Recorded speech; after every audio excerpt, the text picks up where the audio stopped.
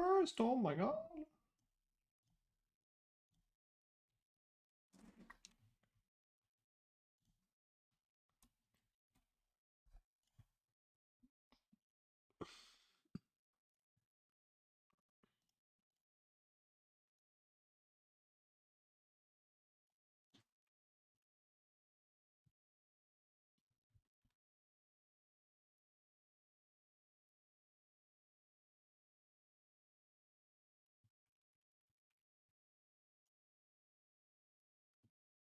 Can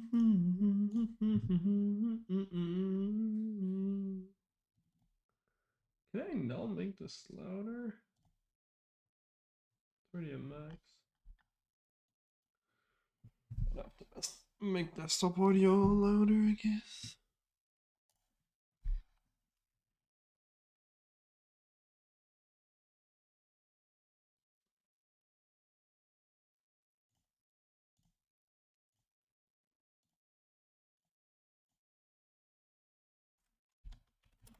Whatever.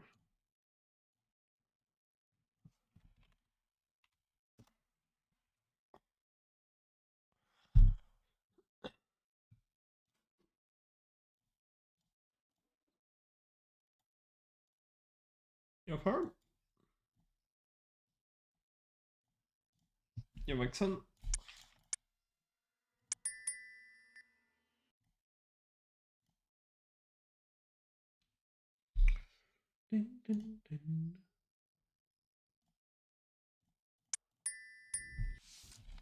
Tryck på museknappen för insikter.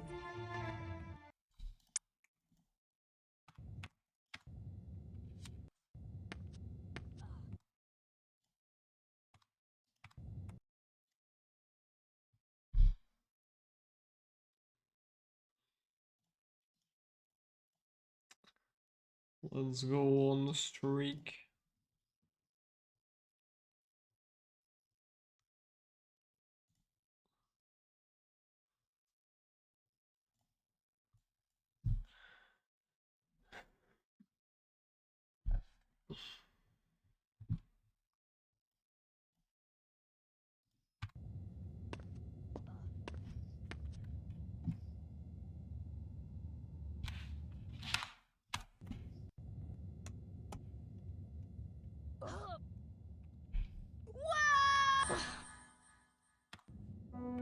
Oh my god, it's the mine who's confused.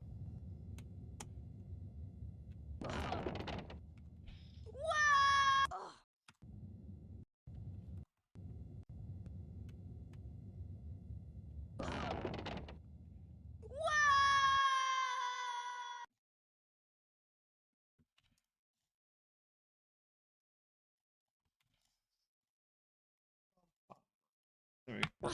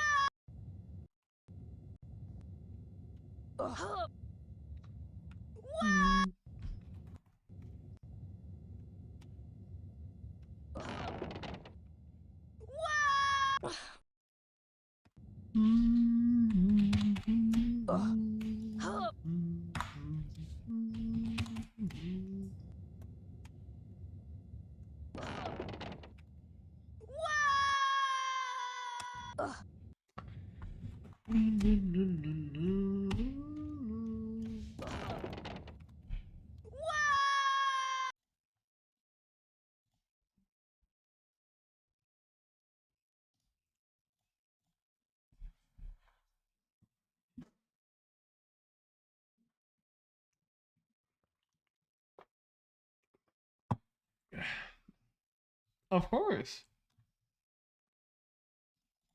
But you gotta get Octo Reckon yesterday. Tomorrow. Not yesterday. Otherwise, no. Otherwise, I'm deleting the mod.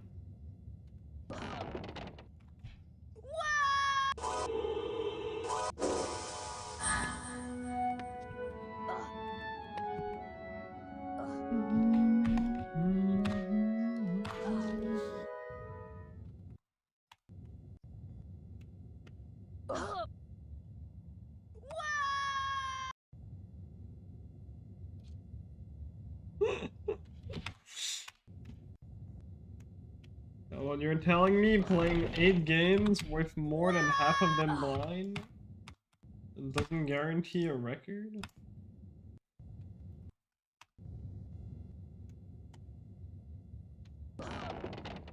Consistency of this is crazy lately. I don't know what's going on, but I'm gonna take it. That didn't count.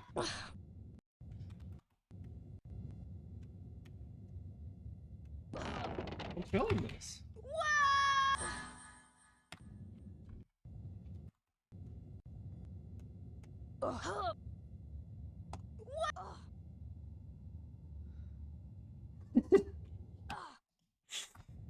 Yep.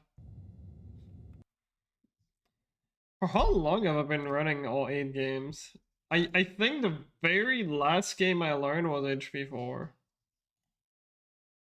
Let me check obsolete runs. Like that, I actually know all 8 games. It was either 5 or 4.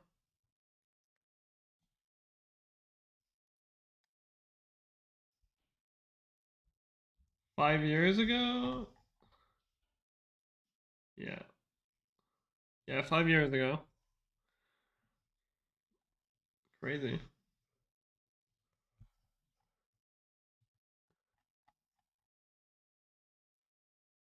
Yeah, I did 6 before and somehow 1 before. So yeah, I've been running these games for 5 years. Crazy. Total.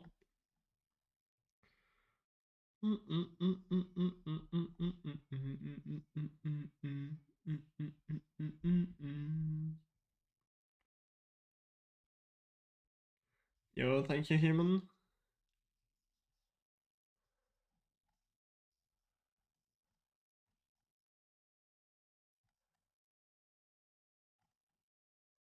Yeah, no, 5 years.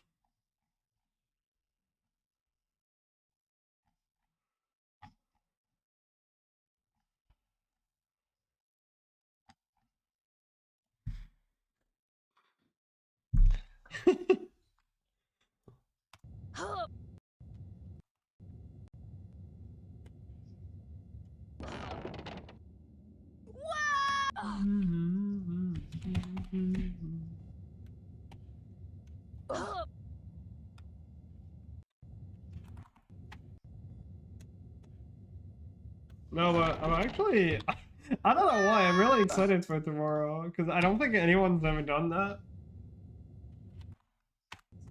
I'm actually really curious how it's gonna end up. I hope you finish. I hope you won't be too tired to finish.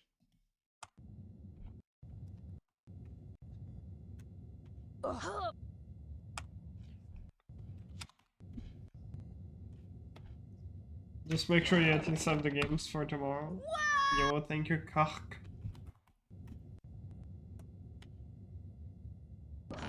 Yo, MJ, thank you.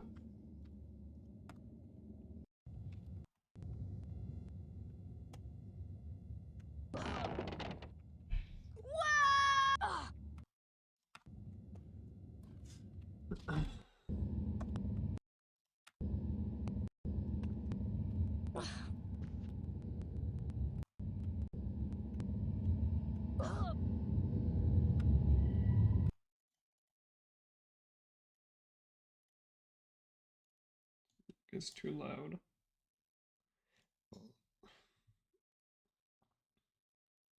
Yeah, I hope you do. I think you'll manage. You got this.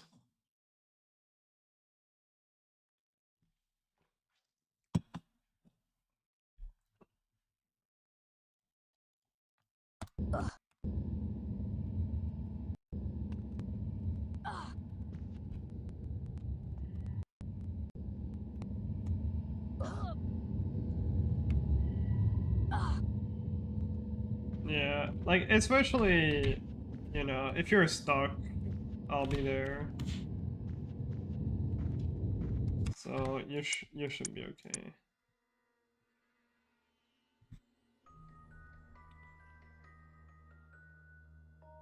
Med Norbert trygt innpakket, satte Harry kursen.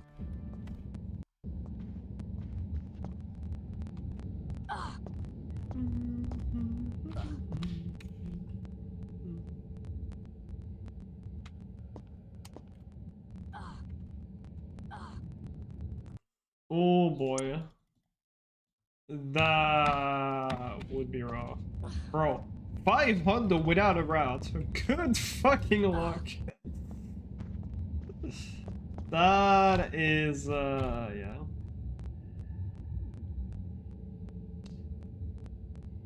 I'll have Parsec ready and invalidate your run.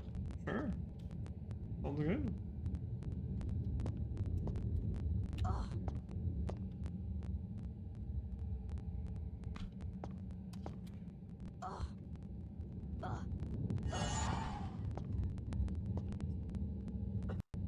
You cannot submit it.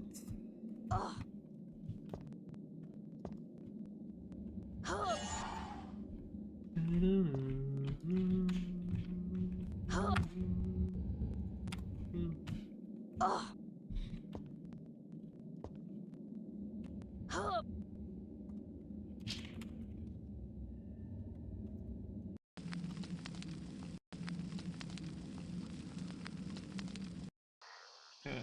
So I actually checked this because I was curious how many frames you actually had for that jump. And my rough guess was 3 because I never checked it, but I actually went to check it this morning and I was correct. You have exactly 3 frames to hit the jump.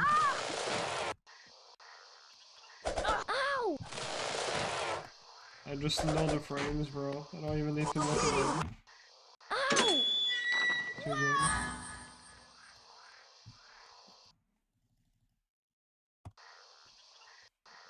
Three frames to save 2 seconds. Yeah, it's basically 3. I get this like super consistently.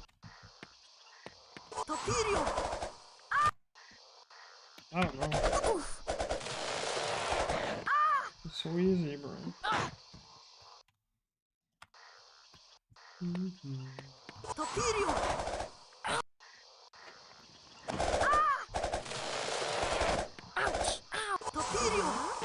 Nå kan du avslutte leksjonen ved å samle utfordringsstjernene.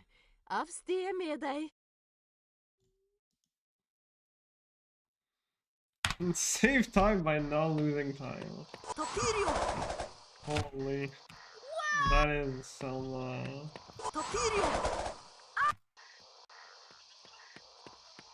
yeah. A true philosopher.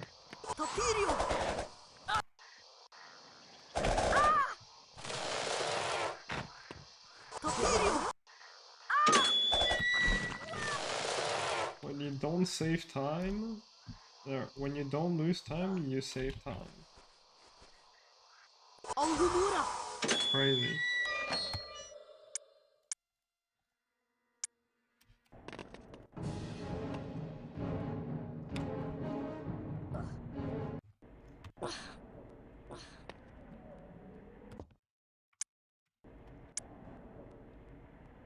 I'm amazed at myself that I actually managed to clutch that yesterday. That was crazy. I really thought I was gonna choke it in Voldemort or some shit. I thought I was gonna fail chess skip maybe. It's like literally anything. But I actually kept it together. It's not even like a, you know, like fucked up the ending and just lost time. I literally just played well everywhere at the end. It was crazy.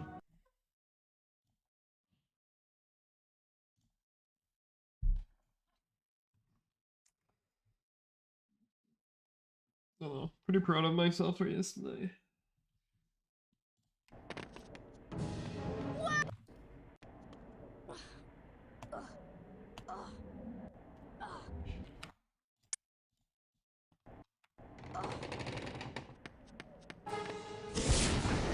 Hun ventet vel en annen, kan jeg. Du alt for nysgjerrig til å få fortsette å leve. Yeah. 2 goals in that run. Lumos and Incendiary. Crazy.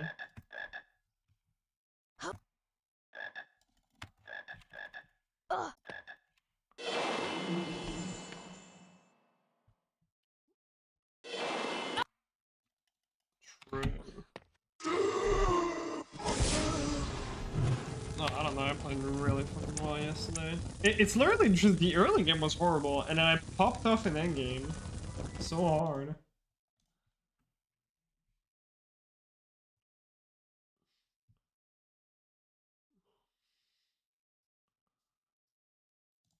Except Filch one. Filch one was fucking horrible.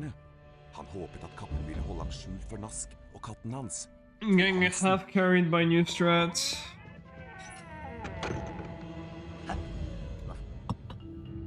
Yeah, no, I mean, the run got half carried by new strats. Because, you know, Lumos, there was half a minute of time save there. And I hit all of that. And then, you know, 5 seconds of time save on Felch 1. But then I lost all of that because I can't fucking hit a switch.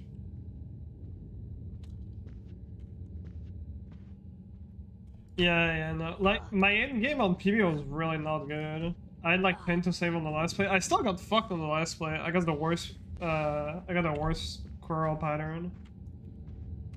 So I was like 4 on the cast.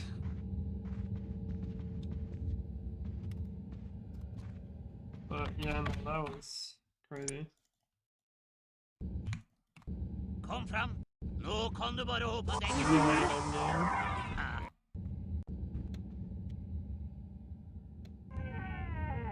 That was really strong boost. What the fuck?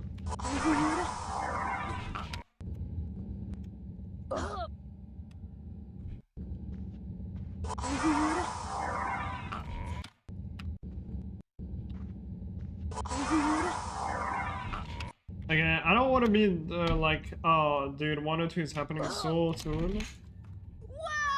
Because I kept popping off, like when I was like a low 104, I kept popping off and just like shitting PVs. Actually, that's not true. I got like 2 in a row really quickly. I was like a 104 or 1, and I was like, oh, okay. I got over the mental block. When I come back for full series, I'm chilling. And then 6 months of nothing. To save 2 seconds. So I don't know. I gotta be ready for another mental block, I guess. When it Hvor happens. du, din slime? Jeg svarer på deg.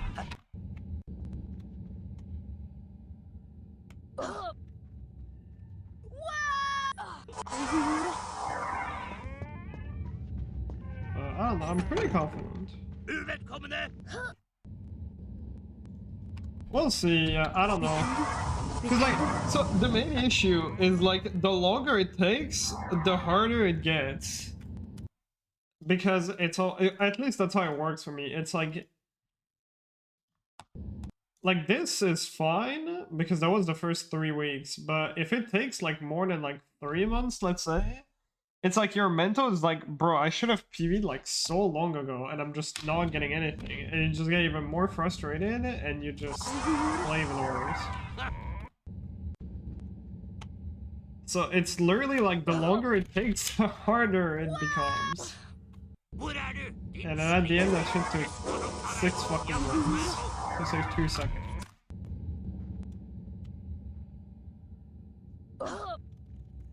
It was just hell. Surely. I don't know, right now, it's pretty healthy. It's like, you need a clean run for 102, but not like, you know, something insanely, like, clean all over the place. It just has to be a good run. And that's it.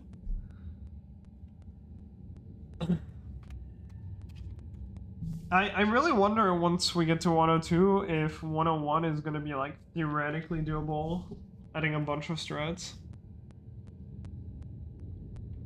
Because there's still 2 things I can add? 3 things I can add. Which all save. There's Block Leap Dungeon B, Super Jump Vanguardian Multitask, and King Jump Skip. Which would be 8 seconds total. Other than that, I literally go for everything.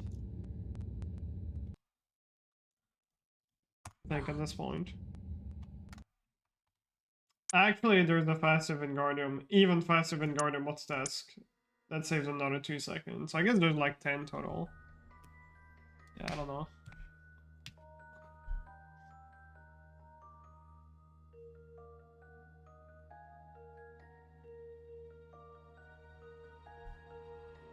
Yeah, I don't know. You actually got it right. Let's go. Perfect.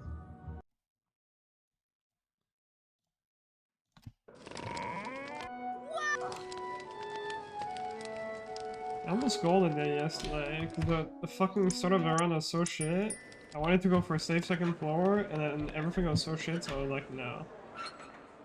I'm just gonna be stupid. And of course it worked.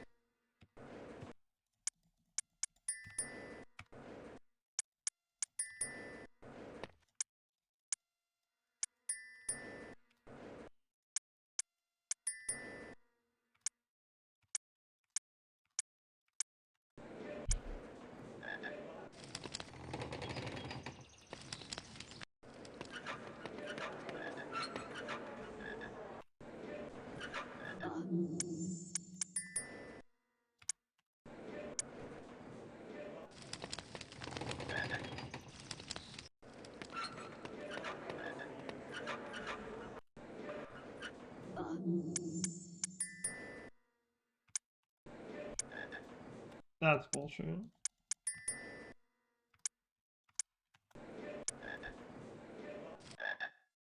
Crazy.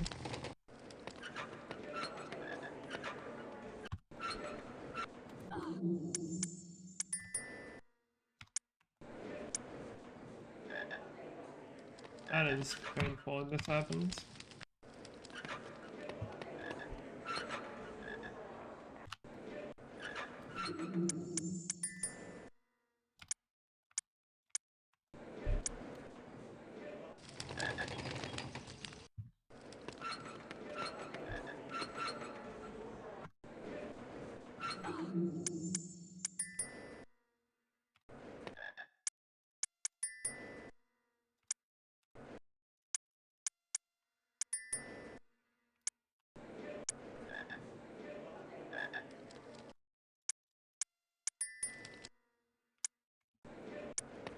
What the fuck did I just do?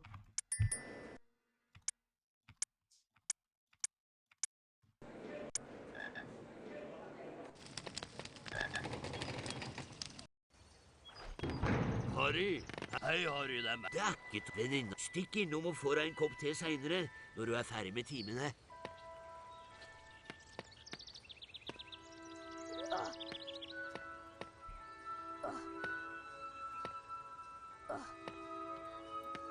Bro.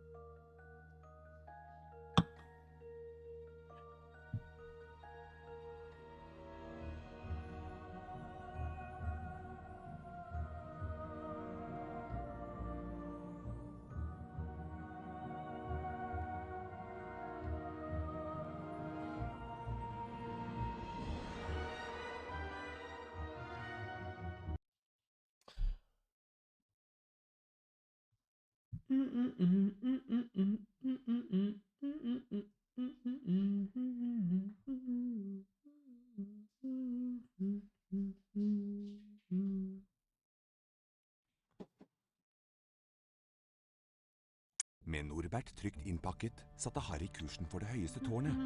Han håpet at kappen ville holde ham skjult for Nask og katten hans, fru Hansen.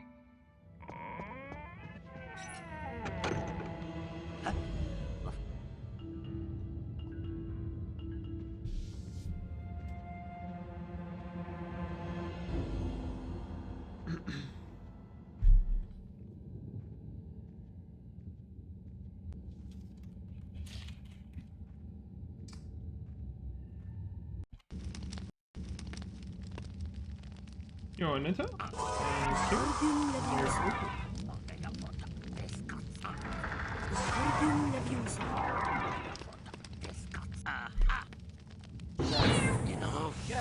Dette skal du bli utvist for.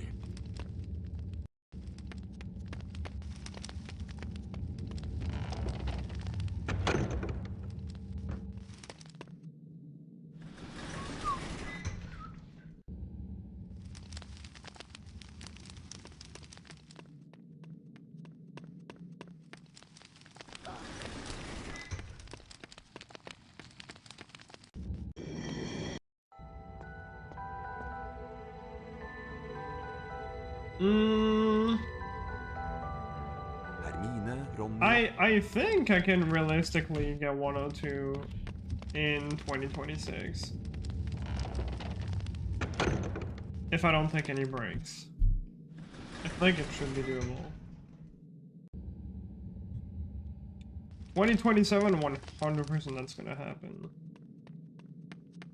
I think 2026 is very realistic. Dude, why are you missing stuff?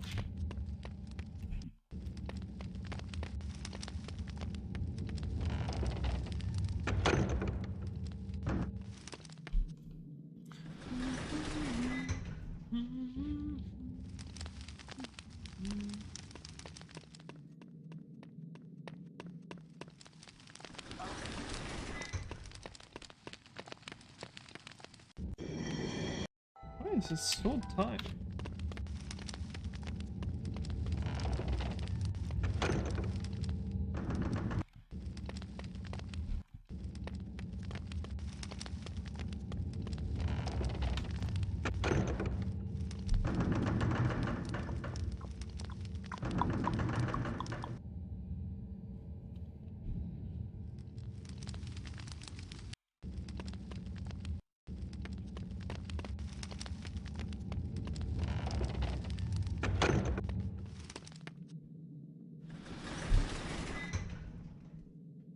There's no way to mix it, right?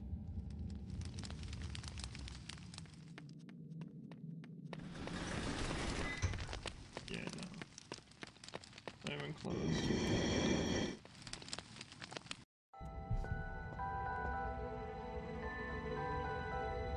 Oh, dude, I mean again. Yeah, you're like the second person that complained about it, that they missed the record.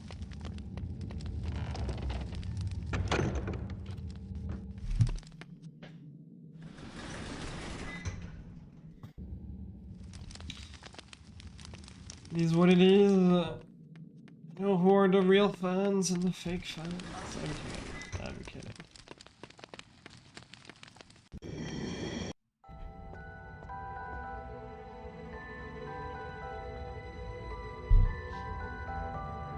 Hermine, Ronny og Harry utforsket hemmeligheter. Okay, I think I'll start with. Let me go to the bathroom real quick. Ikke rart at noen er ute etter den. Den ville vel hvem som helst gjerne hatt, sa Harry. Hermine hadde mistanke om at pakken Gygrid hadde hentet i Flirgot inneholdt de vise stein, og at det var de vise stein som nå befant seg i den forbudte gangen, voktet av hva det nå var som hadde knurret til dem.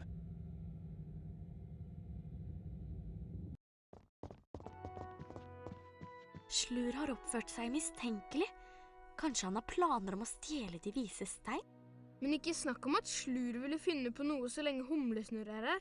Men Humlesnurr dro for 5 minutter siden til Magidepartementet i London. Det må bety at det er i natt det skal skje. Kom igjen!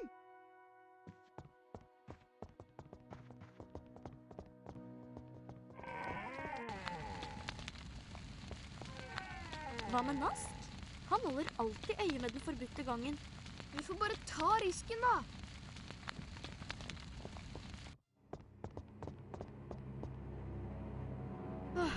Det ser ut som Nask er et annet sted i kveld.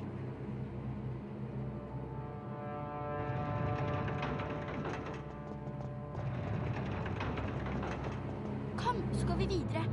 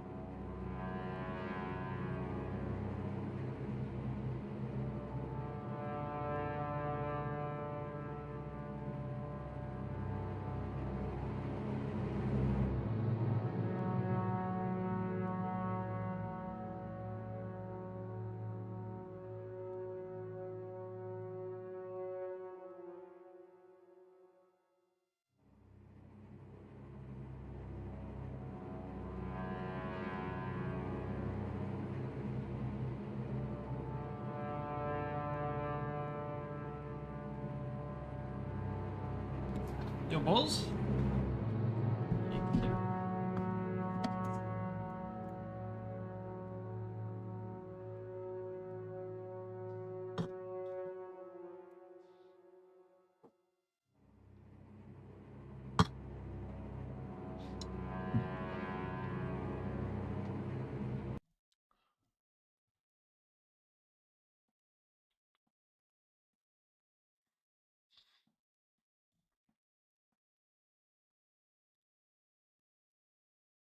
I don't know. Yesterday was. But possibly. Alright, it's not community best, it's actually over a minute faster than it was before. Then like, you know, when I made my video.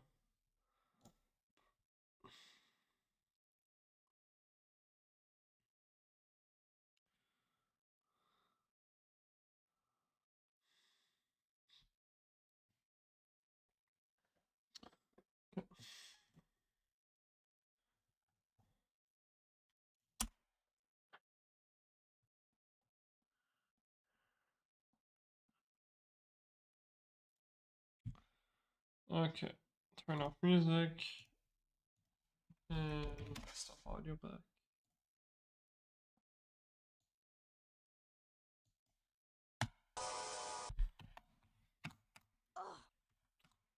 The star runs.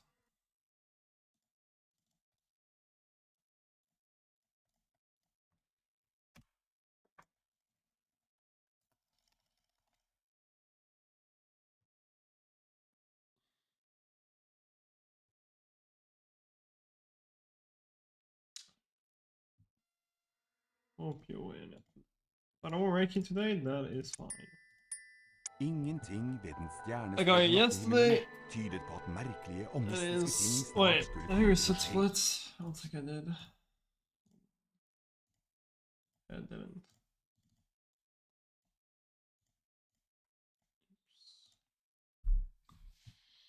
I don't get it today, that is totally fine.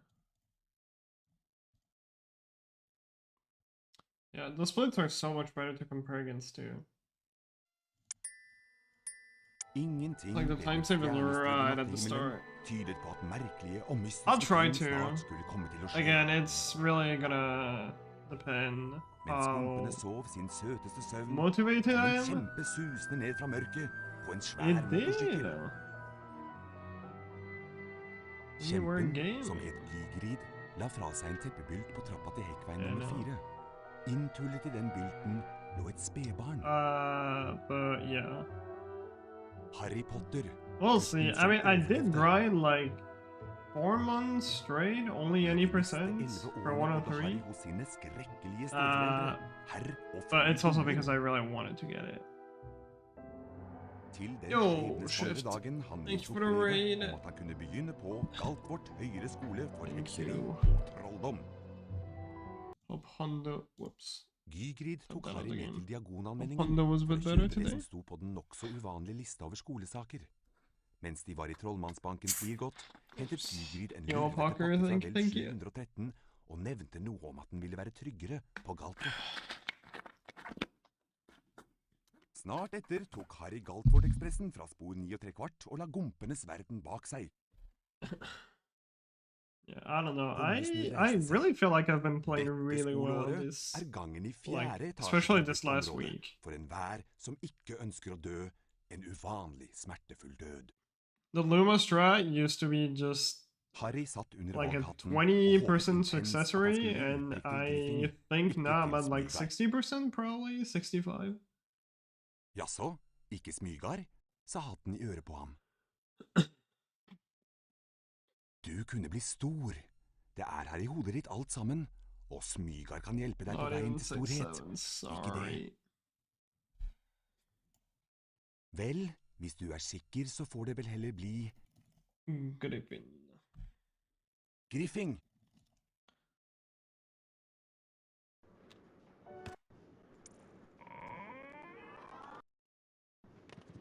But that also means that now basically any run kind of needs that strat because it saves too much. You're so right. Velkommen til Galtvort høyere skole for hekseri og trolldom. Jeg Albus Humlesnurr, rektor her. Galtvort full av hemmeligheter, Harry, så let bak hver dør. Men husk, ikke alle hemmeligheter hyggelige. For eksempel, i morges gikk jeg feil vei og snublet over et rom fullt av sjokoladefrosker. Men da jeg kom tilbake, var det en stygg flokk ildkrabber der i stedet. Opp trappa og opp til timen med deg. Ikke kom for sent. Din første time oppe i 4. etasje, Potter. Av sted med deg. No, bro, 1 or 2 has to take long. That way I don't move to HP2 and I don't tempt people to move to HP2 as well. Følg meg, Harry. Maybe if I hit 1 or 2 too quickly, I just switch to 100%. Hei, Harry. Vi kan vise oss noe kommer rundt på Galtvort. Som førsteklassing har du mye å lære. Følg oss, så får du en topphemmelig skoletime. You really hate HP2, or I guess you've just seen too much HP2 for the last few years.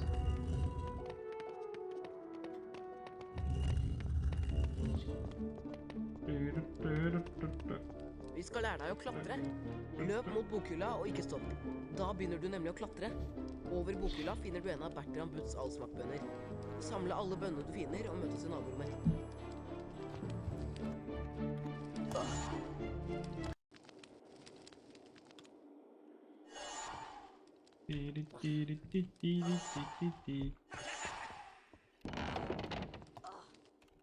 Godt gjort. Nå prøver vi å hoppe. Løp bort til kanten og trykk på hoppknappen, da hopper du over. Hvis du faller ned, kan du klatre opp igjen og prøve en gang til. Møt oss i naborommet. Vi tar en snarvei og møter deg der. I mean, I only do regular categories. So at least you wouldn't see, you know, meme runs or whatnot.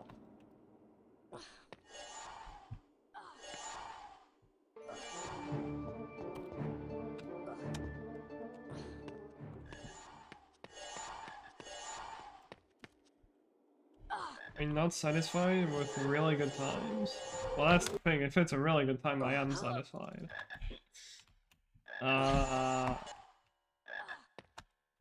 Honestly, I want to say probably like 92% of the time. It's probably a good estimate. Takk, Harry. That was lucky. Vi trenger bønnene til noen eksperimenter. Her har du trollmannskort. Det vel fortjent.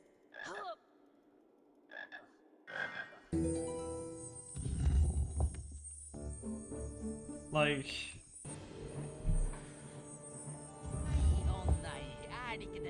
I might have had some runs that was like, damn, I just popped off.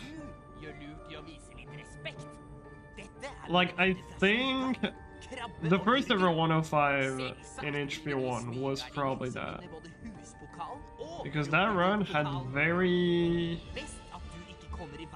not that much to improve on. Like, I just pulled a 105, I went within a month from like first ever 106 and like a 107 flat straight up to a 105, and that run was fucking crazy for the time. That's like the only run that I can recall, but I don't even remember how good that run was. I know it had potential to go to like a mid 105, but that was it. Yo, thanks for the good luck. Did you end up streaming some 3GBA yesterday? But yeah, I mean, out of my current PBs, I don't think there's a single one that I'm really like satisfied with, and I'm like, damn, that was good. Oh, you did stream, let's go. I need to follow you.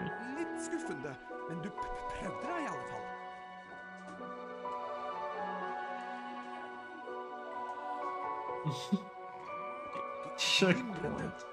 Thanks for the good luck. I mean, the thing is, you know, when you start speedrunning, you just accept that you're not gonna be satisfied with your run. But maybe ever. museknappen And that's for å fine. sette Nintendo-formelen. It's not the point. Slipp knappen for å sette formelen i verk. Prøv Yeah, no, I mean, you know, everyone has different standards, and that's fine. I love life. I wanna go for that. Grab ideas or whatever.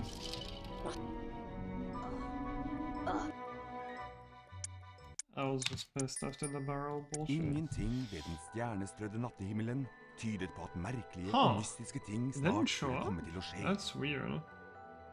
Maybe that's Mark.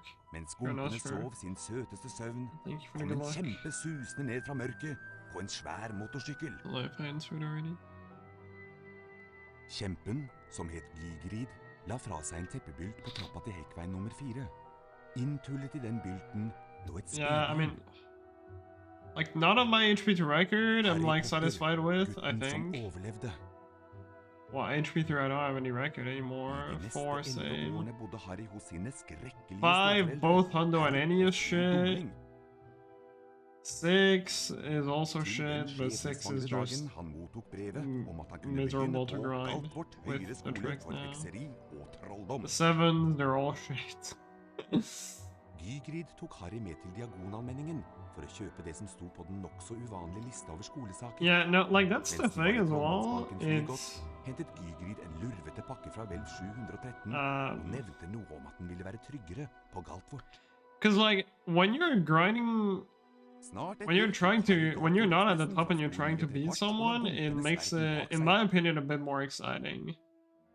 You don't need that to grind, because, I mean, you know, I've had record in this game for like 7+ years, and I never lost it. And yet, I've still been improving it for 7+ years. But having someone take your record, I think, makes your grind a bit more exciting. Ikke til Smygar. End of Jaså, discussion. ikke Yeah, I Smygar? generally like 6 as a Da run. lurer jeg It's på. just that potion skip is just miserable. Du kunne bli stor. Det er her i hodet ditt alt sammen. It's actually Smygar kan hjelpe deg på actually veien til miserable. storhet. Ikke det. Vel, hvis du er sikker, så får det vel heller bli Griffing.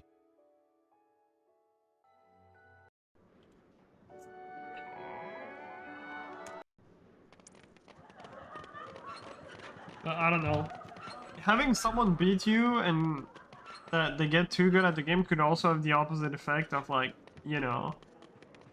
I've seen that very often in speedrunning where someone just, like, is just too fast for you. And either you have a really strong mental and you keep going and you just put your hardest to, like, get better than them, or you just accept that, you know,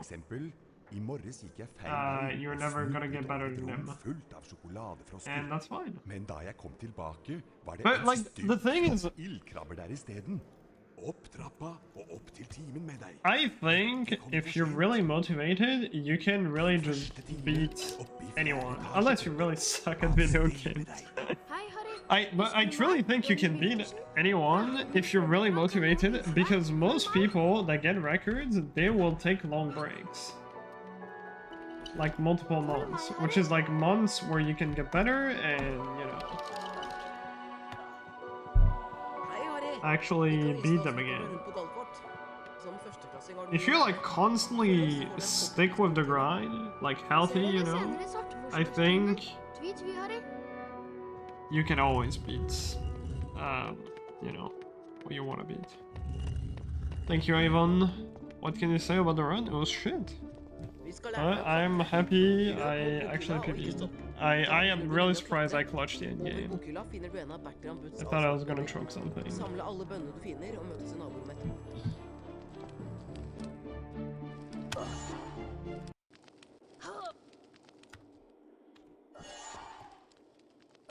But yeah, I mean, most people suck. Is like, that's the thing. In the first place, you need to have the motivation to grind for record in the first place to be at record level, which not everyone wants to Møte do. oss i naborommet. Vi tar en snarvei og møter ved der. I mean, again, it's just like this thing, human, that you said, like, oh, you have records for multiple years, and someone just, you know, destroys your record in like no time. That is literally just, you have to accept mentally, which I've accepted that years ago, that there's always gonna be someone out there who, if they put a crazy amount of time into the game, they will be better than you. And that's just it.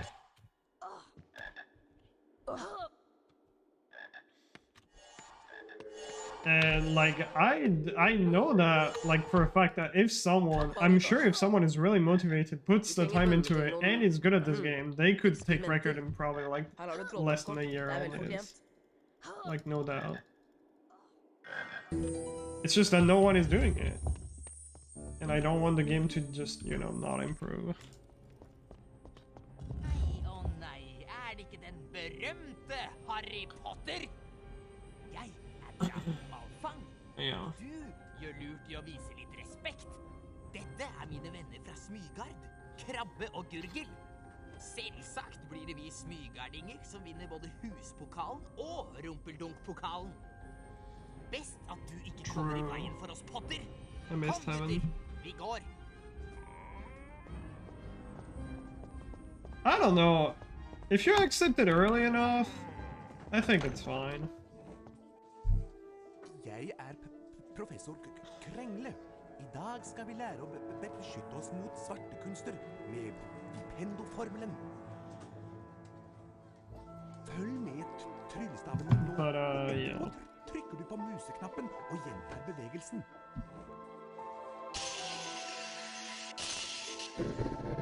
Vipendo! Ikke verst, Potter. 5 poeng til Griffing. Prøv å gjøre det fortere denne gangen, Potter. I mean, I don't think there are that many people that are like truly good at anything. It's just, you know, there are some people that are like generally just talented, but for the most part, what I see in speedrunning is just people who have put a fuck ton of time into the game. I don't think I very often see someone who's just, you know, fucking destroying everyone in like no time. Like, I guess the only example I can think of would be Squeegee in SM64. But for the most part, most top game that I watch, or most speedruns that I watch that are like pretty competitive, it's not, you know, it's people who put a lot of time into the game. And that's it.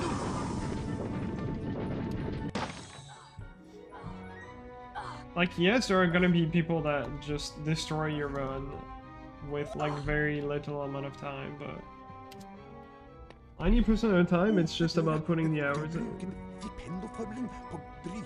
That as well, Bull.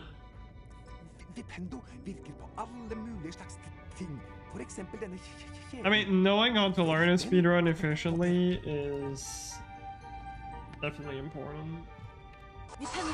But it's also some people don't want to do that. Like, cause that's the thing. For example, one thing I say, segment grinding is like, while comparing to other people, is like some of the most important thing if you want to, you know, get better at running. But people don't like doing that. They just want to do runs. And if you're not having fun with it, then there's really just no point.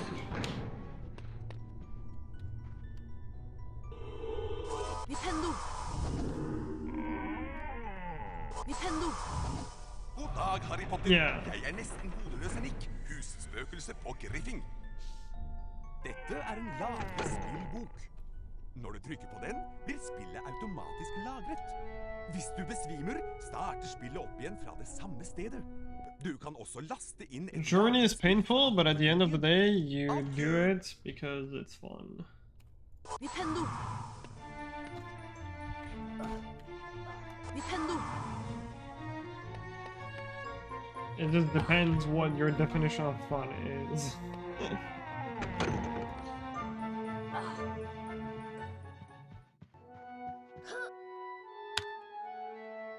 Vipendo!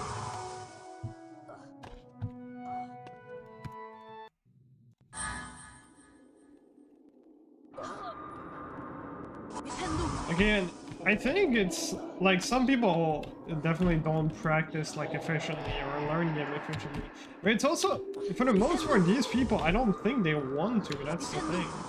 I think they just have fun just running the game without like doing an insane amount of practice. They just practice to learn to run. And once they know every trick, they just want to do runs, and that's it. Like, most people just genuinely do not enjoy doing the proper grind it takes to get really good at the game. For real, Dex.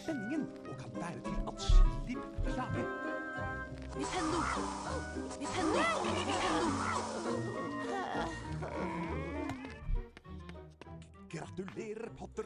Du har bestått utfordringen! Du har samlet de nødvendige utfordringsstjernene. 5 poeng til That's good cause. Men nå må du komme deg til limetreninga. Just have fun with video game. Igjen snakket Harry, Ronny og Hermine om de første spennende dagene på Galtvort. Det ble mye snakk om innbruddet i Trollmannsbanken Flirgodt, men det ble ikke mye tid til å dvele ved det, for Harry og vennene hans skulle snart ha flytime med Madame Hopp.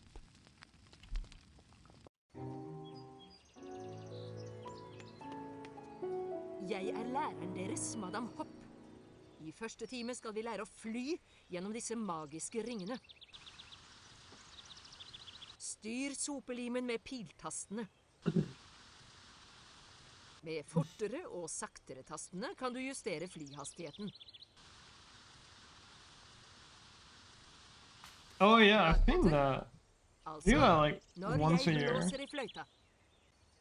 It's like sort of tournament. I don't fully understand that, but it looks fun. La oss nå se hvor godt du greier det med mindre ringer.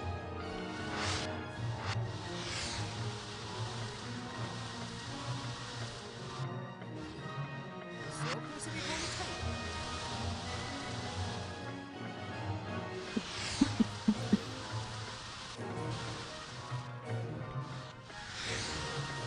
Disse ringene burde være en utfordring for deg.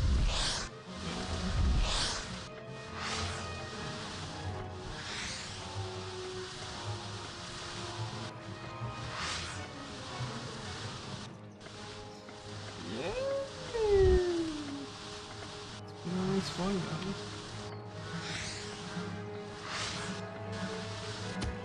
Fine, early game was so shit. I'm like 15 on the next one.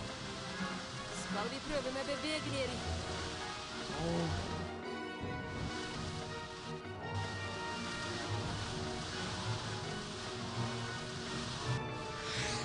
Godt beveget, Potter.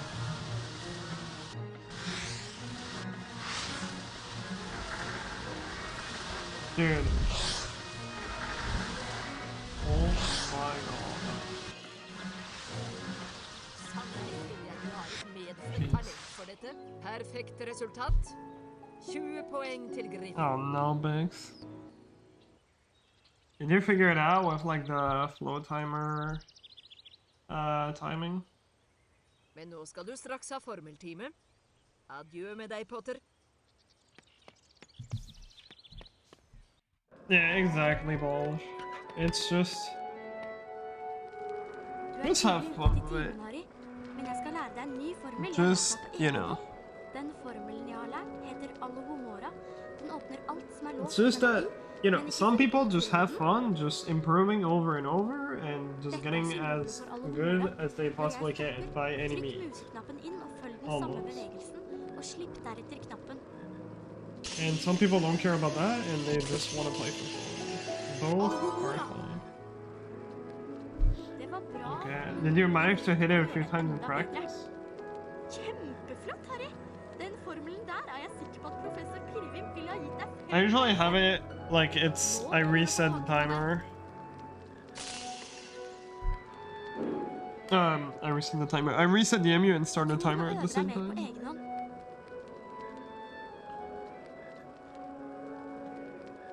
I'm doing the frame of those. Nå kan du prøve på Alohomora. Vi har fremdeles noen minutter igjen før formeltimen. Døra foran deg er låst med magi. Bruk Alohomora for å Just åpne have den. fun. Alohomora! Okay. Yeah, I don't know. I mean, it is only a 2-frame Du window. greide I det! reset a lot to Og it. nå kan du finne For like, noe you know, enda actual attempt. finere. Alhumura! Nintendo! I'm gonna go for this because this one sucks. Harry, Alhumura!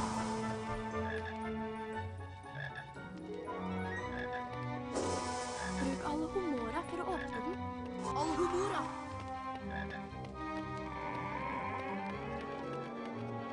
Nice. Prøv bokhylla. Velkommen, unge trollmenn. Jeg probably heter your professor shield. Pirvin, No, og i okay, dag skal dere lære sveveformelen Vingardium. Nå skal dere utføre Vingardium Leviosa-utfordringen for å legge merke til det korrekte Vingardium Leviosa-symbolet. Når jeg They were stopper, fun. trykk inn museknappen og følg den samme bevegelsen. Slipp knappen etterpå. Wingardium Leviosa! Wingardium Leviosa! Alright, if the game is nice, we gold. If the game is not nice, we don't gold. Nå kan du gå og samle utfordringsstjerner. Jeg venter til du er ferdig. Lykke til, Patte.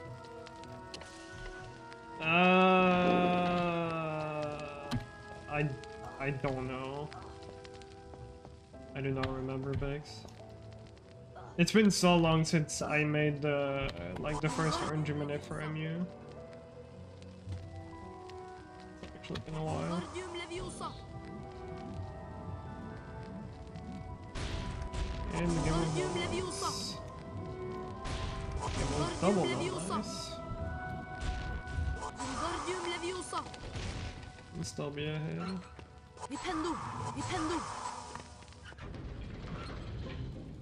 Wingardium Leviosa!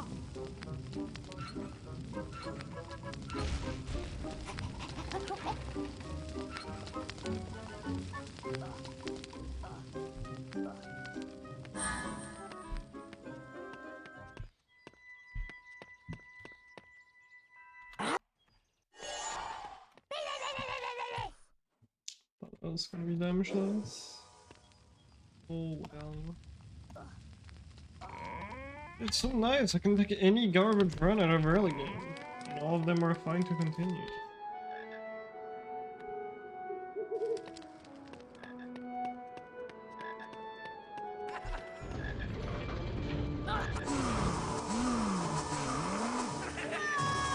Suck when I do that. Ingenting ved den stjernestrødde nattehimmelen Whatever. tydet på at merkelige og mystiske ting snart skulle komme til å skje. Mens gompene sov sin søteste søvn, kom en kjempe susende ned fra mørket på en svær motorsykkel. Yeah. Really did. Kjempen, som het Gigrid, la fra seg en teppebylt på trappa til Hekkveien nummer 4. Inntullet i den bylten lå et spedbarn. Harry Potter, gutten som overlevde. I de neste 11 årene bodde Harry hos sine skrekkelige steforeldre, herr og fru Dumling. Til den skjebnesvangre dagen han mottok brevet om at han kunne begynne på Galtvort høyere skole for hekseri og trolldom. Gygrid tok Harry med til Diagonalmenningen for å kjøpe det som sto på den nokså uvanlige lista over skolesaker. Mens de var i Trollmannsbanken Flirgodt, hentet Gygrid en lurvete pakke fra vel 713 og nevnte... Yeah, but except you're still here. Did you manage to get the full thing during, like, with frame advance? Snart etter tok Harry Galtvort-ekspressen fra spor 9 3/4 og la gompenes verden bak seg. Humlesnurr reiste seg.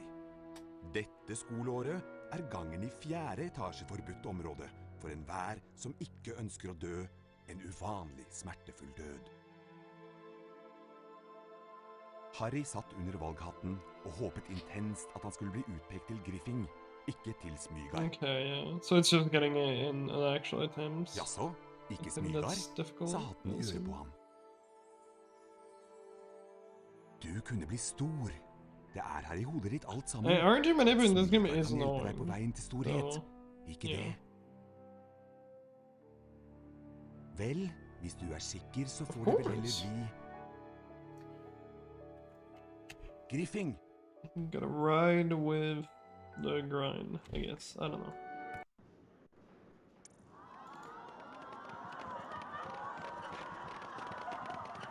Thank you.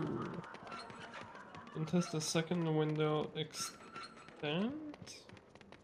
The second window extent?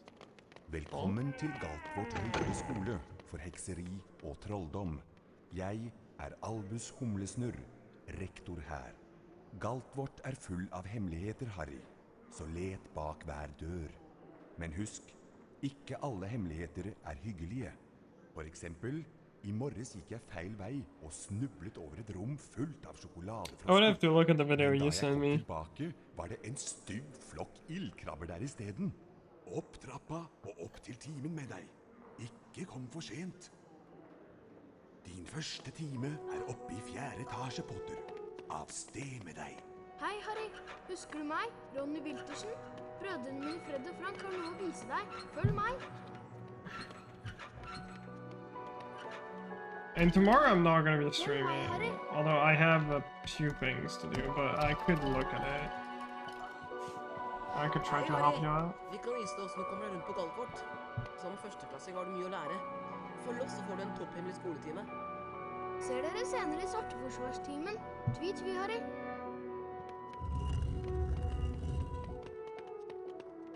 Sounds good. Vi skal lære deg å klatre. Løp mot bokhylla og ikke stopp. Da begynner du nemlig å klatre. Over bokhylla finner du en av Bertram Butts allsmakkbønner. Samle alle bønnene du finner og møtes i naborommet.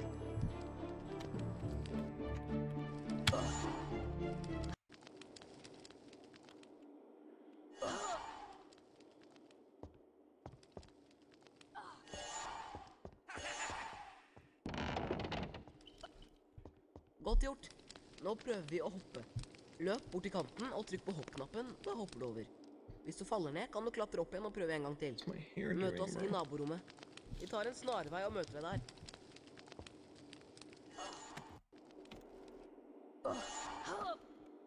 Full 360.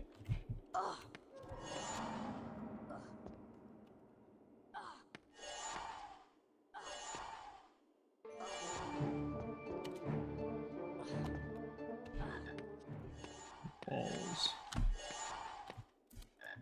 Through that.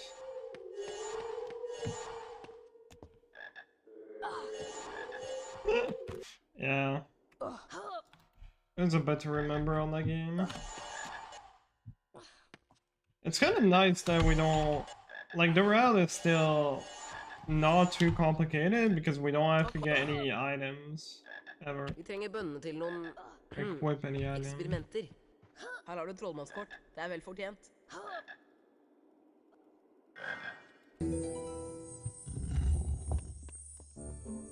Oh yeah, I feel you. Berømte Harry Potter! Yeah, we got a 3x. Du Okay. gjør lurt i å vise litt respekt. Dette er mine venner fra Smygard. Krabbe og Gurgel. Selvsagt blir det vi smygardinger som vinner både Not huspokal done. og rumpeldunk-pokal. Best at du ikke kommer i veien Thank for oss, you. Potter. Kom, gutter. Vi går.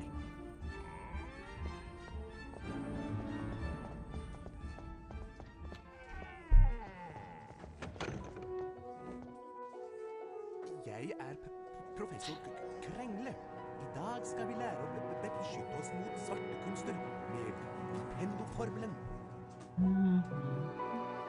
Dette er symbolet for Vipendo-formelen. Hold nå museknappen inne. Gjør den samme bevegelsen, og slipp knappen etterpå. You want to do it? Brukbart, men jeg tror nok du kan prestere noe bedre. Absorb it in Poeng til the... Griffing. Possibly. Prøv å gjøre det fortere denne gangen. Maybe. Yeah, no, it's pretty crazy. 3 weeks back, new PB. Formen jeg hadde ventet på Potter. And it was garbage. So... Glimrende. Nå kan Yeah. du løs på en Vipendo-utfordring og øve deg I don't know, I'm just getting so much better at this game, it's just crazy. I'm just adding new strats and not really failing them often. Trykk på museknappen for å innsikte Vipendo-formelen, og slipp-knappen for å sette formelen i verk. The consistency is Tønna. amazing. Don't know what's going on.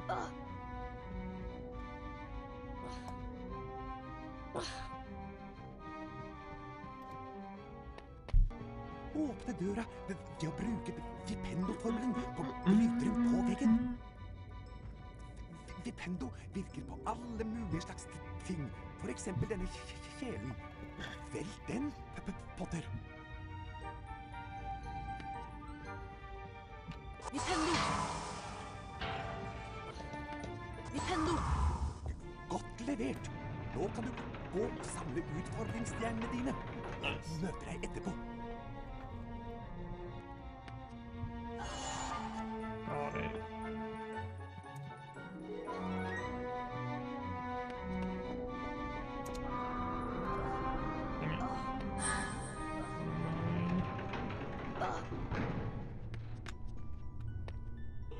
Vipendo! Vipendo! God dag, Harry Potter. Jeg nesten hodeløse Nick, husspøkelse på Griffing. Dette en lagret spillbok. Når du trykker på den, blir spillet automatisk lagret. Hvis du besvimer, starter spillet opp igjen fra det samme stedet. Du kan også laste inn et lagret spill fra hovedmenyen. Adieu. Vipendo! Vipendo!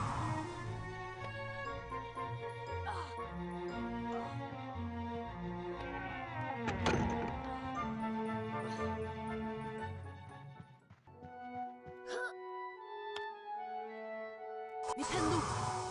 Thank you, Jagens.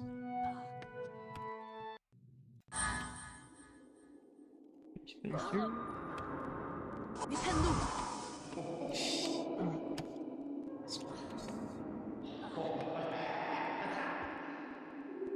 Vipendo! Vipendo!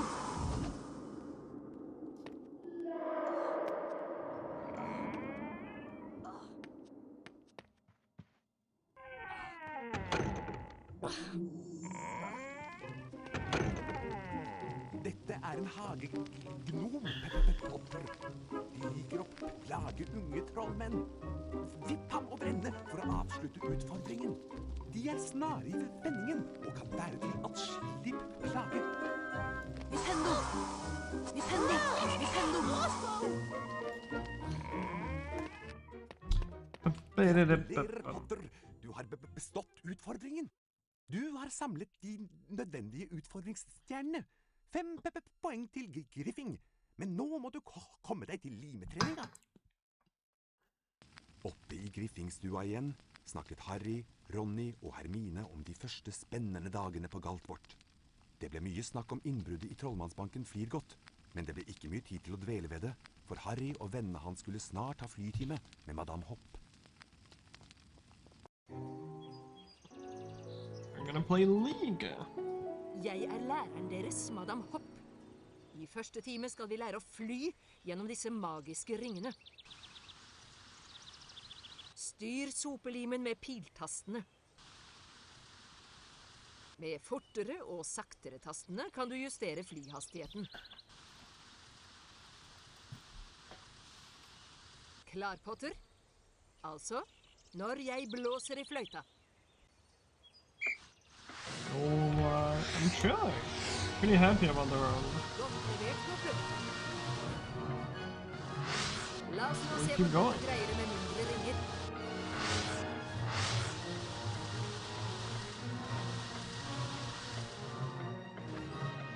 Så plusser vi på litt høyt.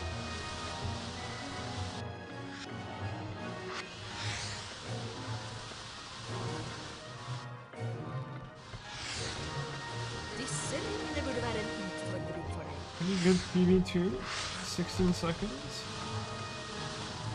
Sannelig tror jeg du har et medfødt talent for dette.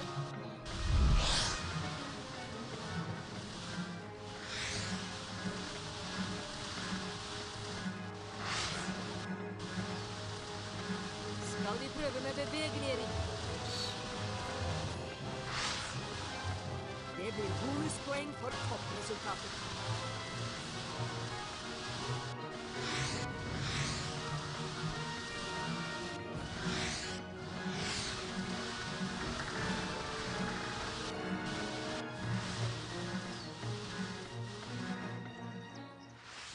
Perfekt resultat. 20 poeng til Griffing.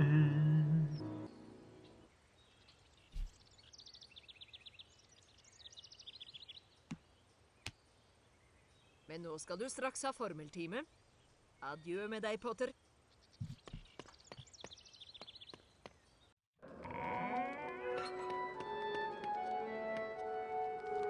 Du er tidlig ute til timen, Harry. Men jeg skal lære deg en ny formel jeg har lært meg på egen hånd. Den formelen jeg har lært, heter Alohomora. Den åpner alt som er låst med magi. Men ikke funnet på noe tull med den. Did you have fun Dette er practicing? symbolet for Alohomora. Når jeg stopper, trykk museknappen inn og følg den samme bevegelsen, og slipp deretter knappen. Alohomora! Det Let's var go. bra, men jeg vet du kan gjøre So det sub enda one bedre. pencil. Kjempeflott, Harry! Den formelen der er jeg sikker på at professor Pirvim ville ha gitt deg 5 poeng for. Nå begynner du å få taket på det.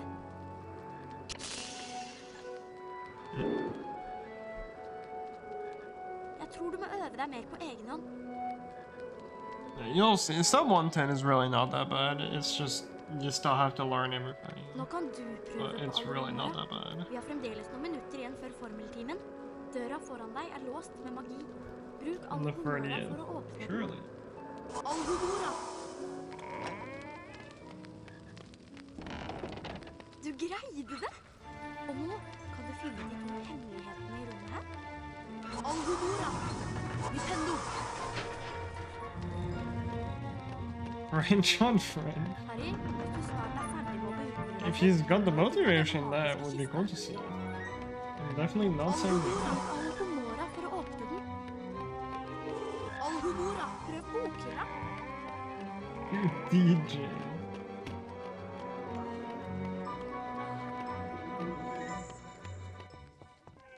Velkommen, unge trollmenn. Jeg heter professor Pirvimp, og i dag skal dere lære sveveformelen Wingardium. Nå skal dere I think with the strats that you're going for, you could aim for like a 107, Når maybe. jeg stopper, trykk inn museknappen og følg den samme bevegelsen. Slipp knappen etterpå.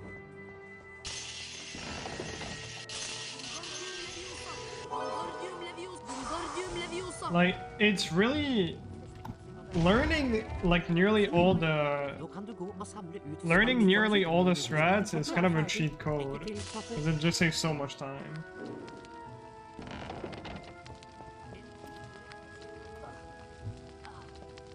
Like the rest, when you want to try to, you know, get better than a 107, then it's when you have to start being really careful about movement as well. Wingardium Leviosa! This is terrible. Wingardium Leviosa! Wingardium Leviosa! Nintendo! It does take quite a bit to learn everything, but yeah. I would say only when you're going for lower than a 107 is where you have to actually be careful about movements. And you know, doing the boost fast and everything.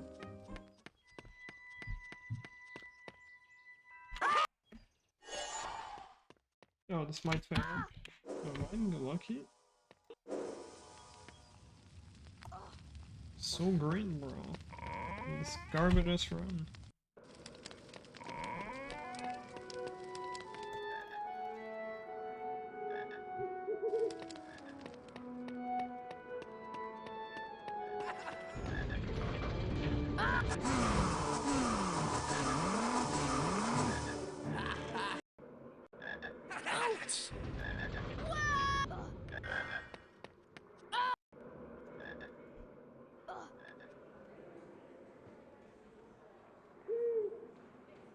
Yeah, it's really weird this bug you're having. I'm sure there's a fix for it, but Yeah, I don't think I've seen that for anyone.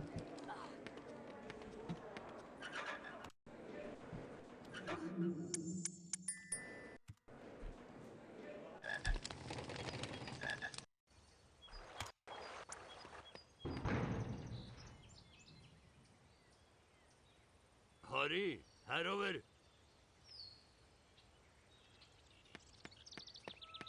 Some of them, Yogi. But the biggest time saves in this game for any percent, that was not for me. Since like yesterday, because I was tired of just failing that shit. This loses like a second and a half, it's whatever.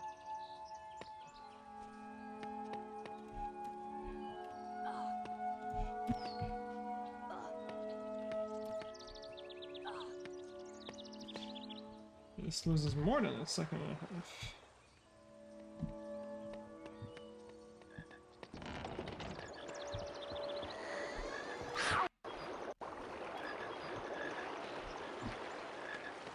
Should run.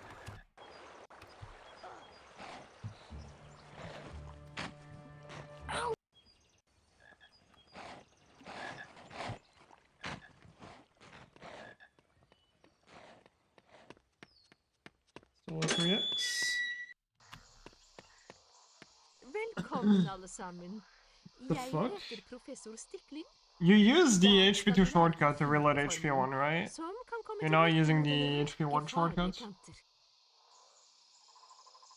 Følg godt med på det korrekte Tafirio-symbolet.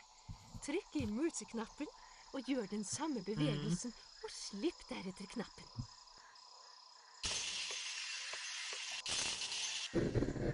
Tafirio! Det var godt levert av en førsteklassing, Potter. 5 poeng til Griffing. Prøv å gjøre det litt raskere denne gangen.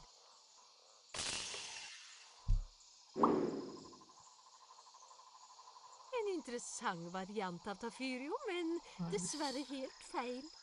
God RNG, bro.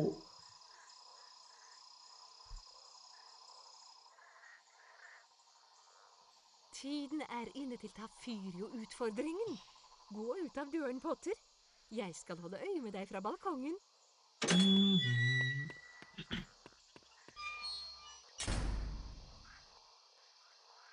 Dette er spiddebusker. Dere kan bruke Tafirio mot dem, men hold dere godt tilbake for å unngå nålene.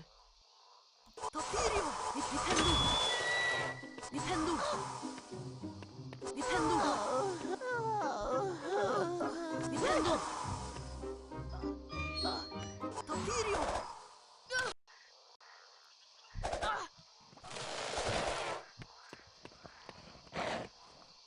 Tafirio! Sure that was doable. That was close. If I didn't get the hit on the bush, that would have been enough. Alhumura! Alhumura!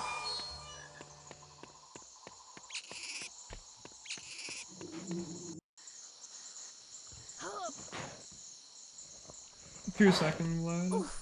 Best case scenario. Depending on the outcome, it can literally save no time. And most of the time, 2 seconds.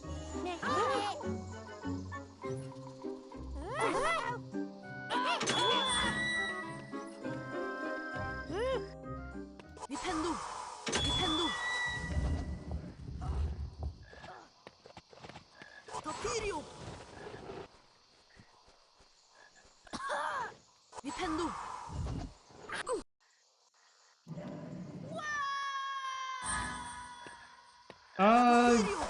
Kind of, Vlad. Nintendo! Tafirio! And I just look at the spike and I jump. It's literally you just jump into damage, but because the spike is so tiny, the jump is a 3-frame window. Tafirio!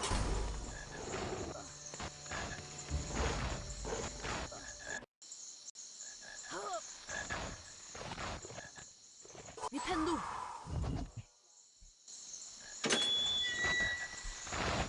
The gnomes do almost no damage on this game.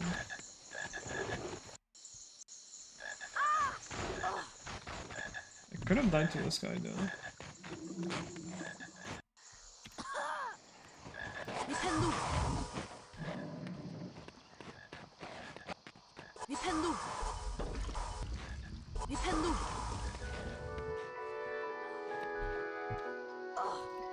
Might lose a bit here.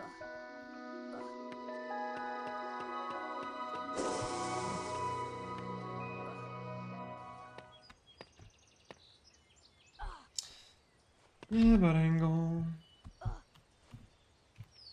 And Bud Runner. Still gonna save time. Her Oh, på you've Iris not seen that september. yet? It's technically Best slower. vi går og hører hva han vil. But on average it's faster. But over like a perfect stop, perfect movement, it's 0.2 slower. Bare for klemmeien hans. Jeg tror et sted Langballe kan plukke den opp. Hva med i toppen av et tre? You don't put it in the HP1 folder at all. Tror du du kan ta meg? Although I don't think it makes a difference. Actually, maybe try that. So... Wait, no, that's not what you do, actually. At all. Vil du ha en for 1 klemmeien? second, let me beat Malfoy. I'll explain. Best du passer deg for klabbene mine. 1 second.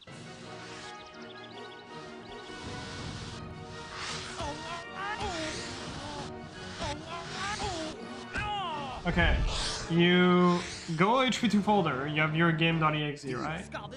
You make a copy of that game.exe and put it still in your HP2 folder.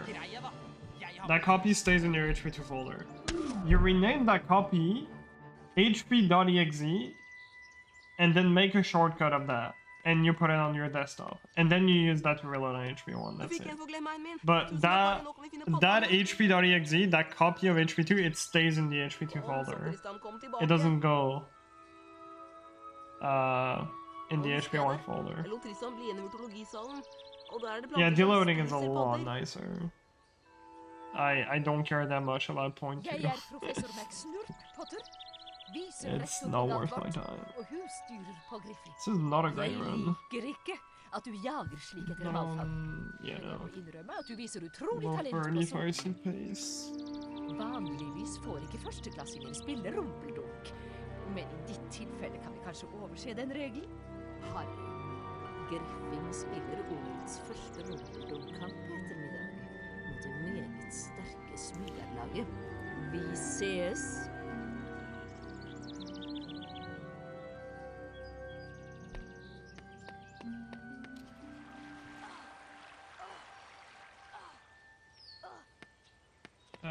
One sec.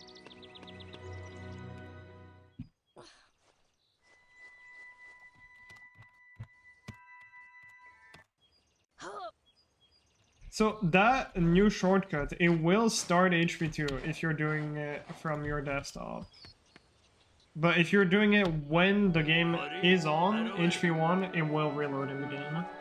Kom igjen. Jeg har nå å vise deg lytteren mitt. Forresten, gratulerer med at du kom på rumpeldunklaget.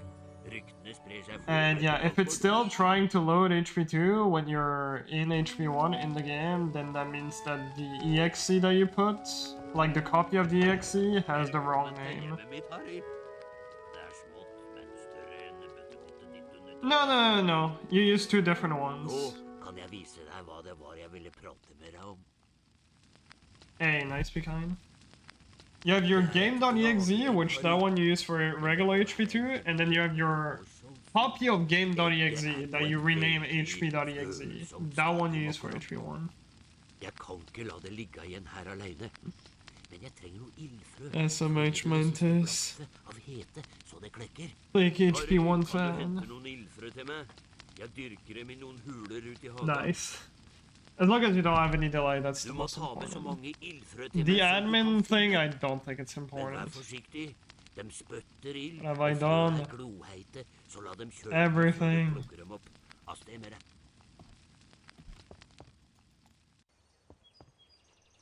HP1 and HP2? I've never tried for HP2, so I can't tell you whether that's true or not, but I've never done it that way. What the fuck, bro? How did I miss the trigger? Kjempeflott, Harry. Let me use the Du har bathroom. samlet inn alle de ildfrøa jeg trengte. Kom inn, kom inn. Bare husk å tørke deg på beina.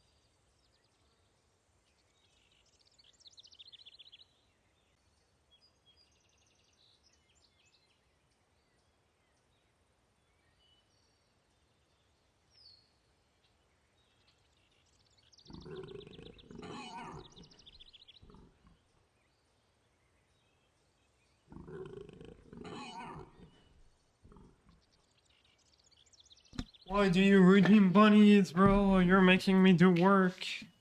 I can't. I guess I'll do this now. This one? Yeah.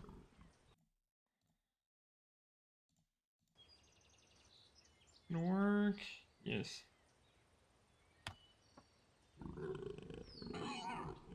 One sec, I'll give them treats.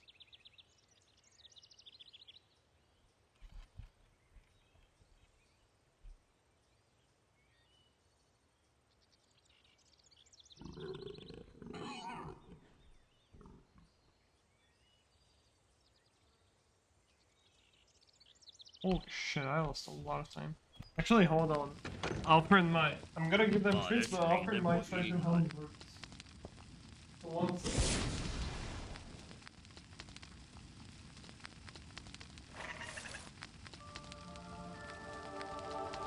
Du greide det, Harry. Nå begynner det å dreie. Ikke søt. Jeg skal kalle den for Norbert. Okay. Han en norsk kantrygg, skal jeg si deg. Med seg søte lille... Takk, Harry. Her, ta denne fløyta. Med denne kan du lulle noen vesener i søvn. Best du gjør deg klar til rumpeldunk nå. Det blir nok en spennende kamp.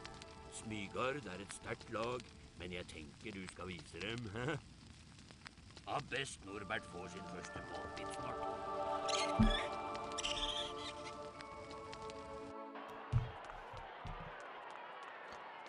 Brum, brum. Jeg kommentatoren her. Lappen styrs.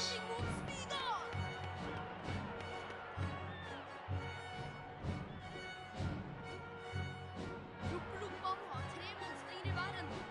Jagerne kaster sluffen og skårer mål hvis de får den gjennom ringene. Pass opp for klabbene. De forhekste baller som har slått av linjen. 2 snakkere på hvert lag har til oppgave å holde unna. Kind of paying attention in case Alfred wants to hunt. Det hans jobb å finne gullsnoppen. Dukes? Ingen forskjellsbehandling her. Unnskyld, frøken. I think he's just looking for more food now. Først gjelder det å unngå krabben, og så å fange snoppen. Spillet vunnet når snoppen blir fanget. Lykke til.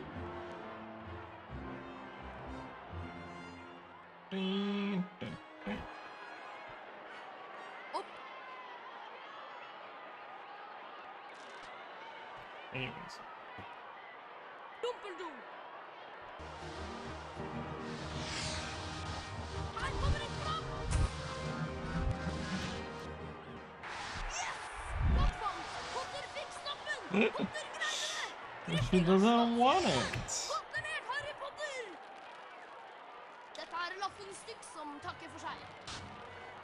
So this is the sad part about this PvE. There's a lot of time save in early game and nearly nothing in late game.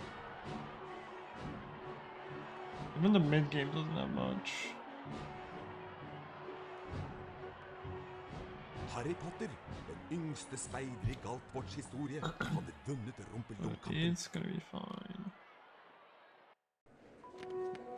Gratulerer enda en gang med seieren over Smygard Rumpeldunk. Du var helt topp. Det er noe som plager meg, Harry. Ronny og jeg hørte underlige lyder utenfor den forbudte gangen. Bli med opp i 4. etasje og ta en titt. Super drunk, por favor, I'm super drunk. Is all I ask.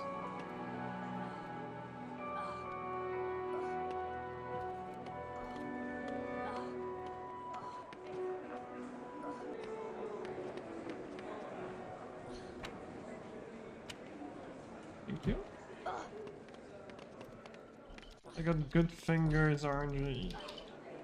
My fingers did the right inputs. Lucky.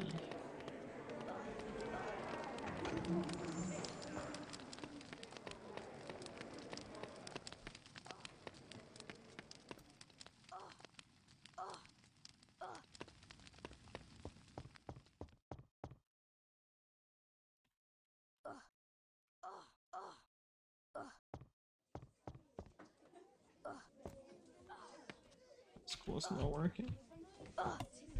But super jump, get unlucky.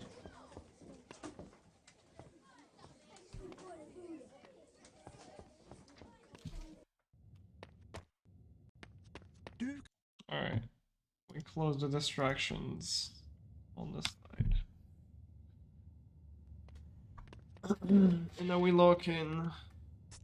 Trykk på museknappen for å innsikte Lumos-formelen, og slipp knappen for å sette formelen i verk. Lumos!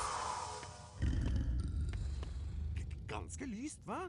Nå kan du krysse avgrunnen og samle utfordringsstjernene. Jeg møter deg etterpå.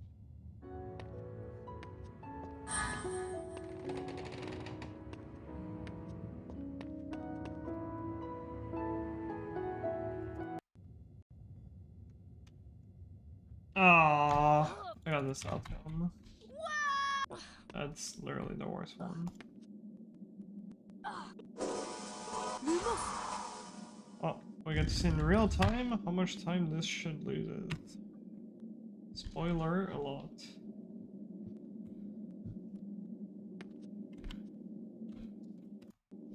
Especially if I do this.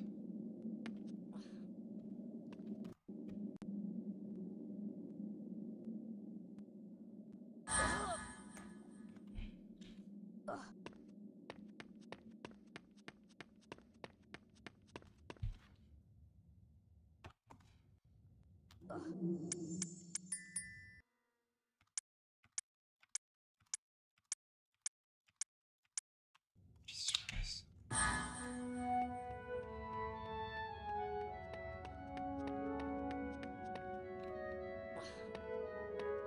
Wingardium Leviosa! Misery. Lumos!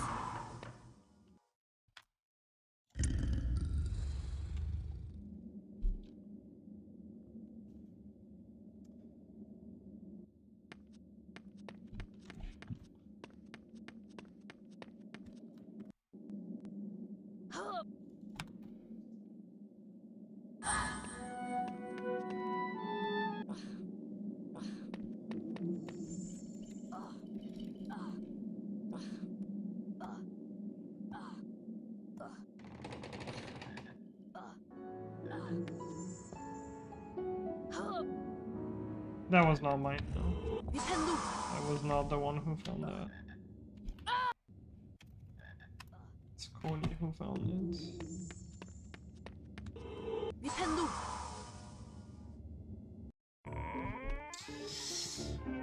Yep, that's what happens when you fail it. Pretty fun. Psst, Harry, herover.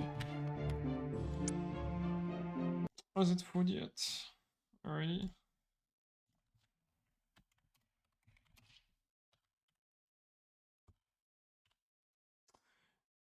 Okay. I'll quickly go grab some food then.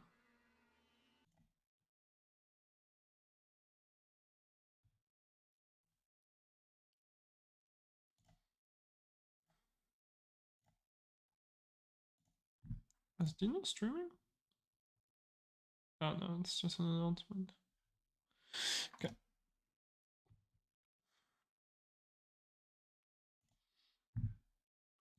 No, I actually have the VOD in my files this time. I don't have to go on YouTube. This might be loud.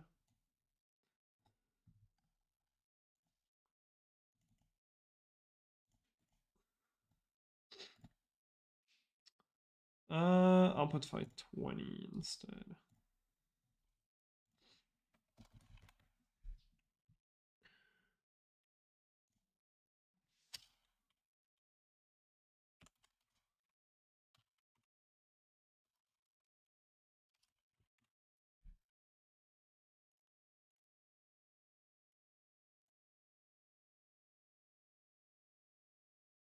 Okay. Am I missing anything? No, it should be fine. Okay. I'll be back in a bit. See you. Which is crazy. Let's stop her again. Oh, actually, I'll put the video at least in flip window. Like I normally do. Okay, there we go. We're back. Yeah, no, like, you know, I think it's fine if you envy people. But it's like, you know, for example, all these people that I envy a bit, I'm still like, you know, really happy for them that they managed to, that, you know, their stream is successful. It's more like the kind of thing of, oh, it would be cool if the same would happen to me. But not the, bro, this is so fucking unfair, I should have the exact same treatment as them. Which, that is just unhealthy and stupid.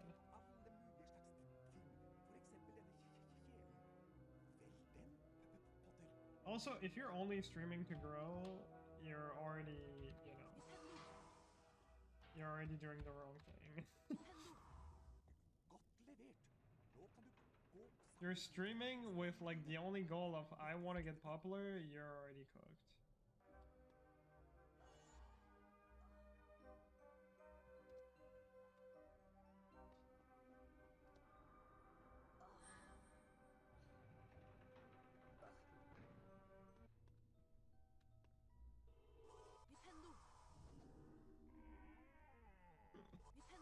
Literally all the people that I mentioned that just are doing really well right now. Give me one sec.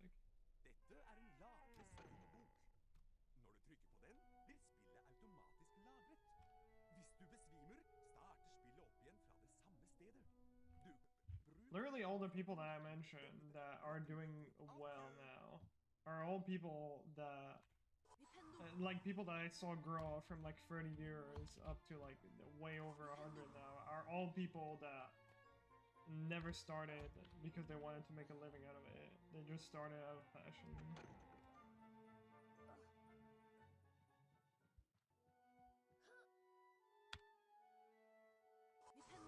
Wonka human.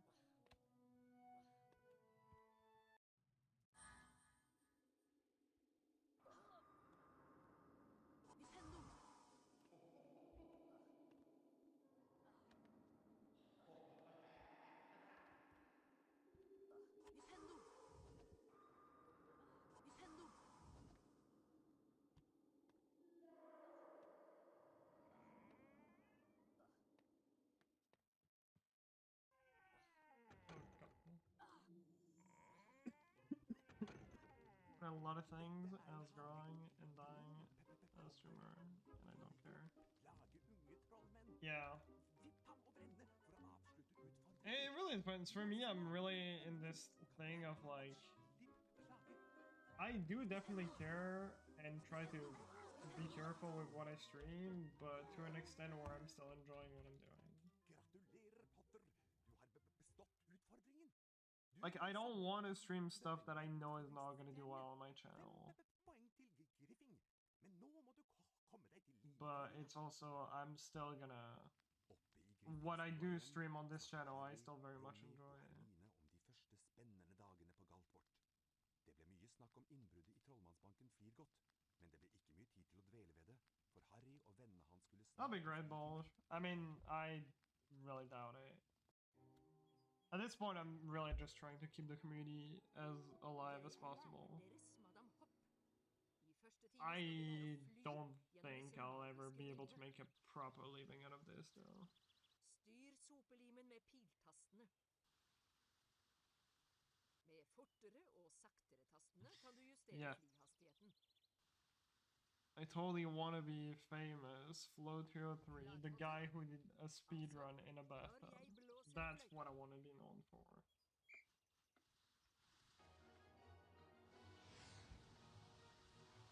I don't know, Bosch, because we're all coping so hard with Legacy. Being like, oh my god, it's gonna fucking revive the community, and it's gonna do so much good for the community, blah blah blah.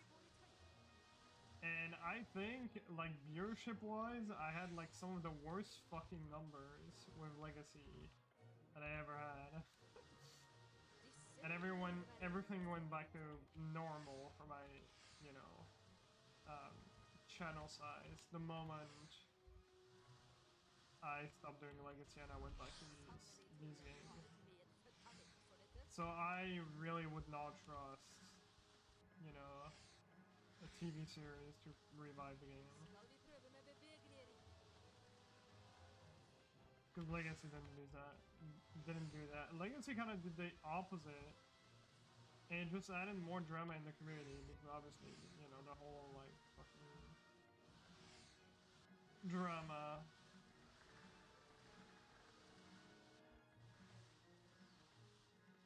So, the only way you can really hope anything, like, to grow the HP game is if, for some reason, the algorithm decides that, you know, just, like, boost a bunch of videos on YouTube. Or some, like, really popular streamer starts, you know, pushing these games.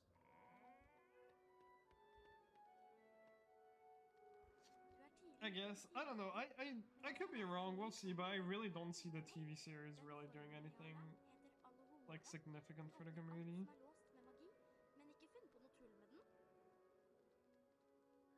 Dette er symbolet for Alohomora. Når jeg stopper, trykk museknappen inn og følg den samme bevegelsen, og slipp deretter knappen. Yeah, again, I don't know. That's why you gotta work on YouTube videos, which is a lot of effort. But that's why I think what Porto is doing, for example, is great.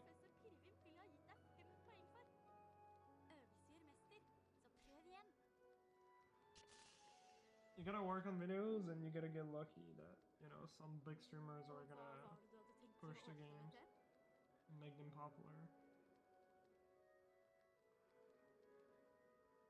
Yeah, at this point, I don't care. I have accepted that I'm not gonna make a living out of this, and it's fine. I just want the community to not die, and to keep having active people around.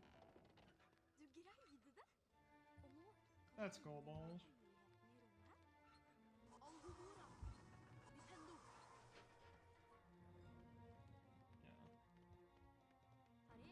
We'll see. I'm pretty happy how the community is growing.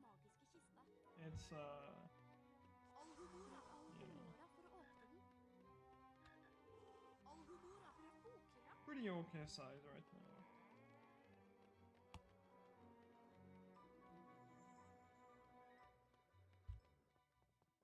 It's not too big, it's not too small. Og i dag skal dere lære sveveformelen Wingardium. Nå skal dere utføre Wingardium Leviosa-utfordringen. Legg merke til det korrekte Wingardium Leviosa-symbolet.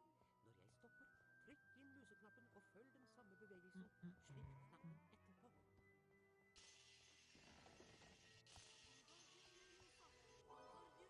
Wingardium Leviosa!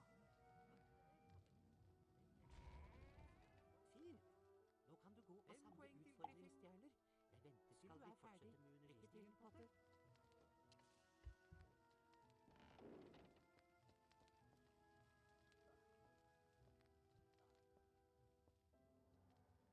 Oh my god, you're joking.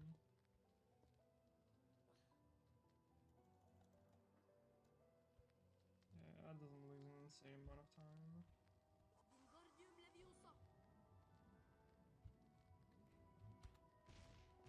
Wingardium Leviosa!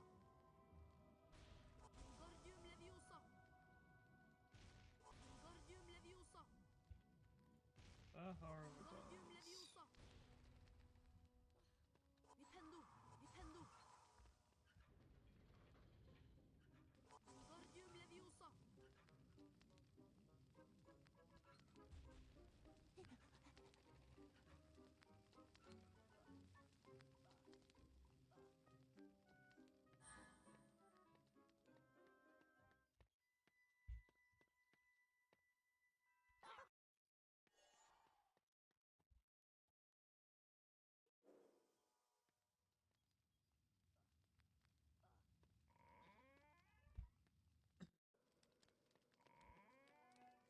Yeah. It's just you need to make good content, and it is a lot of effort.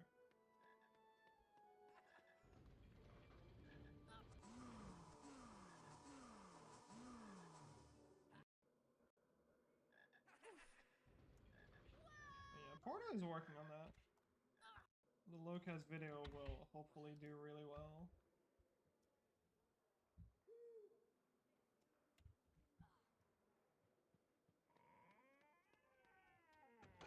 Okay, this run sucks, so I'll do the fast run.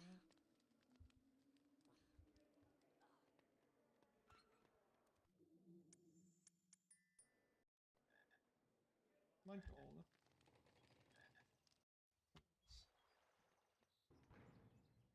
Oh no, Bix. Harry, But herover. then I'll do it. Thought so. Hei, Harry, det er meg, Gygrid. Det er fint å se deg. I wouldn't say it's easy though. Og I've seen a lot of people do Det er ikke not til å even tro not så necessarily fort insane som man vokser content, but her. like pretty okay. Venninna di And Eline it's just venter not på deg moving. ved You still gotta telefonen. be a bit lucky. Stikk innom og få deg en kopp te senere, når du er ferdig med timene.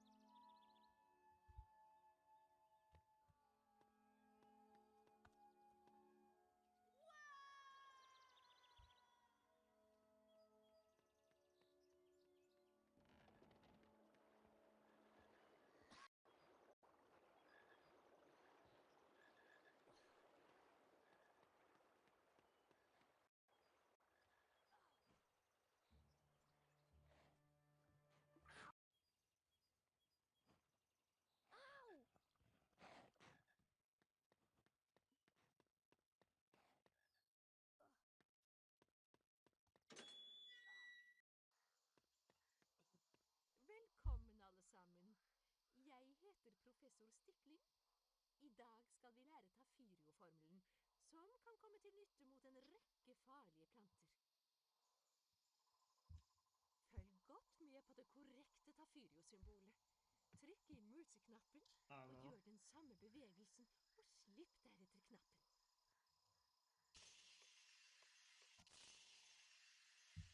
We'll see. I really hope Porto's video works well. Chungus video already did pretty good, I think. So I really hope that video does well. En interessant A lot variant of av time into it. Tafirio, men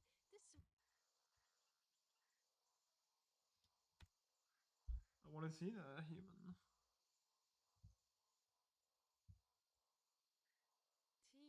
I don't know, especially with speedrunning, I still think it's... Again, it really depends what content you do.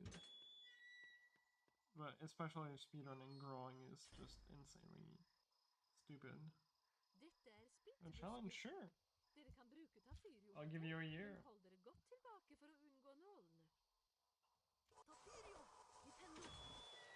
A year from now, prove me 1,000 subs. I'd love to see that.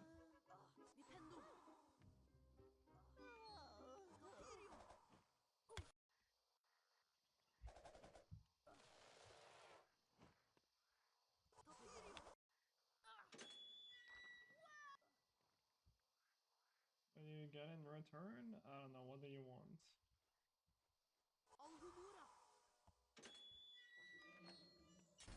Not getting enough hair? Not really. My problem with hot showers is usually I don't want to get out. Because then after that it's cold.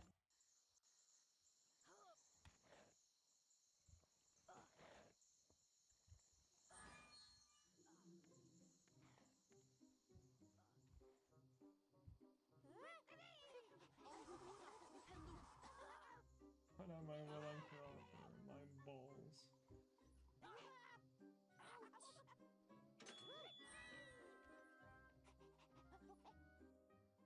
Nintendo! Nintendo! And balls. Tafirio! Yeah, I mean, again, getting 1,000 sub, I think it really depends what kind of content you do. It can be really easy if you make the good type of content. I'm just talking like right now, specifically speedrunning. Nintendo!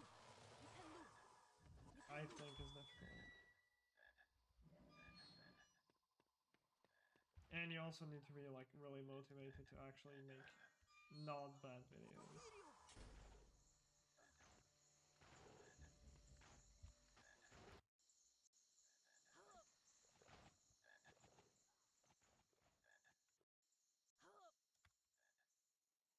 Nintendo!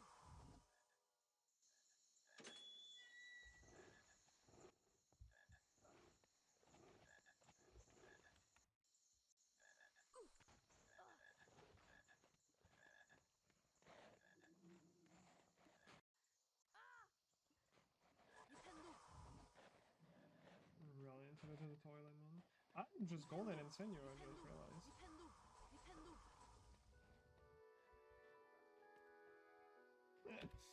I was just fucking not paying attention.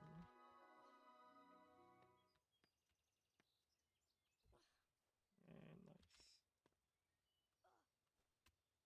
And double nice. For 10. For 14!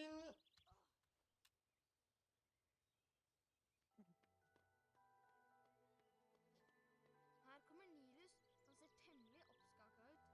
Best vi går og hører hva han vil. Vær så snill å hjelpe meg. Så, langballene har sladret til deg. Og du vil at jeg skal gi deg noe Alright, it's 50 bucks enough for you. I'll give you 50 bucks if you get 1,000 sub in a year, human. i toppen av et Is that worth your time? Tror du kan ta meg? Bare kom igjen, du potter. Alright, sure. If you get, starting from now, 26th of February, a year from now, if you can manage to get 1,000 sub, Vil du ha en for glemmeien? Prøv å ta den da vel. then I'll give you 50 bucks. Klabbene mine. Only doing, you know, speedrunning related stuff. Not fucking burning on content or whatnot. Can I kill this? Alright. Du skadet sopelimen min, Potter! Det skal du få igjen! Her, så ta den dumme greia, da. Jeg har vel ikke bruk for det.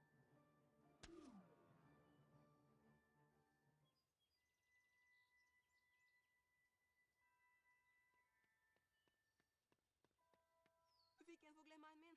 Tusen takk, Ari. Nå kan vi finne padda mi. Kom, så Tristan, kom tilbake. Nå husker jeg det. Jeg lot Tristan bli igjen i urtologisalen. Og der er det planter som spiser padder. Jeg er professor McSnurp, Potter. Viserektor på Galtvort og husstyrer på Griffy.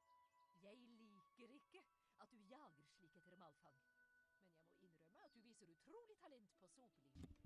Start from more. Vanligvis får ikke førsteklassinger spille rumpeldunk. Men i ditt tilfelle kan vi kanskje overse den regelen. No, if your content is not speedrunning related, the deal is over. Ses.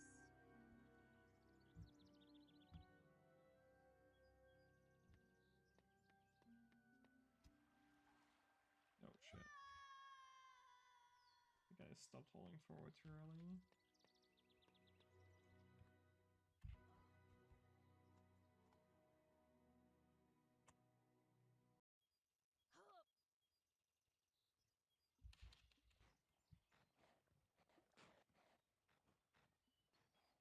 Solid. Harry, herover. Kom igjen. Jeg har noe å vise deg i hytta mi. Forresten,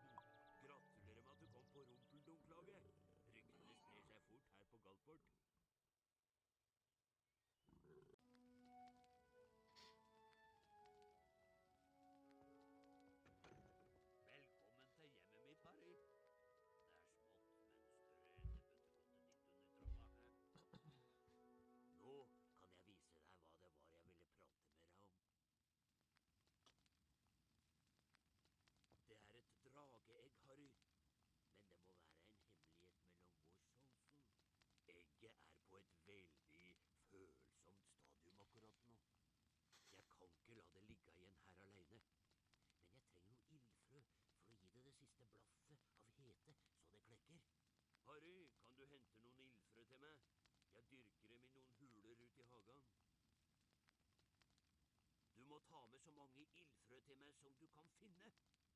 Men vær forsiktig. De spytter ild, og frøa er gloheite, så la dem kjølne før du plukker dem opp. Avsted med deg.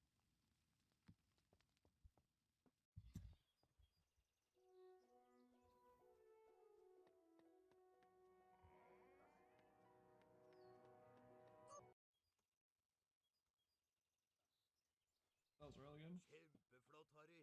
Du har samlet inn alle de ildfrøa jeg trengte. Kom inn, kom inn. Bare husk å tørke deg på beina.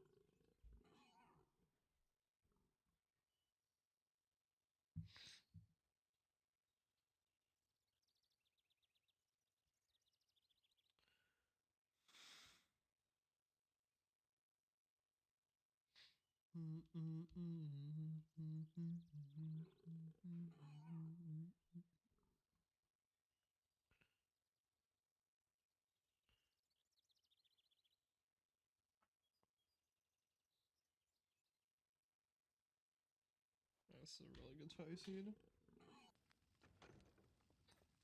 Bare sleng dem på ilden, Harry.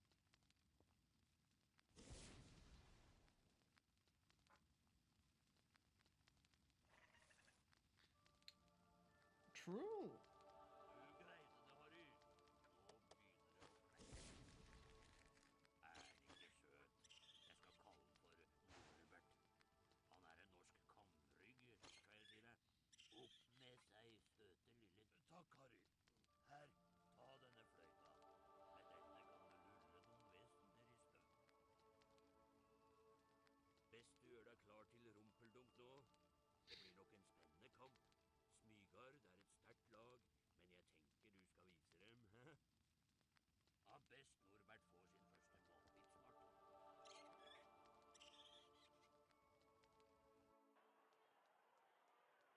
Velkommen til Rumpeldunk. Jeg er kommentatoren her, Lappen Styx. Det er Griffing mot Smygard.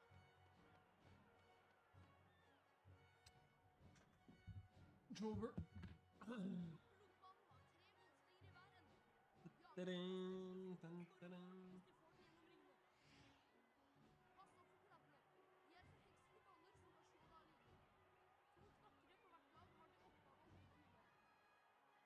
Griffings nye speider er Harry Potter. Det er hans jobb å finne gullstoppen. Duks? Ingen forskjellsbehandling her. Unnskyld, frøken. Husk, først hjelper du med kladde, og så å fange stoppen. Spillet er vunnet når stoppen blir fanget. Lykke til.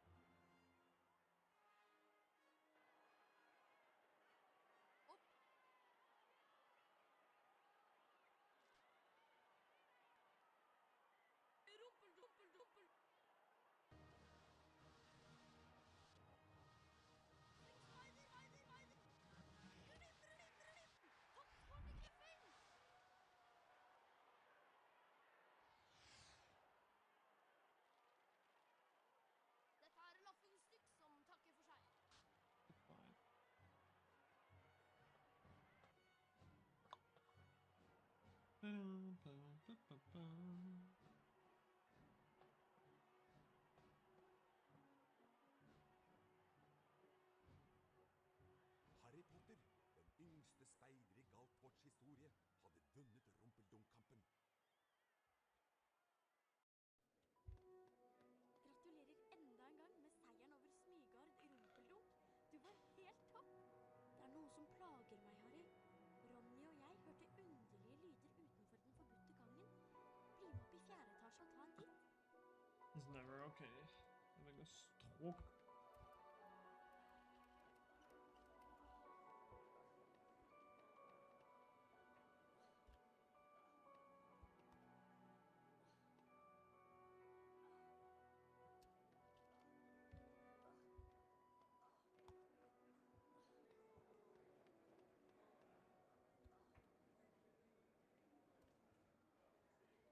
Really slow setup, but please first try.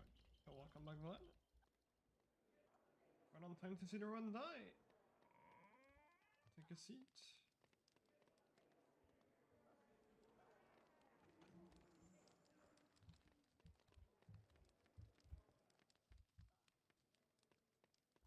It's fine. I haven't done that many because I practiced for. Hold on. I practiced for like almost an hour and then it was full time, so it took another like 40 minutes. Like I've only been doing attempts for an hour or so. It was like the first run that's making it somewhere. Yeah, it was a really slow one. Du kan øve deg på formelen i Lumos-utfordringen. Følg meg!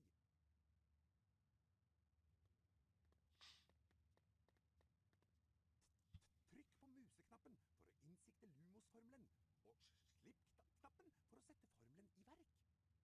Lumos! Me close Pixel stream and I get distracted.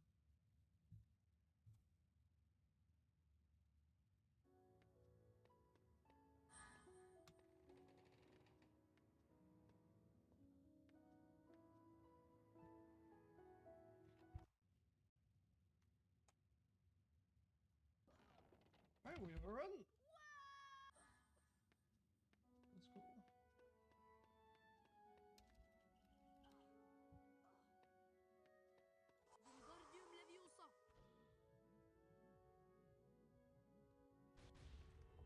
Lumos. Let's see how long it lasts.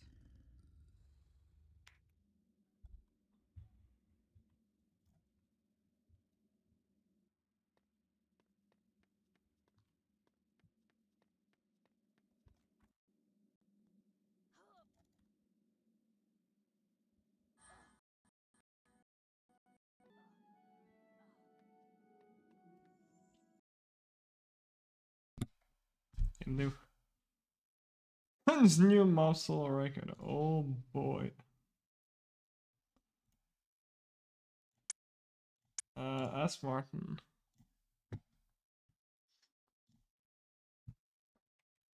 Ask people who still play zombies.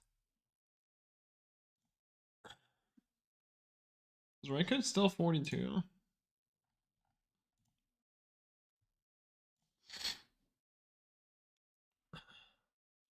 Unfinished business? I am very much finished.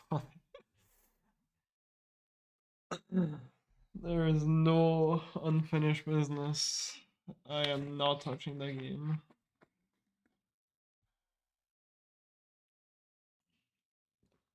Yeah, you can pick Iron yet?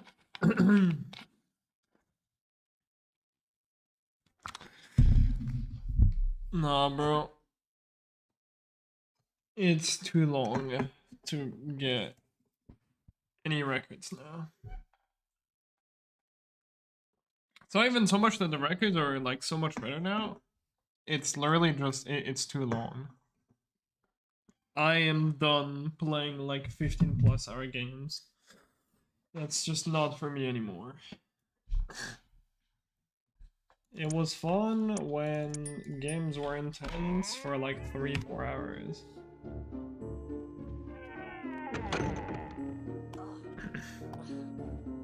Now it's not fun anymore.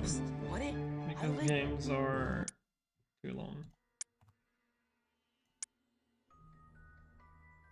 And literally, you literally have to be unemployed if you want to grind co-op, like, often. Like, the only way. I guess solo is okay, but it's still long. So, like, I don't know how long mob solo record is, for example, but I would assume it's at the very least 5 hours, if not more. It's... I don't wanna... Can't be asked.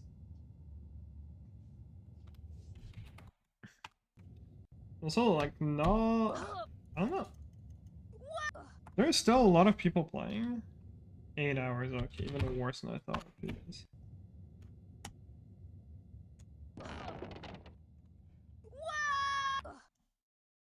I'm assuming, I don't know if Plant is still playing. It was also... Fuck, what was his name? Zego. I think.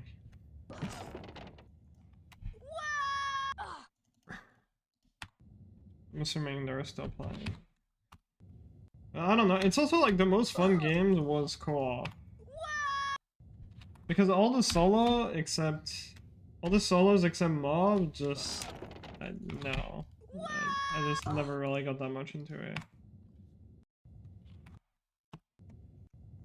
I was never a massive fan of Quickside or Juckside. Juckside was okay, I guess. And fuck the Depot. That shit can fuck off.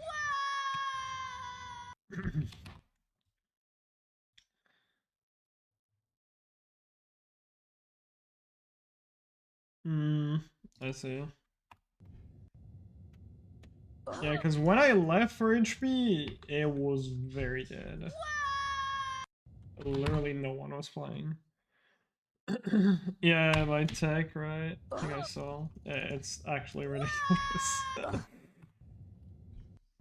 Actually insane.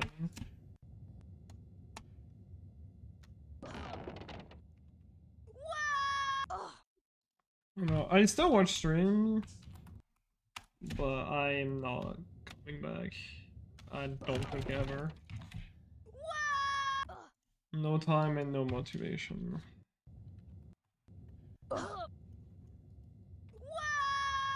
It's too long.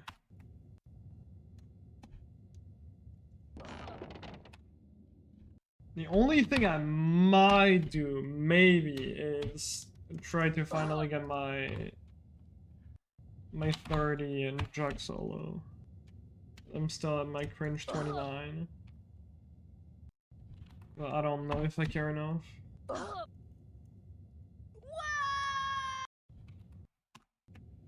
The record is like fucking 30 or something ridiculous. Oh, 40. Not 30.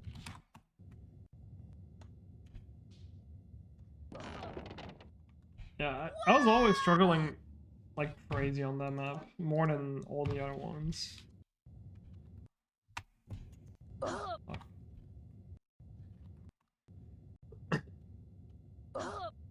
Yeah, I don't know. If I care enough, I might try that.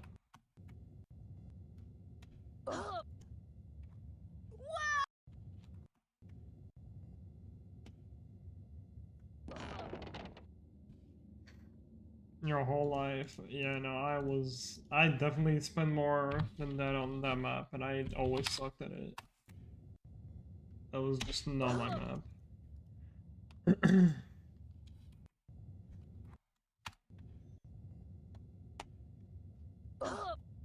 What's even... There's a person who is 40 on mob now. That's, you know, not only Martin. Who was it? Oh, it was fucking Bob. Bob.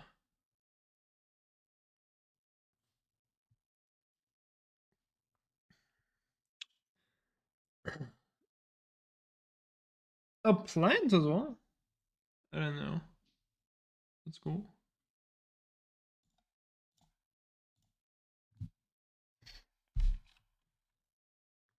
Yo, let's go. Yeah, I don't know. I don't really. Oh yeah, 3 months ago. Damn. It's gaming.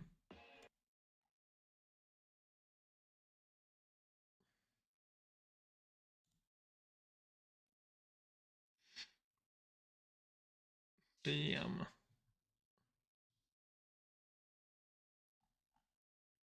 Crazy.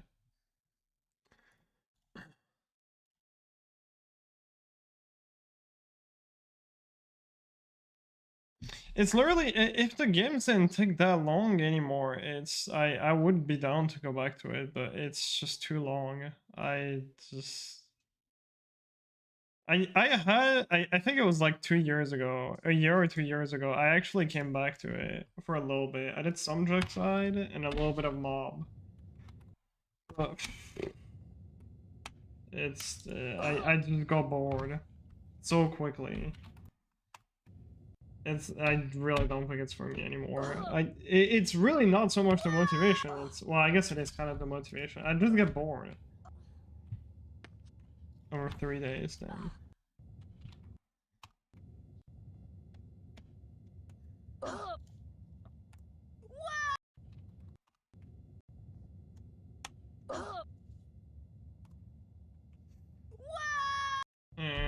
I don't know. Too long. Too long, too boring.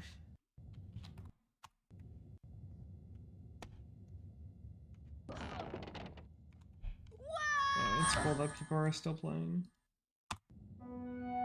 Some records are getting old though, I think. Like Quickside has to be like 4+ years old at this point. Quickside co-op. Assuming it's still the 45 by Blackett and Martin.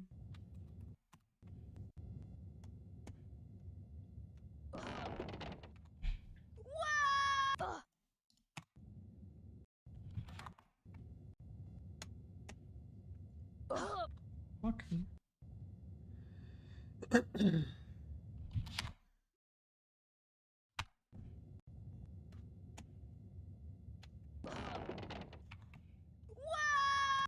Yeah, it was a crazy game at the time, but it's also been a long time. Let me check how old. Bruno Martin.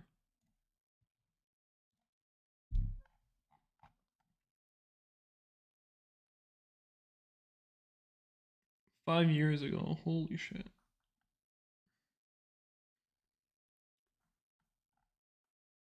Is it the only one? Yeah, that's actually the only one that's still really old. Because all the other one, Jug, I think is like still somewhat recent.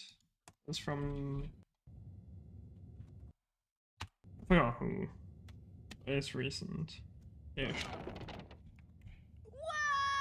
Depot was Plant and Tombstone. Mob, it was Bob and Zego.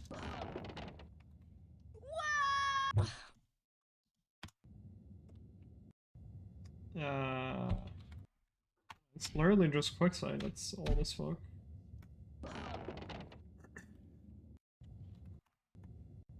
Someone's gonna beat that. Someone will not be me. Alright, let's do runs. Again.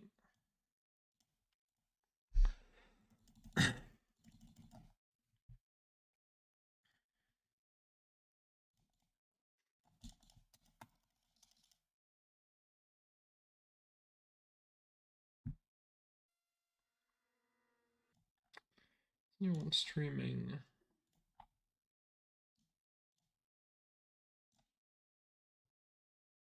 Yes, good. Ingenting ved den stjernestrødde nattehimmelen tydet på at merkelige og mystiske ting snart skulle komme til å skje. Mens skumpene sov sin søteste søvn, kom en kjempe susende ned fra mørket på en svær motorsykkel. Kjempen, som het Gigrid, la fra seg en teppebylt på trappa til Hekkveien nummer 4. Inntullet i den bylten lå et spedbarn. Harry Potter, gutten som overlevde. I de neste 11 årene bodde Harry hos sine skrekkelige steforeldre, herr og fru Dumling. Til den skjebnesvangre dagen han mottok brevet om at han kunne begynne på Galtvort høyere skole for hekseri og trolldom. Gygrid tok Harry med til diakonalmenningen for å kjøpe det som sto på den nok så uvanlige lista over skolesaker. Mens de var i trollmannsbanken Flirgodt, hentet Gygrid en lurvete pakke fra hvelv 713 og nevnte noe om at den ville være tryggere på Galtvort. Snart etter tok Harry Galtvort-ekspressen fra spor 9 3/4 og la gompenes verden bak seg. Humlesnurr reiste seg. Dette skoleåret er gangen i 4. etasje forbudt område for enhver som ikke ønsker å dø en uvanlig smertefull død. Harry satt under valghatten og håpet intenst at han skulle bli utpekt til Griffing, ikke til Smygar. Jaså, ikke Smygar, sa hatten i øret på ham. Du kunne bli stor. Det er her i hodet ditt alt sammen, og Smygar kan hjelpe deg på veien til storhet. Ikke det? Vel, hvis du er sikker, så får det vel heller bli Griffing.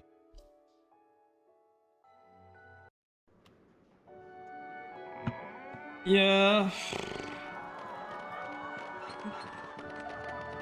Like, the problem is Solo is gonna get to that point as well.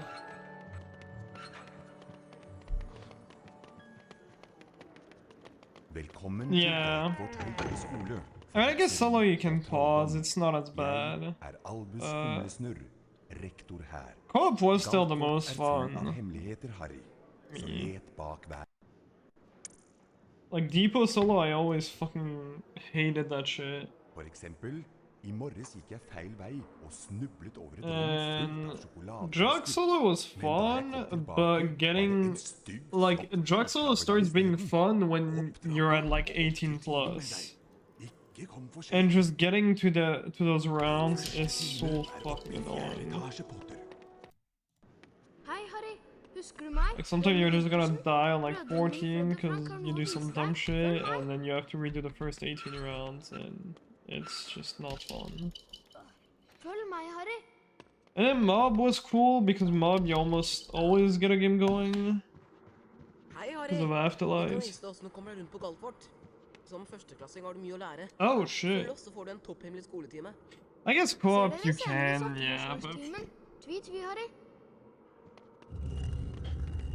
like I would have the time to do games if I really wanted to. What the fuck is going on?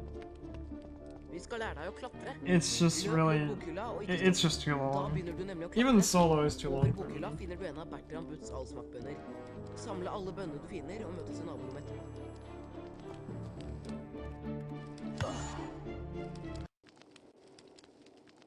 Yeah.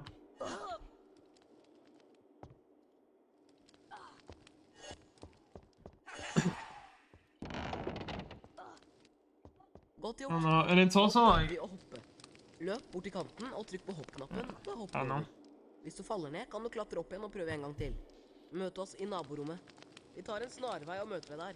You also get like no viewers for streaming that shit. Which I never understood. I find first stream like so much more interesting than actually, you know, doing high rounds, but it's always high rounds player who actually get viewers.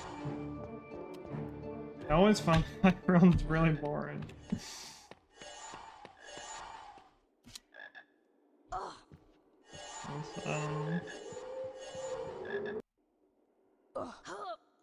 Yeah.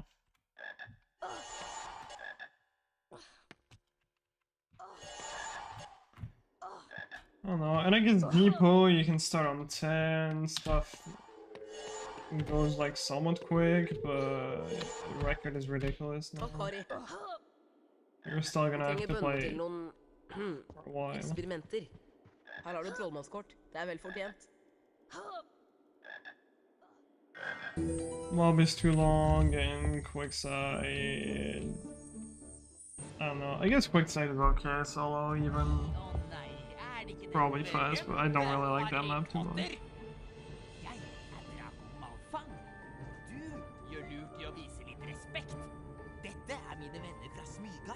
krabbe og gurgel. Selvsagt blir det vi smygardinger som vinner både huspokalen og rumpeldunk-pokalen. Best at du ikke kommer i veien for oss. Yeah, it's just I don't know, I also like this more because it's not as repetitive. Because it's like, you know, you go through the entire game, so you do like different stuff. But like zombies, you literally do the same shit over and over and over for like multiple hours. That also gets annoying. Literally Zilla. But yeah,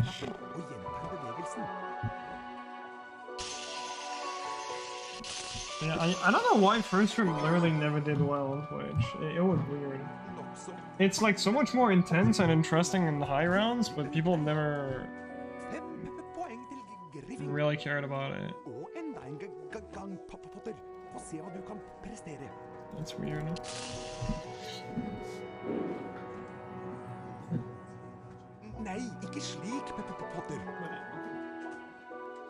I'm not coming back to zombies, I'm sorry. I really don't want to.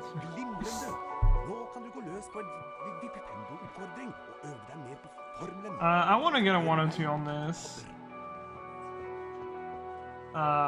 Once I'm done, I can move to 100% or I think I'll go to HP2 or 100% probably. I'm not sure yet, to be honest. What I want to do. I want to get the Honda effect that's going, but I just do some stupid shit offline, and I just never practice the games I actually need to practice. Like I need to put some HP for practice for Honda effect. I just never do. Fucking hate that game.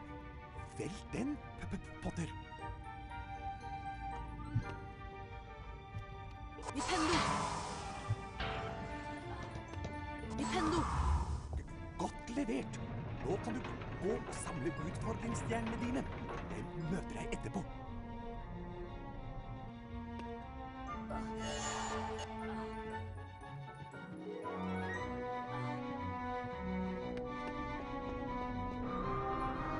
I feel like HP2 is kind of dead at the moment as well. I don't really see anyone playing it.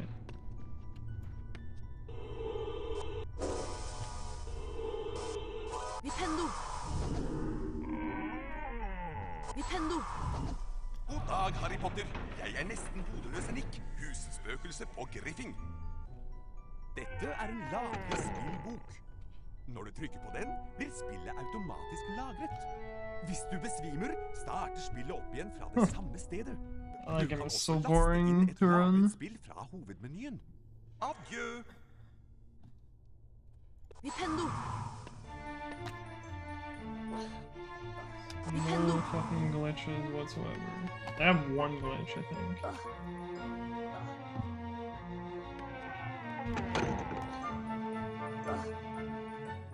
Mostly the runs.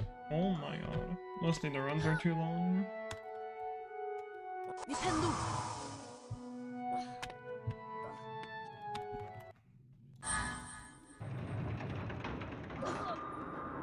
I don't know if Cake is still running Legacy. I'm assuming he is.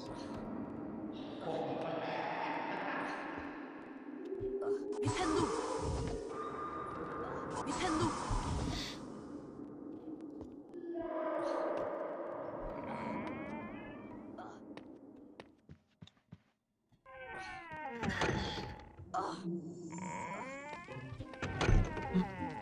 Dette en hage. Gnom, Potter. De liker å plage unge trollmenn. Vipp ham over ende for å avslutte utfordringen. De snare i vendingen og kan være til atskillig plage. Nintendo! Nintendo! Nintendo! Gratulerer, Potter. Du har bestått utfordringen. Du har samlet de nødvendige utfordringsstjernene. 5 poeng til Griffing. Men nå må du komme deg til limetreninga. Oppe i Griffingstua igjen, snakket Harry, Ronny og Hermine om de første spennende dagene på Galtvort. Det ble mye snakk om innbruddet i Trollmannsbanken Flirgodt, men det ble ikke mye tid til å dvele ved det, for Harry og vennene hans skulle snart ha flytime med Madame Hopp. Not a good start. Jeg læreren deres, Madame Hopp. I første time skal vi lære å fly gjennom disse magiske ringene. Styr sopelimen med piltastene. Med fortere og saktere tastene kan du justere flyhastigheten. Klar, Potter? Altså, når jeg blåser i fløyta.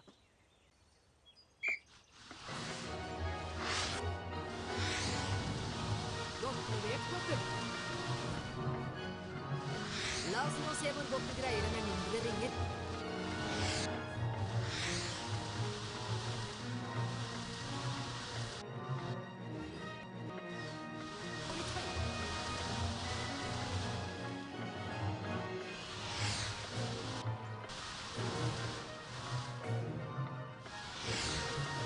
Disse ringene burde være en utfordring for deg.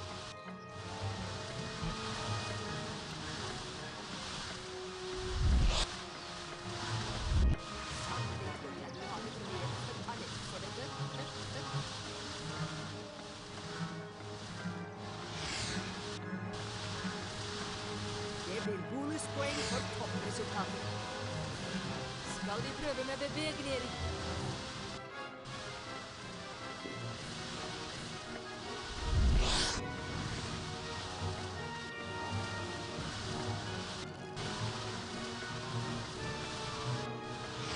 Godt levert, Potter.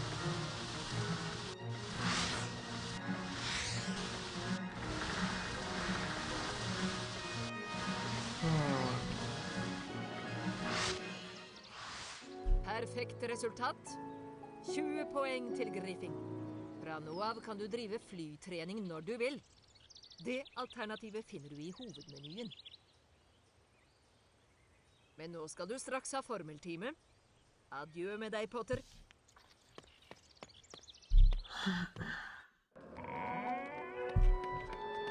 The golden super jump. This one is Du way too tidlig short. ute til timen, Harry. Men jeg skal lære deg en ny formel jeg har lært meg på Maybe I egen can go on. hånd. Den formelen jeg har lært, heter Alohomora. Den åpner alt som er låst med magi, men ikke finn på noe tull med den. Dette er symbolet for Alohomora. Når jeg stopper, trykk museknappen inn og følg den samme bevegelsen, og slipp deretter knappen. Alohomora! Det var bra, men jeg vet du kan gjøre det enda bedre. Kjempeflott, Harry! Den formelen der er jeg sikker på at professor Pirvim ville ha gitt deg 5 poeng for. Øvelse gjør mester, så prøv igjen.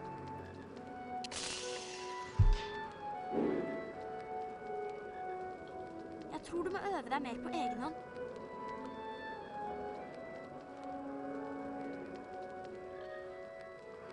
Nå kan du prøve på Mr. Alohomora. Cat. Vi har fremdeles noen minutter igjen før formeltimen. Døra foran deg er låst med magi. Bruk Alohomora for å åpne den. Alohomora!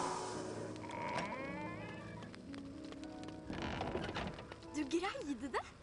Og nå kan du finne de to hemmelighetene i rommet her. Alohomora! Nintendo! Harry, Alohomora!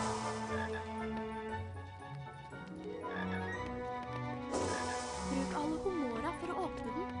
Alohomora!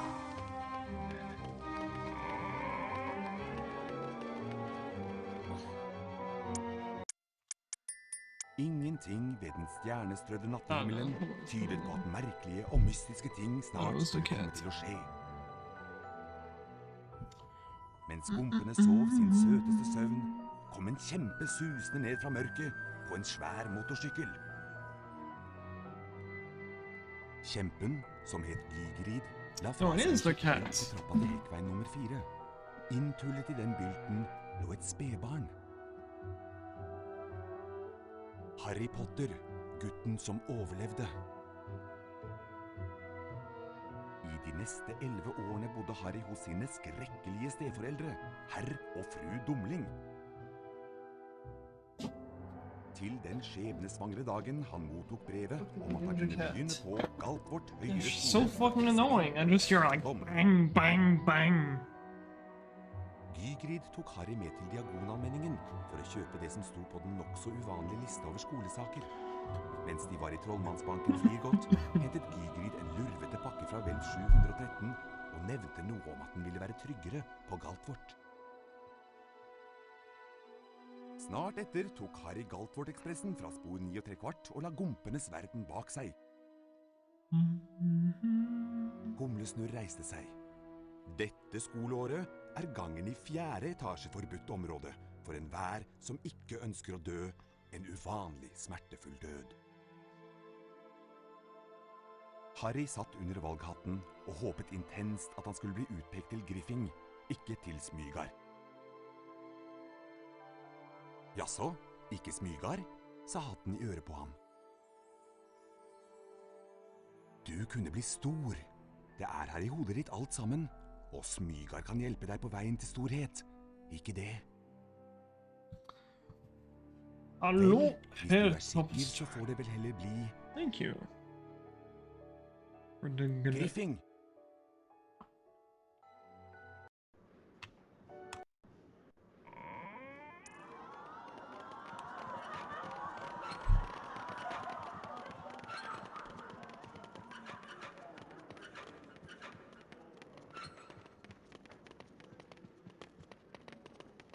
Velkommen til Galtvort høyere skole for hekseri og trolldom. Jeg er Albus Humlesnurr, rektor her. Galtvort er full av hemmeligheter, Harry, så let bak hver dør. Men husk, ikke alle hemmeligheter er hyggelige. For eksempel, i morges gikk jeg feil vei og snublet over et rom fullt av sjokoladefrosker. Men da jeg kom tilbake, var det en stygg flokk ildkrabber der i stedet. Opp trappa og opp til timen med deg.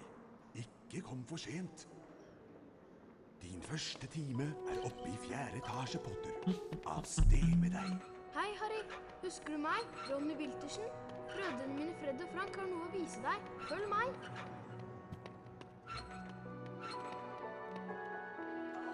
Følg meg, Harry.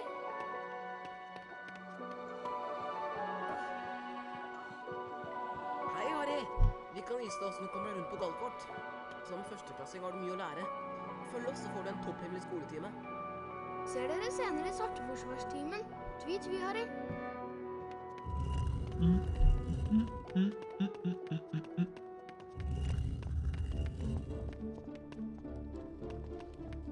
Vi skal lære deg å klatre. Løp mot bokhylla og ikke stopp. Da begynner du nemlig å klatre. Over bokhylla finner du en av Bertram Butts allsmaktbønner. Samle alle bønnene du finner og møtes i naborommet etterpå.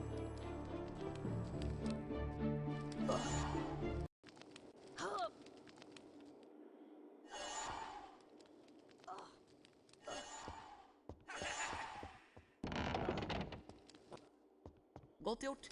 Nå prøver vi å hoppe. Løp bort til kanten og trykk på hoppknappen, da hopper du over. Hvis du faller ned, kan du klatre opp igjen og prøve en gang til. Møte oss i naborommet. Vi tar en snarvei og møter deg der.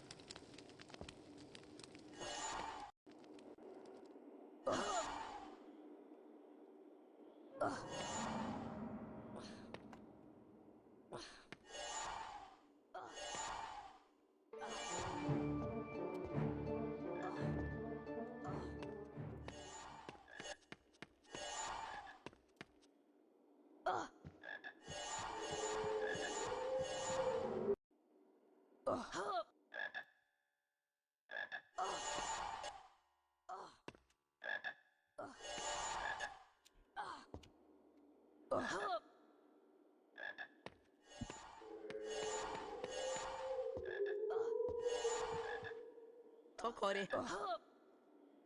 Vi trenger bønnene til noen eksperimenter. Her har du et trollmannskort. Det er vel fortjent.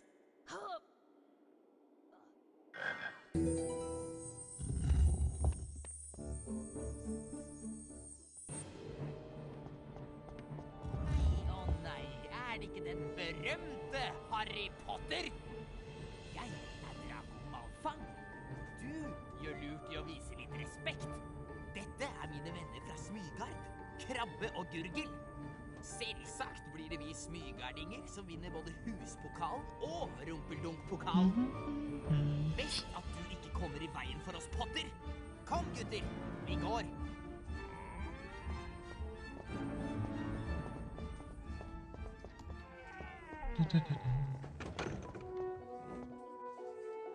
Jeg professor Krengle.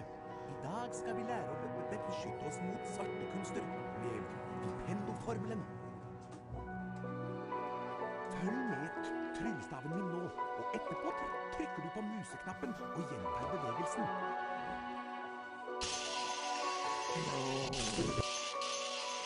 Vipendo!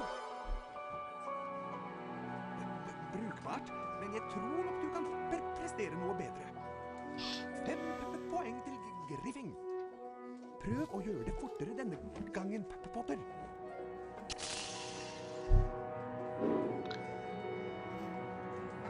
Hva var det for slags form, Potter?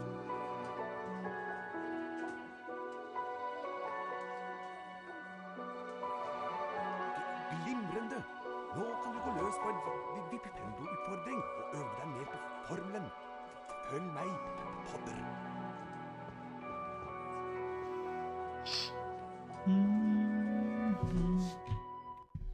Trykk på museknappen for å innsikte Vipendo-formelen, og slipp knappen for å sette formelen I verk. Prøv det på den tønna. Vipendo!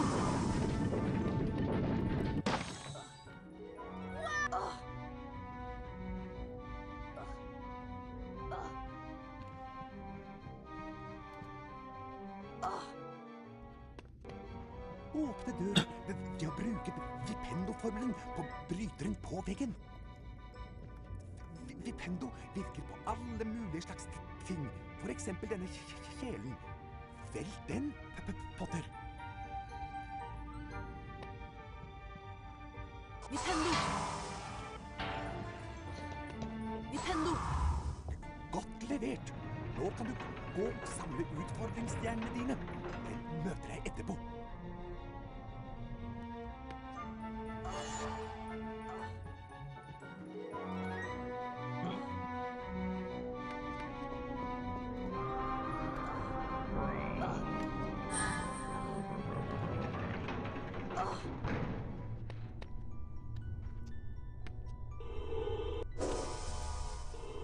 Vipendo!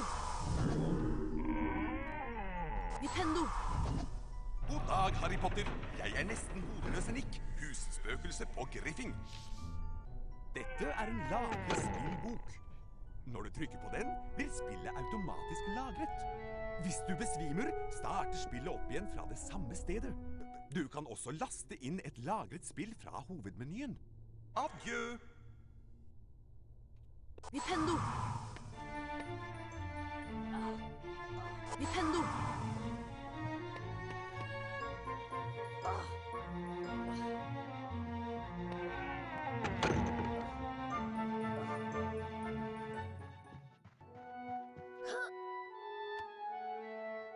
Vipendo!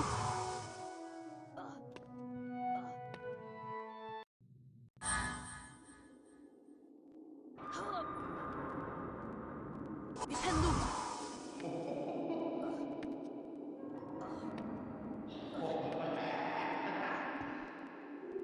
Vipendo!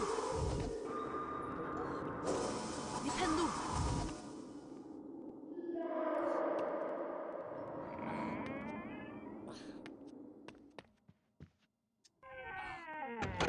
This is bad.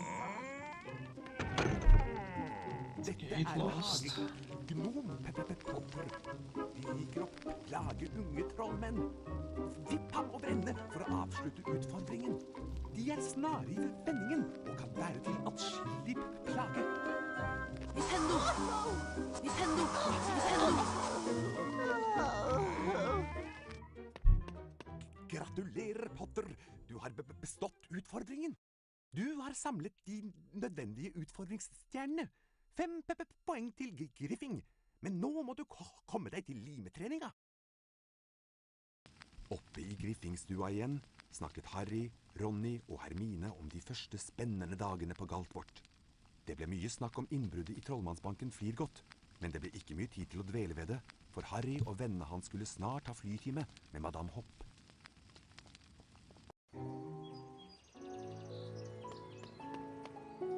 Jeg læreren deres, Madame Hopp. I første time skal vi lære å fly gjennom disse magiske ringene. Styr sopelimen med piltastene. Ja, Excruder, thank you. Med fortere og saktere tastene kan du justere flyhastigheten. Klar, Potter? Altså, når jeg blåser I fløyta. Still have 40. Still have 4x.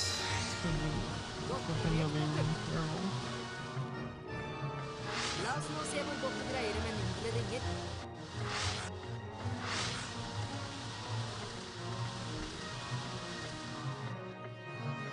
Så puser vi på litt.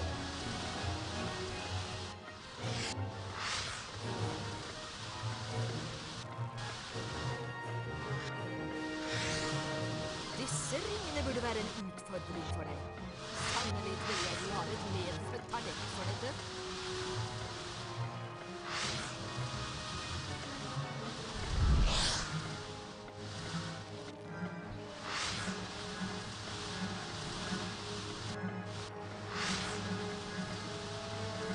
Skal vi prøve med bevegelige ringer?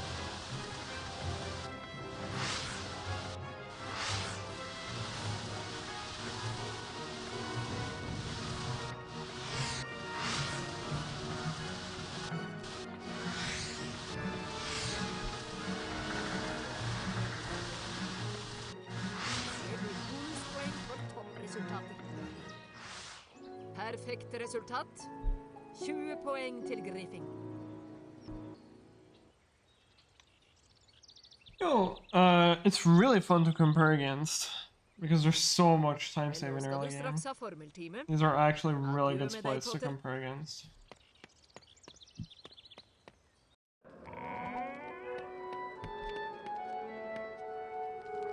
Du tidlig ute til timen, Harry.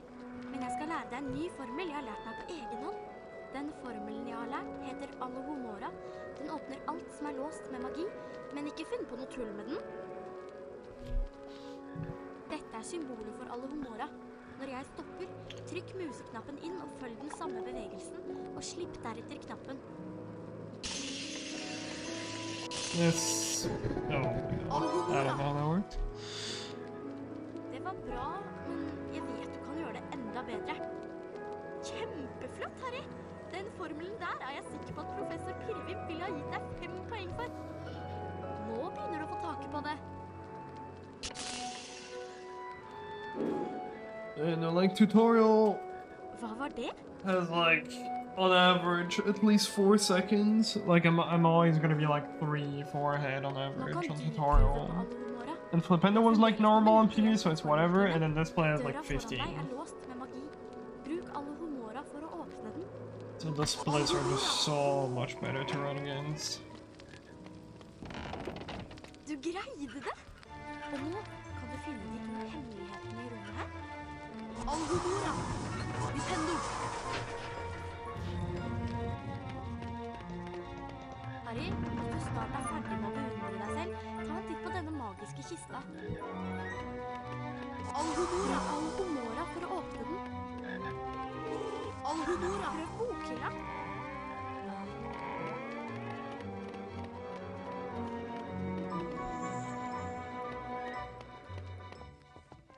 Velkommen, unge trollmenn. Jeg heter professor Pirvimp, og I dag skal dere lære sveveformelen Vingardium. Nå skal dere It's a hard utføre level to do fast. utfordringen for å There's a legge til lot det going korrekte on. Vingardium Leviosa-symbolet.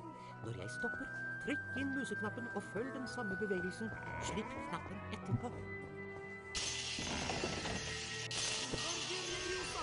Wingardium Leviosa!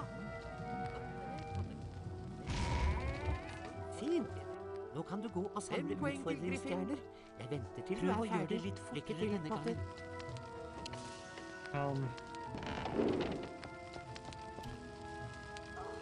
Yeah, that boost only saves a second. It saves less than a second if you get absolute perfect ending. Wingardium Leviosa. It mostly just makes Wingardium Leviosa. the ending more consistent. It's really hard to get a first try block snipe perfect, whereas getting a good gnome boost is not hard. But yeah. If you do it perfect, the gnome boost at the end literally saves less than a second.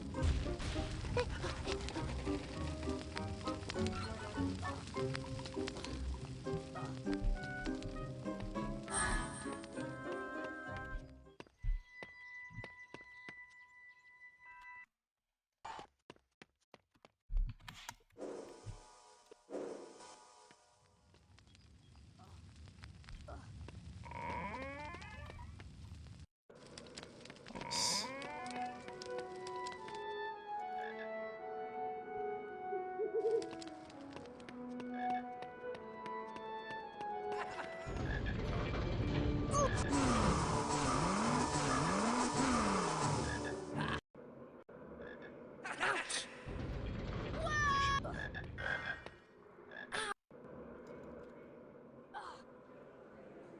That was fast.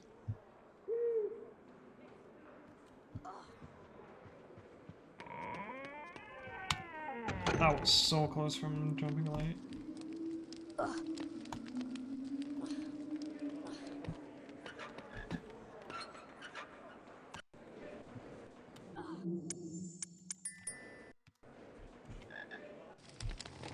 Good. Nice. We took the 1x. We take the 1x. Really good run. Flipping the sucked ass, but everything else was Hei, Harry, det er meg, really Guri. good. Det er fint å se deg. Dette er parken rundt katten vårt, og jeg er jo skogvokter her nå. Det er ikke til å tro så fort som allting vokser her omkring. Venninna di Hermine venter på deg ved drivhuset. Stikk innom og få deg en kopp te senere, når du er ferdig med timene.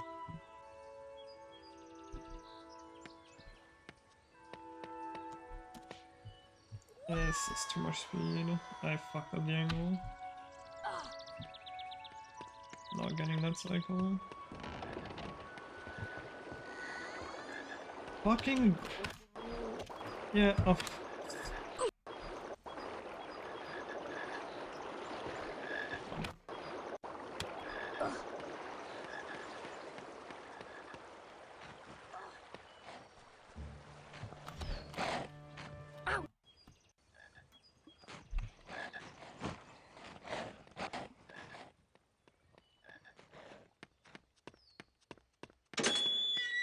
Terrible. Velkommen, alle sammen. Jeg heter professor Stikling.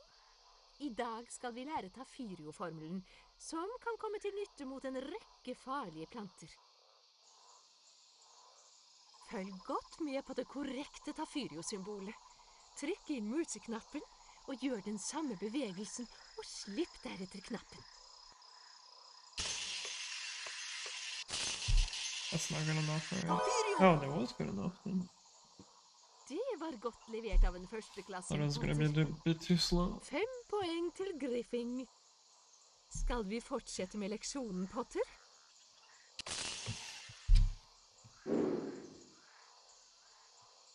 En interessant variant av Tafirio, men dessverre helt feil. Gold is possible. Tiden er inne til Tafirio-utfordringen. Gå ut av døren, Potter. Jeg skal holde øye med deg fra balkongen.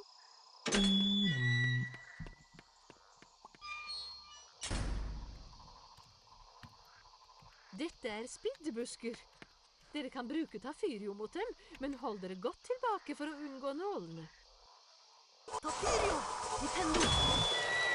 Nintendo! Nintendo! Nintendo! Tafirio! Au! Tafirio! There's no way I landed there, bro. That is just so dumb.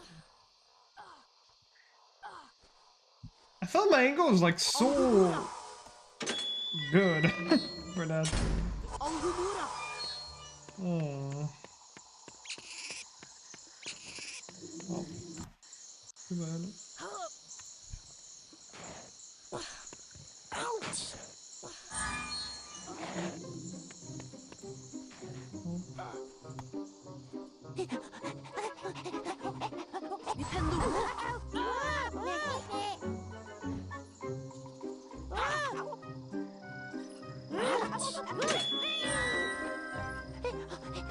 Oh, was it free gold? I guess not.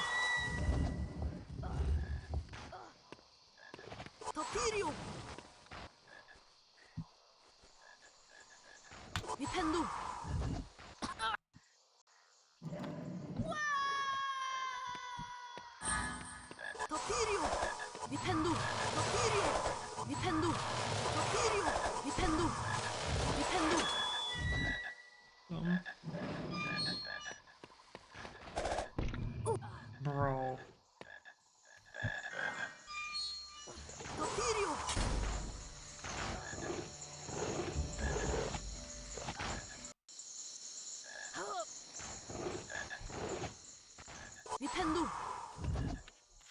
Go!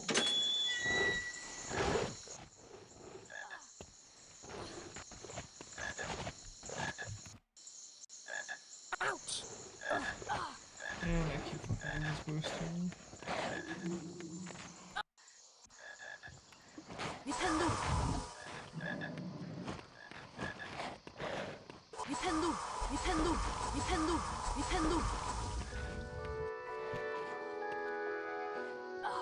Normal.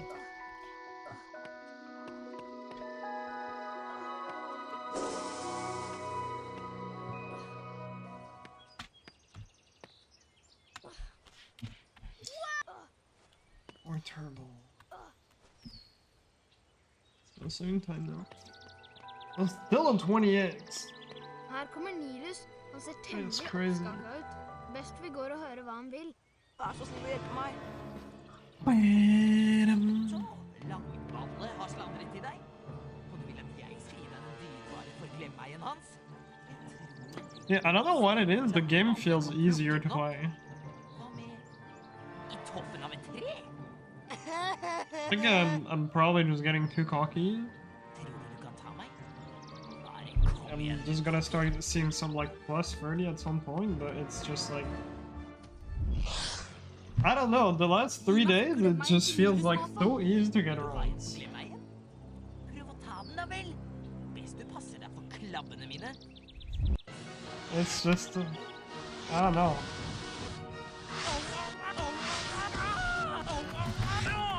Cover look.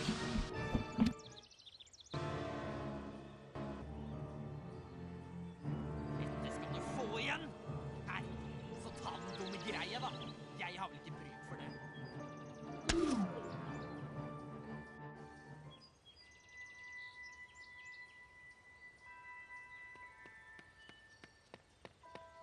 Du fikk en forglemmeien min. Tusen takk, Kari. Nå kan vi finne padda mi. Kom, så Tristan, kom tilbake. Nå husker jeg det. Jeg lot Tristan bli igjen i urtologisalen. Og der er det planter som spiser padder. Jeg er professor Max Snurp, Potter. Viserektor på Galtvort og husstyrer på Griffy. Jeg liker ikke at du jager slik etter malfang. Men jeg må innrømme at du viser utrolig talent på sopelim. Vanligvis får ikke førsteklassinger spille rumpeldunk. Men i ditt tilfelle kan vi kanskje overse den In regelen. the unreals. Herregud. I think the reason I'm finding it easy is also because I didn't get an actual good run yet. Sterke smygerlaget. Vi All these ses. runs really suck so far.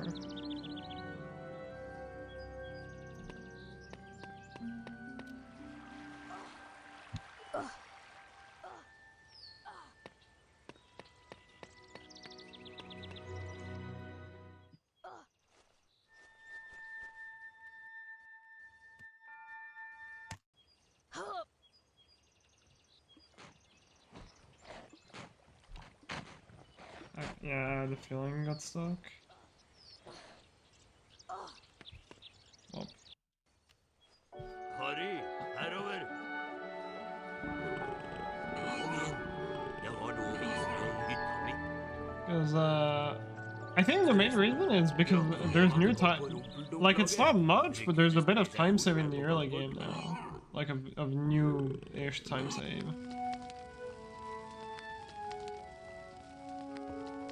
Oh, is it? I'll fix it. Velkommen til hjemmet mitt, Harry. Det er smått, men større enn... I like it, but when you think about it, it's not even much, because it's like 1.5 second-ish, or 2 second floor. I don't know how much it actually is. Det er et drage... Probably a second in Wingardium because of the, like, kinda YOLO-ish Egget er på et veldig multitest, and then another second Jeg with no kan ikke la det boost. ligge igjen her alene. That's like 4. Men jeg trenger noe ildfrø for å gi det det siste blaffet av hete, så det klekker. Harry, Yeah, I don't kan du know. hente noen ildfrø til meg? Jeg dyrker dem i noen huler ut i hagen. Du må ta med så mange ildfrø til meg som du kan finne. Men vær forsiktig. De spøtter ild, og frøa er gloheite, så la dem kjølne før du plukker dem opp. Hast deg med det. At some point I'm gonna get an actual good run, and then it's probably gonna be difficult again.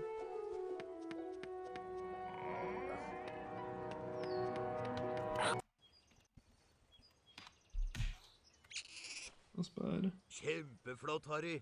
Du har samlet inn alle de ildfrøa jeg trengte. Kom inn, kom inn. Bare husk å tørke deg på beina.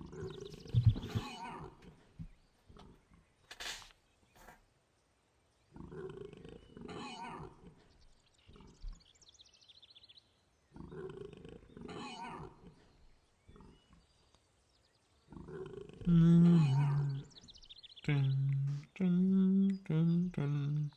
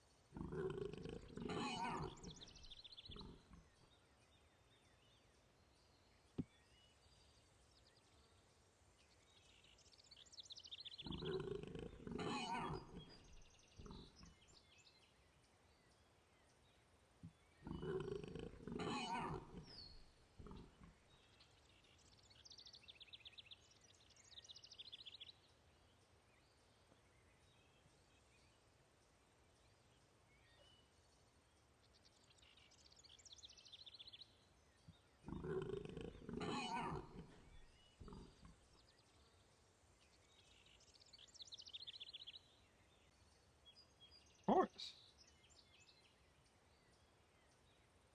Elizabeth. Always. Bare sleng dem på ilden, Harry.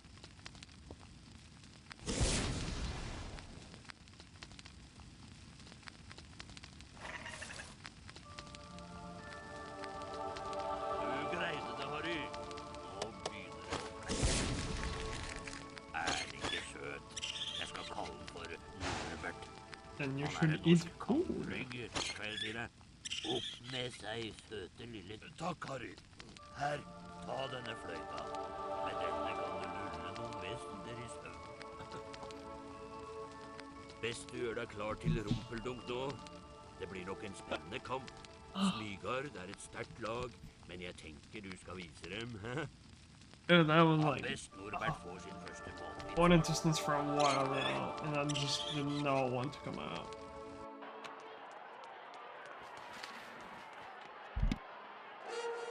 Velkommen til Rumpeldunk. Jeg er kommentatoren her, Laffen Styx. Det er griffing mot Speedruns.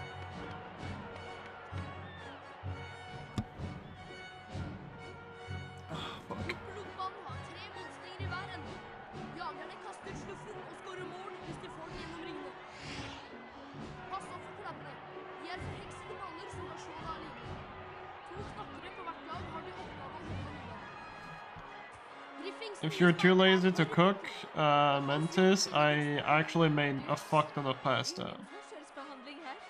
Unnskyld, I frøken. don't mind if you steal some. Først gjelder det å unngå krabben, og så å fange snoppen.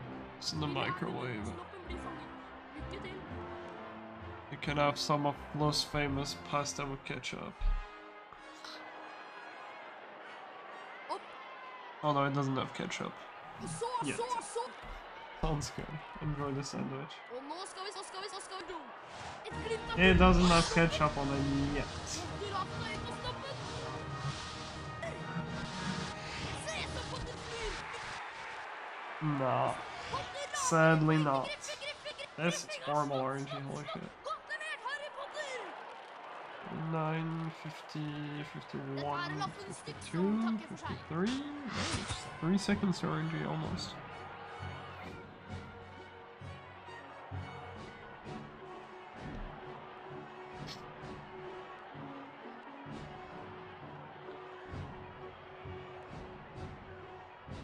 Harry Potter, den yngste speider i Galtborts historie, hadde vunnet rumpeldunk-kampen.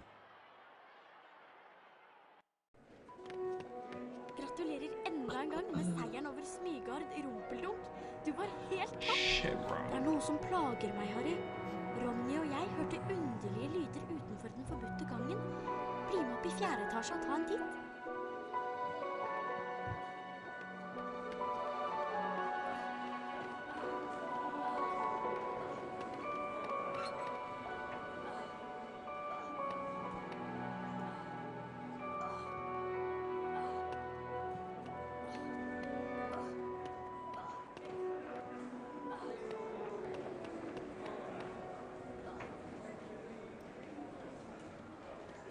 Okay, man.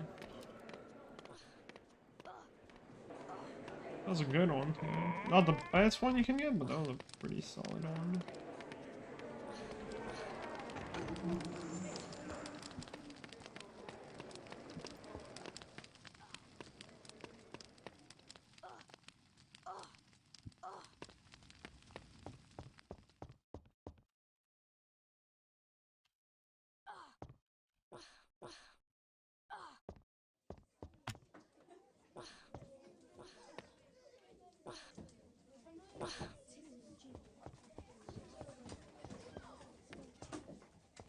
Yep. Funny, funny, funny. Du kan øve deg på formelen i Lumos-utfordringen. Følg meg.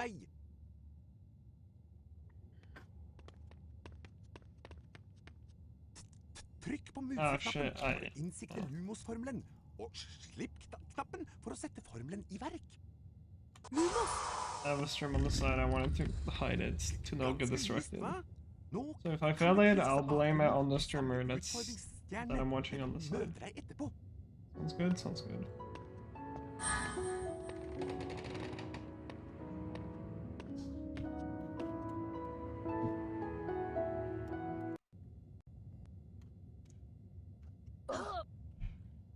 Impressed early.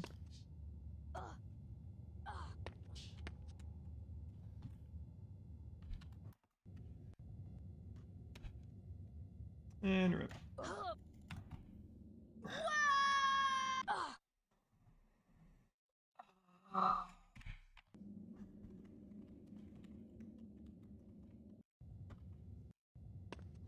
Alright, watch this. Now, debug mode is on. Let's watch this. No, mind, not watch. This is really still failing? The streamer... How do I say it in English? Amateseru. That's his name. The streams a current enough time.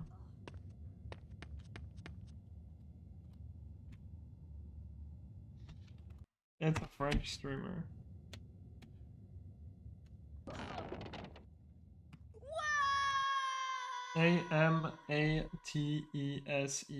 Amateseru.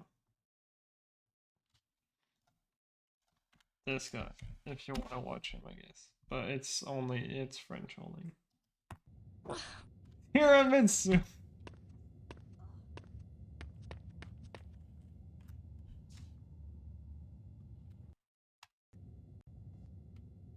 For real, for real.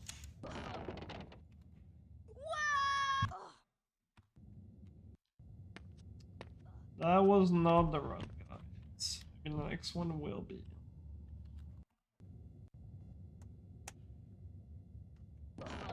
Me.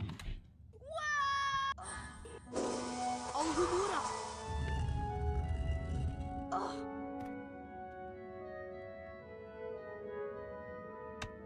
Why is Zelda? Why is his Zelda stopping every 3 frames? What? It looks normal to me. I don't know, maybe he was doing some frame advance stuff.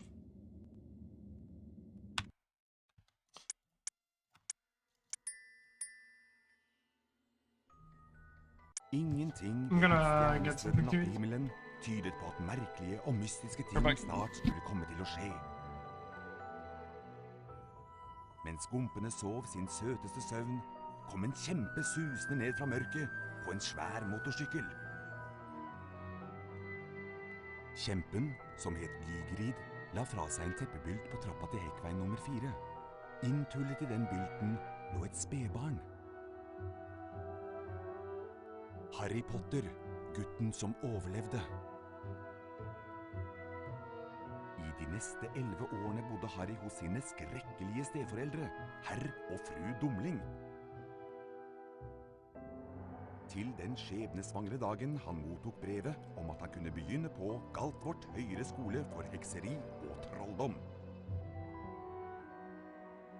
Gygrid tok Harry med til Diagonalmenningen for å kjøpe det som sto på den nok så uvanlige lista over skolesaker.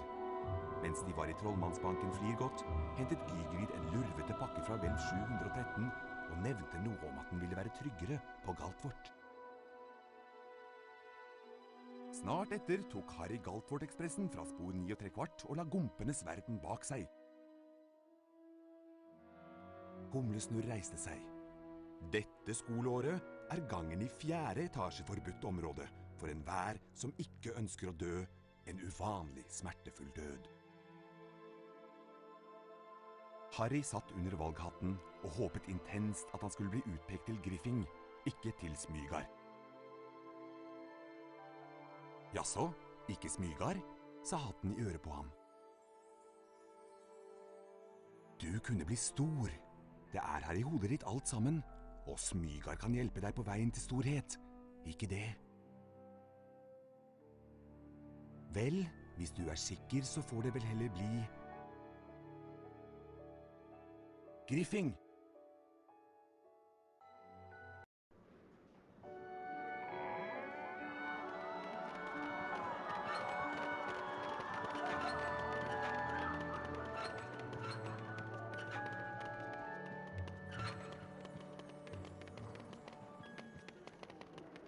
Velkommen til Galtvort Has been acquired. hekseri og trolldom.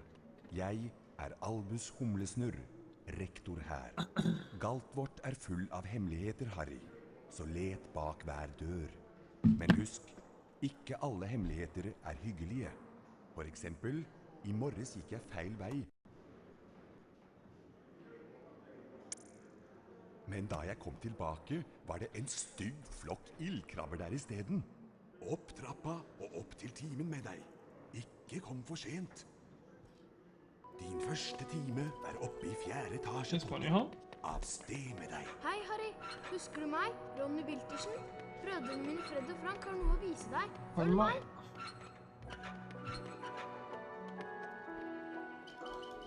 Følg meg, Harry.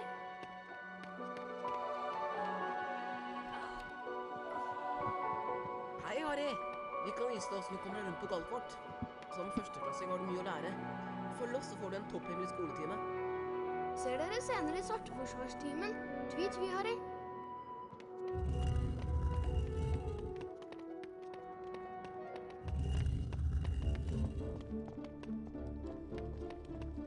Vi skal lære deg å klatre. Løp mot bokhylla og ikke stopp. Da begynner du nemlig å klatre. Over bokhylla finner du en av Bertram Butts allsmaktbønner. Samle alle bønnene du...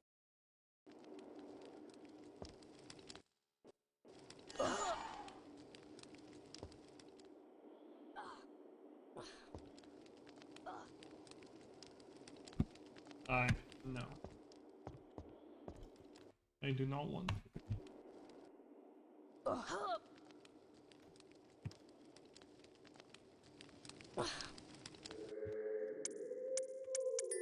Ingenting ved den stjernestrødde nattehimmelen tydet på at merkelige og mystiske ting snart skulle komme til å skje. Mens gompene sov sin søteste søvn, kom en kjempe susende ned fra mørket på en svær motorsykkel. Kjempen, som het Gygrid, la fra seg en teppebylt på trappa til Hekkveien nummer 4. Inntullet i den bylten lå et spedbarn. Harry Potter, gutten som overlevde. I de neste 11 årene bodde Harry hos sine skrekkelige steforeldre, herr og fru Dumling. Til den skjebnesvangre dagen han mottok brevet om at han kunne begynne på Galtvort høyere skole for hekseri og trolldom. Gygrid tok Harry med til Diagonalmenningen for å kjøpe det som sto på den nok så uvanlige lista over skolesaker. Mens de var i Trollmannsbanken Flirgodt, hentet Gygrid en lurvete pakke fra Hvelv 713 og nevnte noe om at den ville være tryggere på Galtvort. Snart etter tok Harry Galtvort-ekspressen fra spor 9¾ og la gompenes verden bak seg. Humlesnurr reiste seg. Dette skoleåret er gangen i 4. etasje forbudt område for enhver som ikke ønsker å dø en uvanlig smertefull død. Harry satt under valghatten og håpet intenst at han skulle bli utpekt til Griffing, ikke til Smygar. Jaså, ikke Smygar, sa hatten i øret på ham. Du kunne bli stor. Det er her i hodet ditt alt sammen, og Smygar kan hjelpe deg på veien til storhet. Ikke det? Vel, hvis du er sikker, så får det vel heller bli Griffing!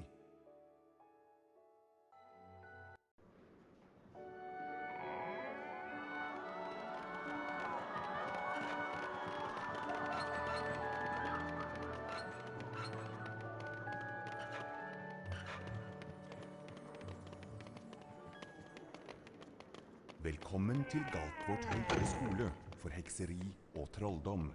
Jeg er Albus Humlesnurr, rektor her. Galtvort er full av hemmeligheter, Harry, så let bak hver dør. Men husk, ikke alle hemmeligheter er hyggelige.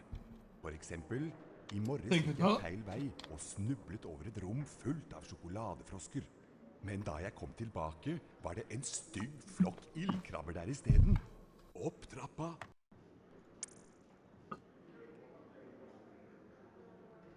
Din første time er oppe i 4. etasje på Av sted med deg. Hei, Harry. Some people do that as a setup. Brødrene mine Fred og Frank It's just a jump. Følg meg. The drum gives you more time to time your inputs. Følg meg, Harry.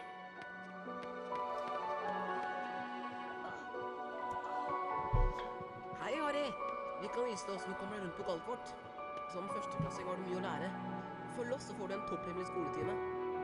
Ser dere senere i Svarteforsvarstimen. Tvi, Harry. Yeah, it's preference.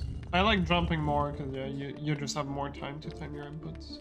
Vi skal lære deg å klatre. But yeah, some people like Løp mot doing it bokhylla og without. ikke stopp. It's just Da begynner du nemlig preference. å klatre. No matter at all. Over bokhylla finner du en av Bertram Butts allsmakkbønner. Samle alle bønnene du finner og møtes i naborommet etterpå.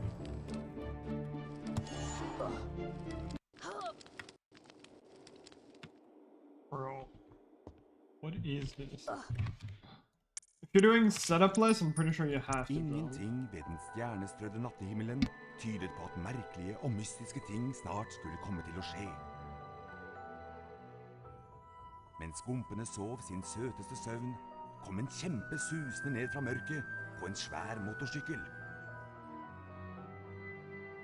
Kjempen, som het Gygrid, la fra seg en teppebylt på trappa til Hekkveien nummer 4. Inntullet i den bylten lå et spedbarn. Harry Potter, gutten som overlevde. Neste 11 årene bodde Harry hos sine skrekkelige steforeldre, herr og fru Dumling. Til den skjebnesvangre dagen han mottok brevet om at han kunne begynne på Galtvort høyere skole for hekseri og trolldom. La la la la, la la la la la. For å kjøpe det som sto på den nok så uvanlige lista over skolesaker. Mens de var i trollmannsbanken Flirgodt, Så fikk en skelet. en lurvete pakke fra Yes, 713 og nevnte noe om at den ville være tryggere på Galtvort. Snart etter tok Harry Galtvort-ekspressen fra spor 9 That's not kvart og fun. la gumpenes verden Maybe bak tomorrow seg. I'll kiss you instead. Gumlesnurr reiste seg. Dette skoleåret er gangen i 4. etasje forbudt område for enhver som ikke ønsker å dø en uvanlig smertefull død. Harry satt under valghatten og håpet intenst at han skulle bli utpekt til Griffing, ikke til To break Smeagol. your legs, usually use free. Jaså, Because ikke it hurts a Smeagol, bit. sa hatten i øret på ham. Du kunne bli stor. Det er her i hodet ditt alt sammen, og Smeagol kan hjelpe deg på veien til storhet. Ikke det? Nice. Vel, hvis du er sikker, så får det vel heller bli Griffing.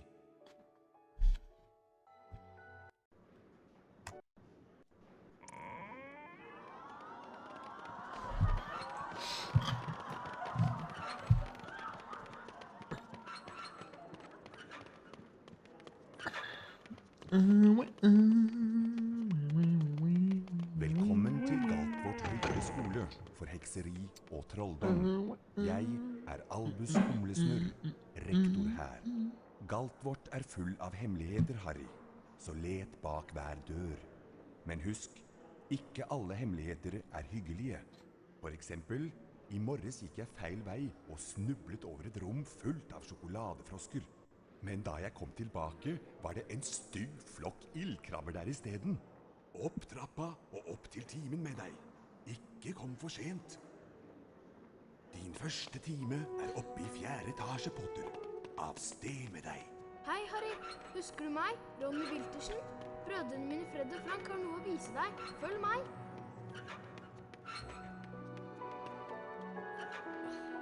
Følg meg, Harry. Me. Or skillet. Hei, Harry! Som førsteklassing har du mye å lære. Følg oss, så får du en topphemmelig skoletime. Ser dere senere i sorteforsvarstimer. Tvi, tvi, Harry. In your hands, always, always, always. Vi skal lære deg å klatre. Løp mot bokhylla og ikke stopp. Da begynner du nemlig å klatre. Over bokhylla finner du en av Bertram Butts allsmaktbønner. Samle alle Yeah, that's bønnene probably til en 'cause I som er oppvekst. paused.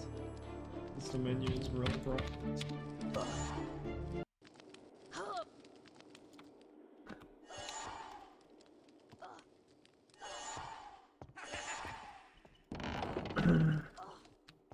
Godt gjort. In your head, in Løp your mot kanten og trykk på head. hoppknappen, da hopper du over. Hvis du faller ned, kan du klatre opp igjen og prøve en gang til. With Møt their oss i naborommet. tanks Vi tar en and snarvei og møter deg der.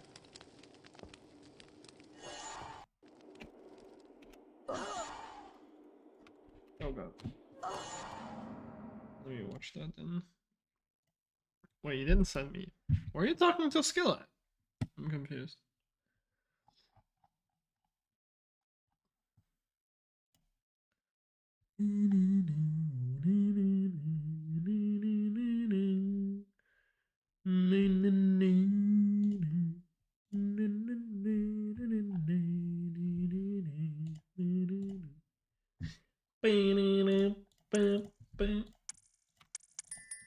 Ingenting ved den stjernestrødde nattehimmelen tydet på at merkelige og mystiske ting snart skulle komme til å skje.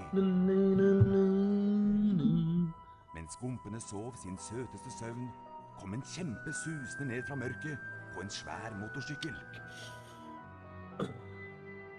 Kjempen, som het Gygrid, la fra seg en teppebylt på trappa til hekkveien nummer 4.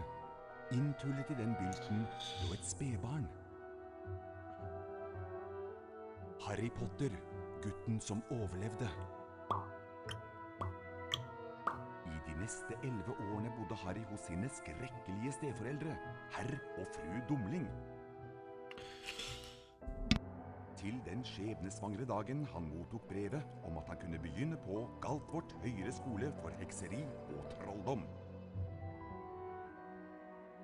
Gygrid tok Harry med til Diagonalmenningen for å kjøpe det som sto på den nok så uvanlige lista over skolesaker. Mens de var i trollmannsbanken Flirgodt, hentet Gygrid en lurvete pakke fra Hvelv 713 og nevnte noe om at den ville være tryggere på Galtvort. Snart etter tok Harry Galtvort-ekspressen fra spor 9¾ og la gompenes verden bak seg. Humlesnurr reiste seg. Dette skoleåret er gangen i 4. etasje forbudt område for enhver som ikke ønsker å dø en uvanlig smertefull død. Harry satt under valghatten og håpet intenst at han skulle bli utpekt til Griffing, ikke til Smygar. Jaså, ikke Smygar, sa hatten i øret på ham. Du kunne bli stor. Det er her i hodet ditt alt sammen, og Smygar kan hjelpe deg på veien til storhet. Ikke det? Vel, hvis du er sikker, så får det vel heller bli Griffing.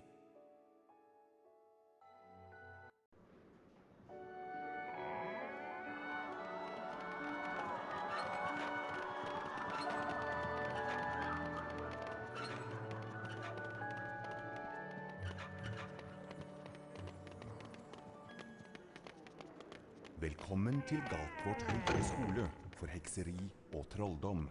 Jeg er Albus Humlesnurr, rektor her.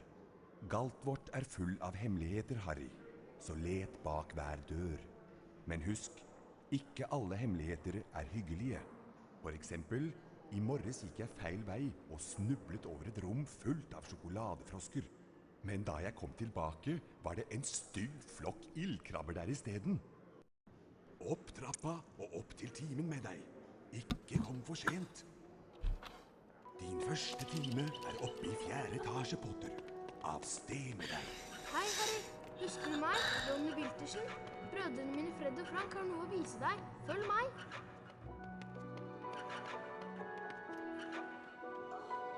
Følg meg, Harry.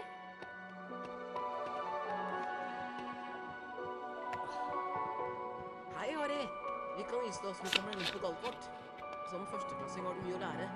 Følg oss, så får du en topphemmelig skoletime. Ser dere senere i svarteforsvarstimen. Tvi, Harry. Close the bottle.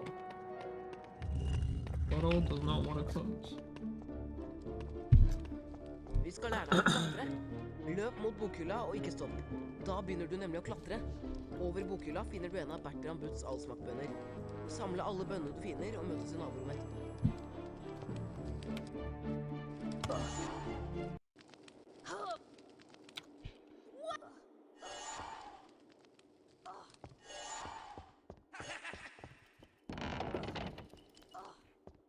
Godt gjort. Nå prøver vi å hoppe. Løp bort til kanten og trykk på hoppknappen, da hopper du over. Hvis du faller ned, kan du klatre opp igjen og prøve en gang til. Møte oss i naborommet. Vi tar en snarvei og møter deg der.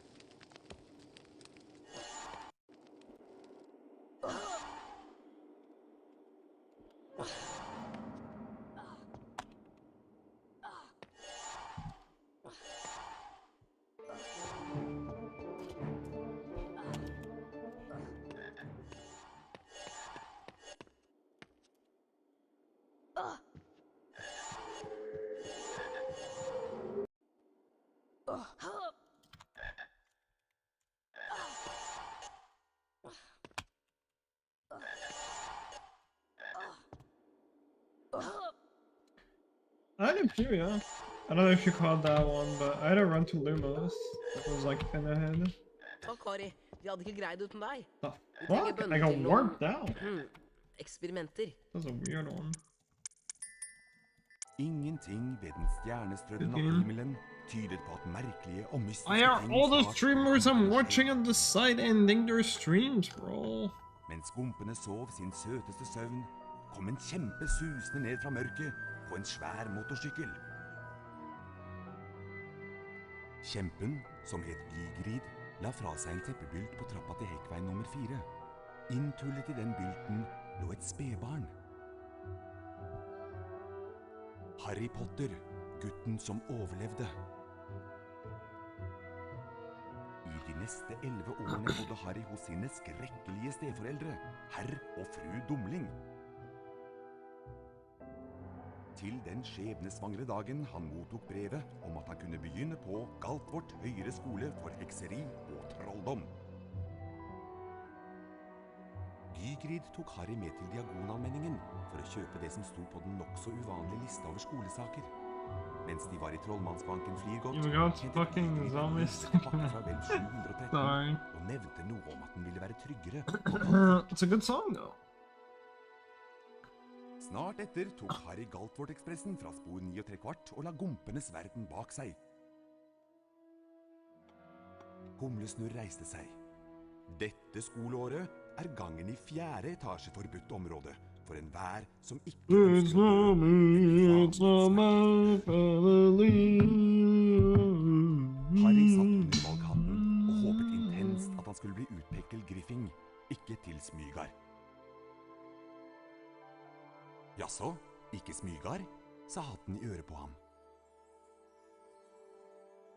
Du kunne bli stor. Det er her i hodet ditt alt sammen. Og Smygar kan hjelpe deg på veien til storhet. Ikke det? It's crazy. Vel, hvis du er sikker, så får I du did nothing.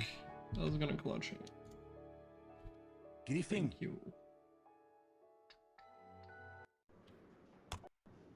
Clutched him like a boss.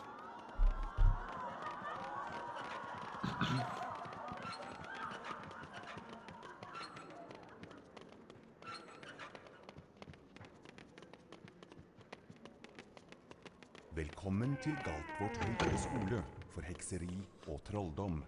Jeg er Albus Humlesnurr, rektor her. Galtvort er full av hemmeligheter, Harry. Så let bak hver dør. Men husk, ikke alle hemmeligheter er hyggelige. For eksempel, i morges gikk jeg feil vei og snublet over et rom fullt av sjokoladefrosker. Men da jeg kom tilbake, var det en stygg flokk ildkrabber der i stedet. Opp trappa og opp til timen med deg. Ikke kom for sent. Din første time er oppe i 4. etasje, Potter. Av sted med deg. Hei, Harry. Husker du meg? Ronny Wiltersen? Brødrene mine Fred og Frank har noe å vise deg. Følg meg.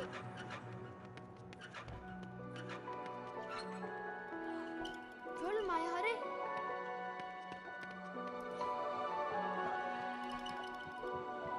Hei, Harry.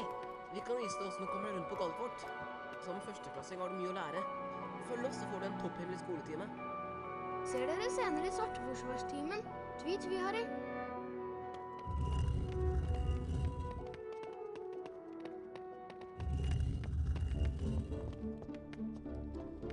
Hey! Vi skal lære deg å klatre. Løp mot bokhylla og ikke stopp. Da begynner du nemlig å klatre. Over bokhylla finner du en av Bertram Butts allsmakkbønner. Samle alle bønnene du finner og møtes i naborommet etterpå.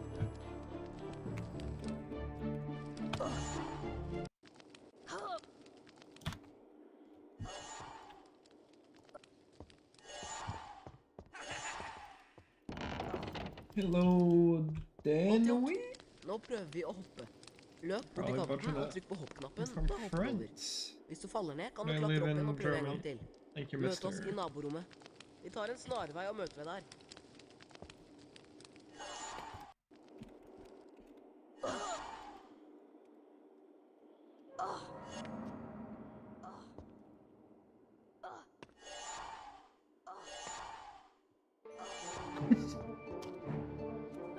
Oh, that's great.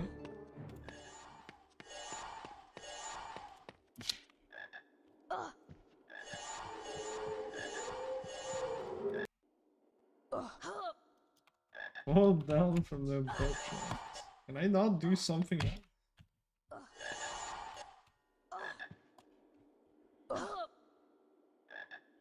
So literally nothing else I can do. If you give me $100, I'll fall down the bookshelf. No Du problem trenger at all. bønnene til noen eksperimenter. Her har du 12 16. Det er vel fortjent. 16 seconds.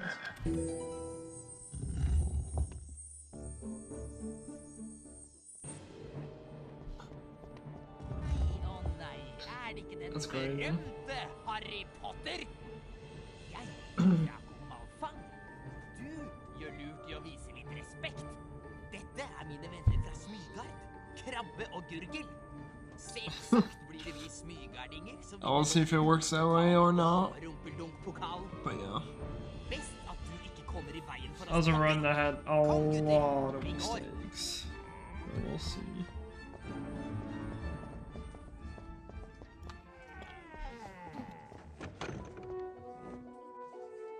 Jeg er professor Krengle. I dag skal vi lære å beskytte oss mot svarte kunster med Nintendo-formelen. Følg med tryllestaven min nå, og etterpå trykker du på museknappen og gjentar bevegelsen.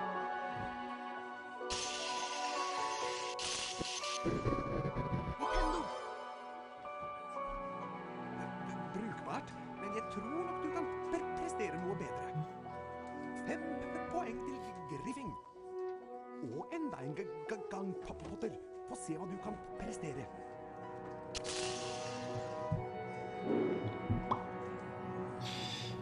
Nei, ikke slik, Potter.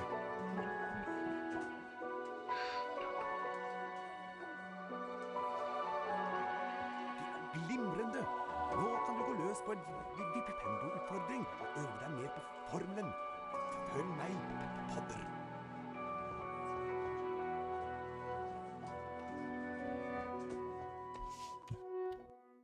Trykk på museknappen for å innsikte Nintendo-formelen, og slipp knappen for å sette formelen i verk. Prøv det på den tønna. Nintendo!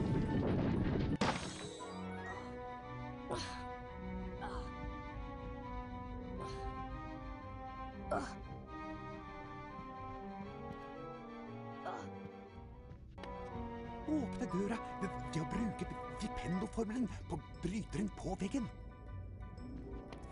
Vipendo virker på alle mulige slags ting. For eksempel denne kjelen.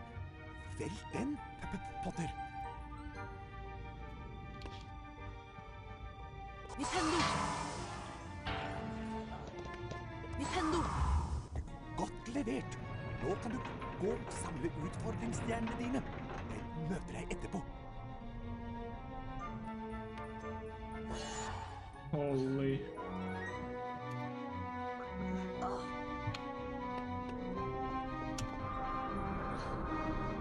My strat is to just not look at my emails, unless it's work. Nintendo!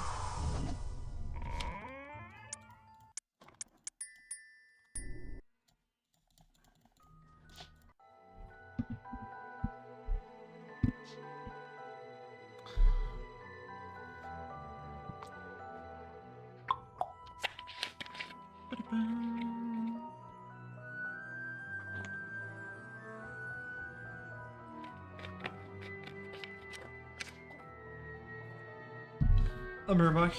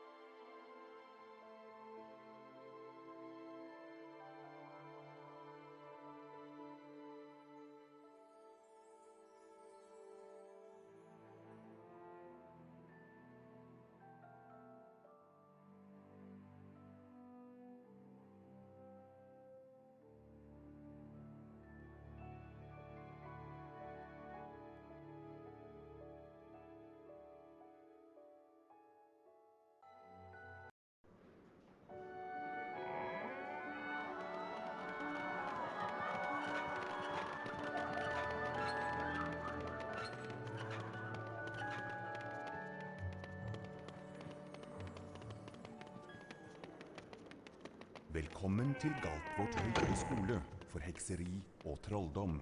Jeg er Albus Humlesnurr, rektor her. Galtvort er full av hemmeligheter, Harry, så let bak hver dør. Men husk, ikke alle hemmeligheter er hyggelige. For eksempel, i morges gikk jeg feil vei og snublet over et rom fullt av sjokolade. I don't think I've ever received these kind of Men da jeg kom emails. tilbake, var det en stygg flokk ildkrabber der i stedet. Opp trappa.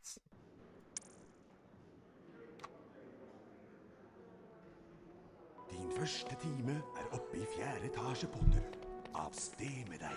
Hei, Harry. Husker du meg? Ronny Wiltersen? Brødrene mine Fred og Frank har noe å vise deg. Følg meg.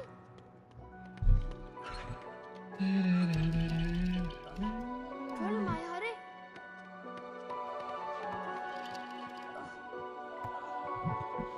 Hei, Harry. Vi kan vise deg hvordan du kommer rundt på Galtvort. Som førsteklassing har du mye å lære. Følg oss, så får du en topphemmelig skoletime. Ser dere senere i Svarteforsvarstimen. Tvi, tvi, Harry.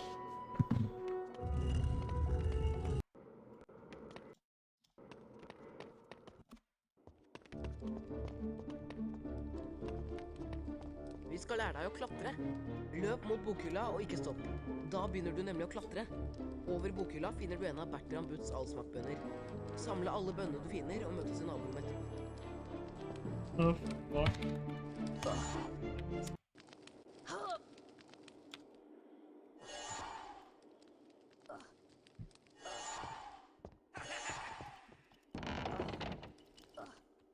Godt gjort. Nå prøver vi å hoppe. Løp bort til kanten og trykk på hoppknappen. Da hopper vi. Hvis du faller ned, kan du klatre opp igjen og prøve en gang til. Møt oss i naborommet. Vi tar en snarvei og møter deg der.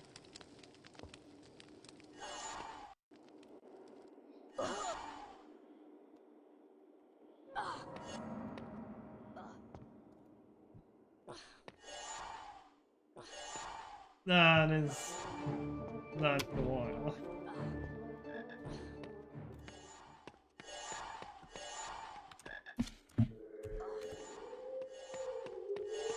Way too long. Takk.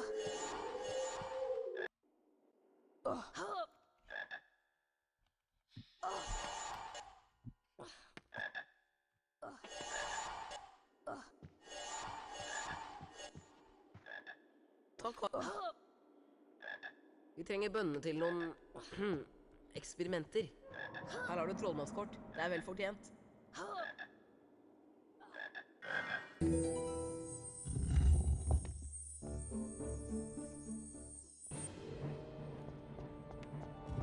Å nei, er det ikke den berømte Harry Potter? Jeg er Draco Malfang. Du gjør lurt i å vise litt respekt. Dette er mine venner fra Smygard, Krabbe og Gurgel. Selvsagt blir det vi smygardinger som vinner både huspokalen og rumpeldunk-pokalen. Best at du ikke kommer i veien for oss, Potter. Kom, gutter, vi går. Pretty much, yeah. Feel like a lot. Jeg er professor Krengle. I dag skal vi lære å beskytte oss mot svarte kunster med Vipendo-formelen. Dette er symbolet for Vipendo-formelen. Hold nå museknappen inne. Gjør den samme bevegelsen, og slipp knappen etterpå. Vipendo! Ikke verst, Potter. 5 poeng til Griffing. Prøv igjen. Prøv igjen, Åh. Potter. And then the nice key, whatever. Hva var det for slags form, Potter? That's second best, though. I'll take that. Really good tutorial. Glimrende. Like 3 of gold? Vipendo-utfordring. Øv deg mer på formelen. Følg meg, Potter. Nah, not at the moment at least. Trykk på museknappen for å innsikte No, playing within half a minute of your summer best in this game is impossible. Prøv det på den tønna. Just playing within 1 minute of your solo best in this game is theoretically doable, but it would be an insane run.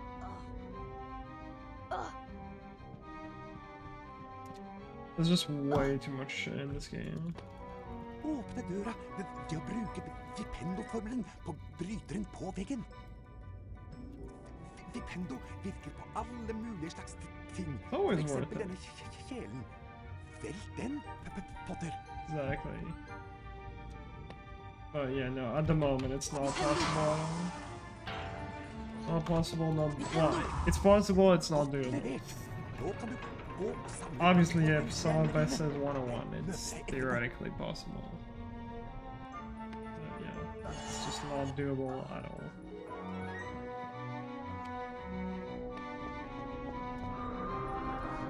You need more strats for that.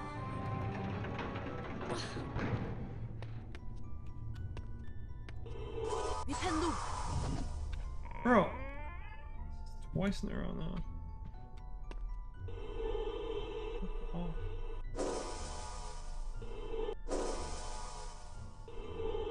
Nintendo! God dag, Harry Potter.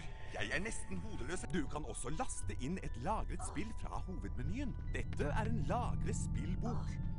Når du trykker på den, blir spillet automatisk lagret. Hvis du besvimer, starter spillet opp igjen fra det samme stedet. Du kan også laste inn et lagret spill fra hovedmenyen. Adjø!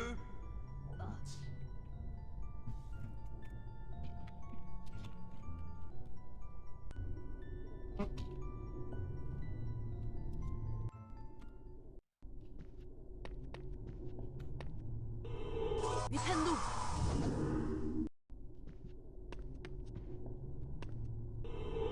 Nintendo!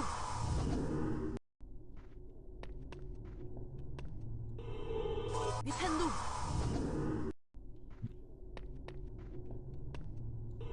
Nintendo!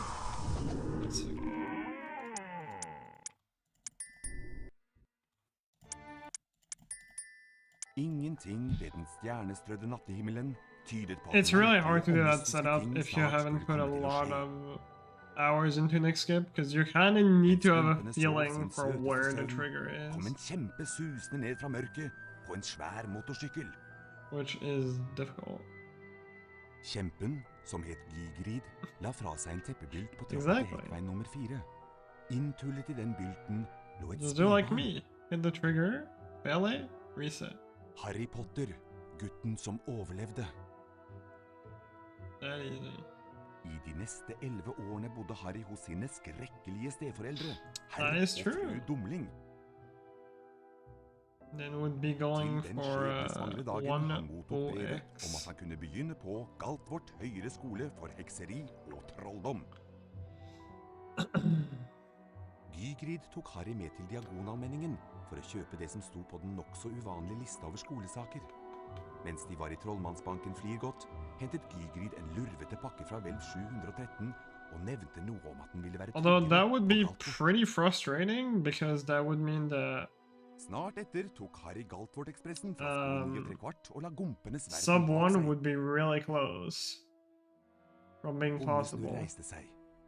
Dette skoleåret er gangen i 4. etasje forbudt område. But Hver it just som ikke ønsker å dø, there just en wouldn't be uvanlig enough time smertefull save. død. Harry satt under valghatten og håpet intenst at han skulle bli It's probably utpekt better til that way. Griffin, ikke til Smygar. Jaså, ikke Smygar? Sa hatten i øret på ham. Yo, nice. Yeah, that's Du kunne bli stor. not fun. Det er her i hodet ditt alt sammen. Og Smygar kan hjelpe deg på veien til storhet. Ikke det? You know, winter has been pretty good here. Vel, hvis du er sikker, så får det vel heller bli Pretty Griffin. nice. I am not looking forward to summer at all.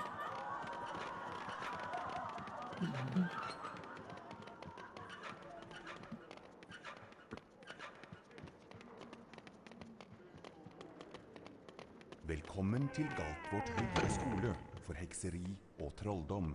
Jeg Albus Humlesnurr, rektor her. Galtvort full av hemmeligheter, Harry.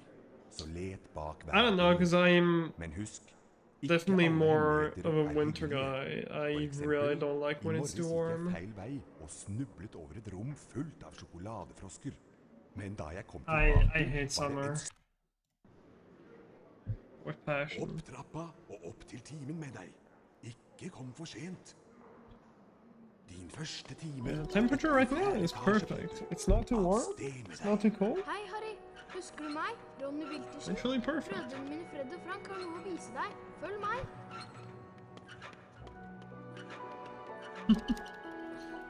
Følg meg, Harry. Lucky you, I guess.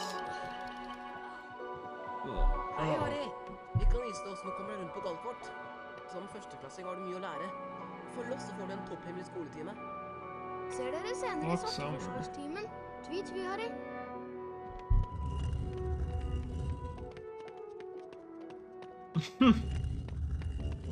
Nice. Vi skal lære deg å klatre. Løp mot bokhylla. Yeah, for me it was like similar-ish. Over bokhylla finner du en av My birthday is in April, middle of Samle alle April. brødre og fiender og møtes i naborommet. And it was always, literally always during vacation, during Easter. Easter vacation. What is going on with the buttons, bro? It was always perfect. I always felt bad for the kids who had to go to school during their birthdays. The last place I want to fucking go to when it's my birthday is school.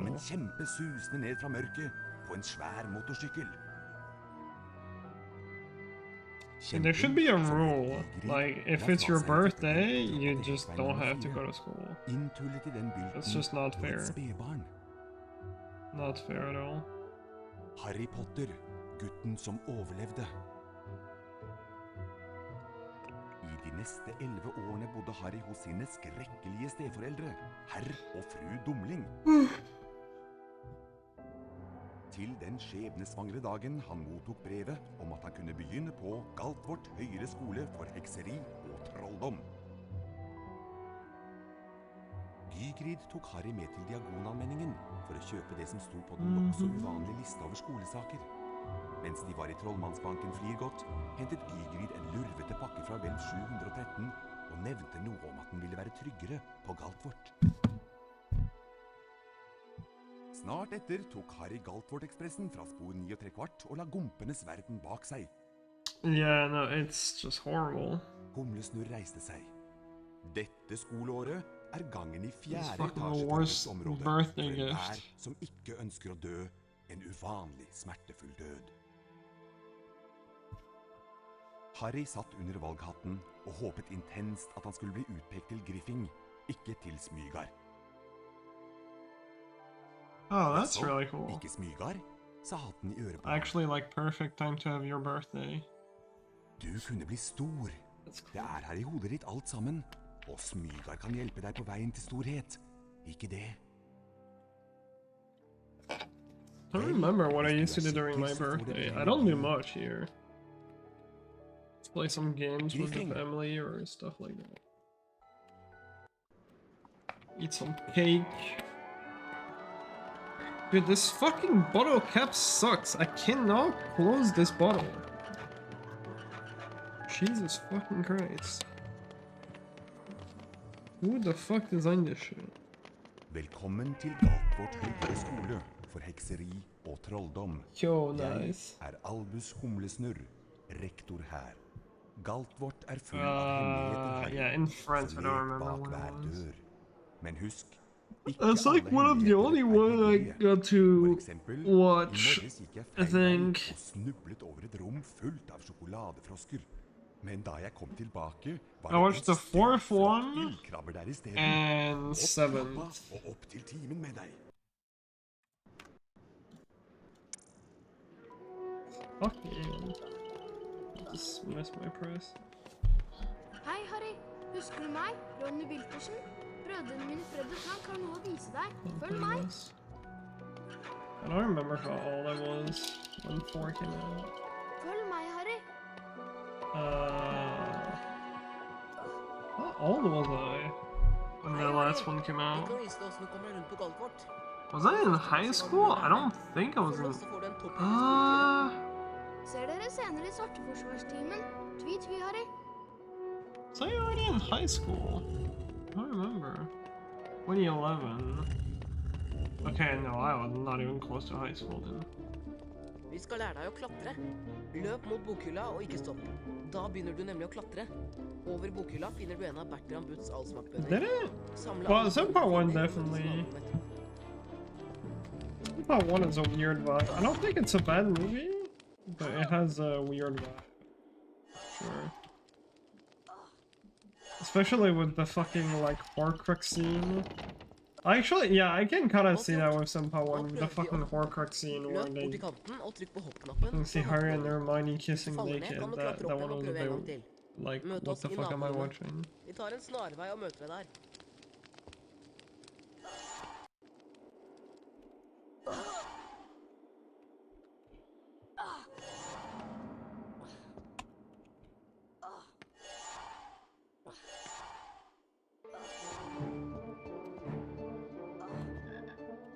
But I feel like some part 2 was pretty normal vibe. Some part 2 is pretty cool movie.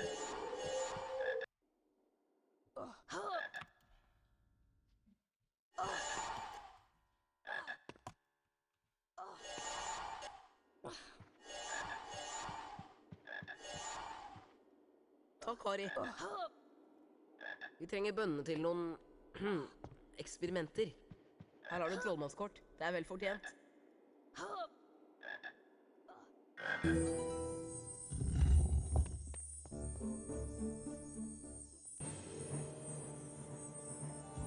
Å nei, er det ikke den berømte Not the game. Harry Potter? Jeg er bra på Yeah. fang. No, same. I think they did pretty well. Respekt. I think they did pretty well for most of the HP movie, Krabbe really. og gurgel. Selvsagt Like, the only HP movie where I got really bored huspokal was og 6. dumpedunkpokal. And even then, I don't think it was a bad Hvis han movie. ikke kommer i veien for oss, Potter. I just got Kom, bored. gutter. Vi går. There's not a lot of action.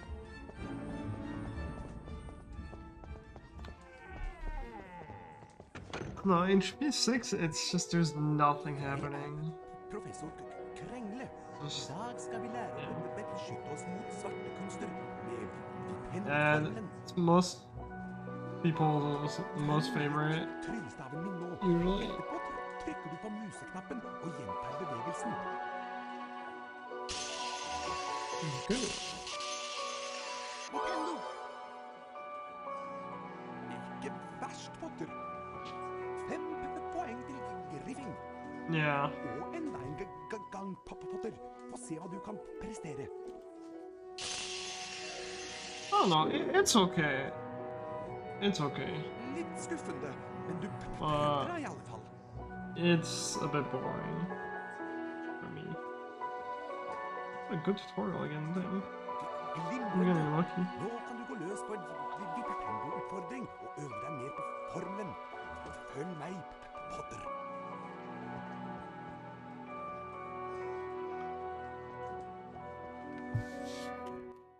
Trykk på museknappen for å innsikte Vipendo. Oh yeah, 5 is definitely better. Knappen for å sette Definitely more interesting. verk.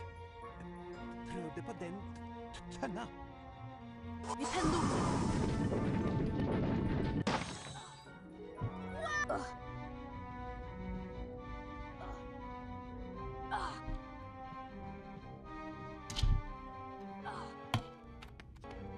Åpne Feels døra good. ved å bruke Vipendo-formelen. It is og bryter good. en People farlig complain it's too long, but I think it's good. Vipendo virker på alle mulige slags ting. For eksempel denne kjelen. Velg den, Potter. Is it really the most disliked? Nintendo! I feel like 4 was the most disliked. Godt levert. Nå kan du gå og samle utfordringsstjernene dine. I feel like whenever I ask people, they were always like 4 was dog shit, bro.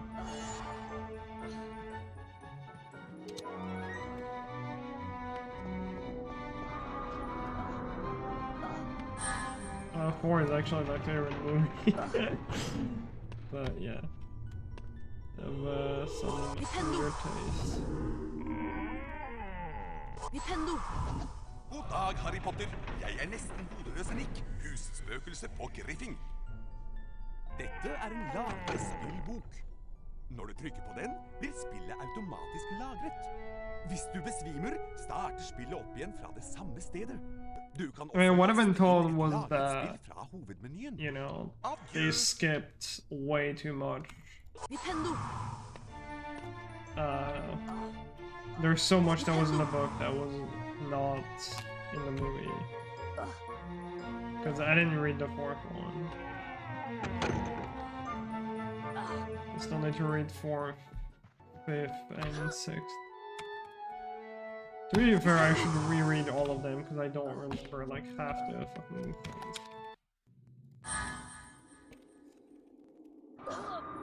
Low attention span is yeah, all good.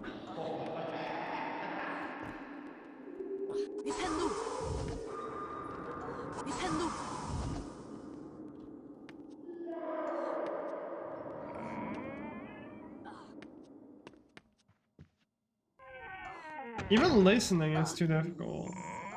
I just still zone out. Dette en hagegnom, man. Stiger opp, lager unge trollmenn. Vipp ham og brenne for å avslutte. I actually don't dislike reading. I really enjoy reading. It's just I have just the worst attention ever. It's just I really struggle reading because I'll read one line like 3 or 4 times because while I'm reading I just get distracted by literally whatever. It could be my own thoughts. And it just takes me way too long to read a book. Det ble mye snakk om innbruddet I trollmannsbakken Firgot, men det ble ikke mye tid til å dvele ved det, for Harry og vennene hans skulle snart ha flytime med Madame Hopp. Rex, no. So good stuff. Jeg læreren deres, Madame Hopp. Yeah, literally, you could just put me in an empty room with a book, and just my thoughts are enough to, you know, make me forget what I just read. So, like, I read the HP 7, but it took me months. Altså, når jeg blåser I fløyta. Like, it's really not that I don't like reading. I really do like reading. It's just that I... La oss nå se hvor godt du greier det med mindre ringer. I don't know, I guess maybe if I read a bit more, but it's just I get way too distracted and then I can't really... I can't enjoy reading because I can't stay focused. Not because I don't like the, you know... action of reading.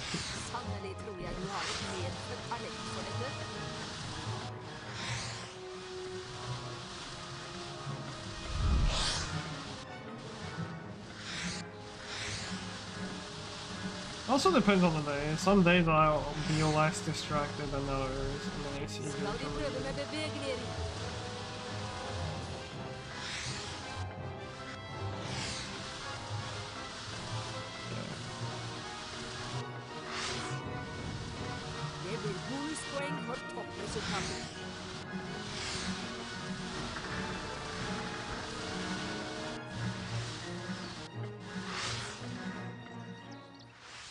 Perfekt resultat. 20 poeng til Griffing. Finner du I hovedmenyen.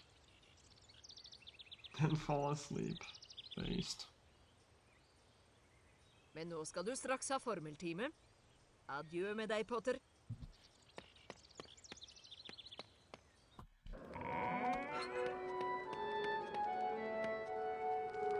Du tidlig ute til timen, Harry. Men jeg skal lære deg en ny formel jeg har lært meg på egen hånd. Den formelen jeg har lært heter Alohomora. Den åpner alt som låst med magi, men ikke finn på noe tull med den.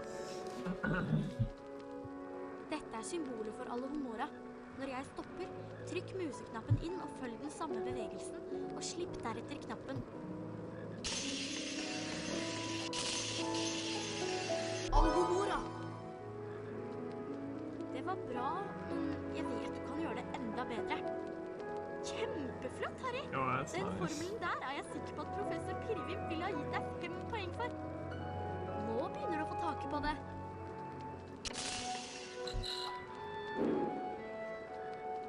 I don't know. Og hva Not for var me. det du hadde tenkt Maybe å one day. med det? Maybe one day I'll be able to rewire my brain into reading.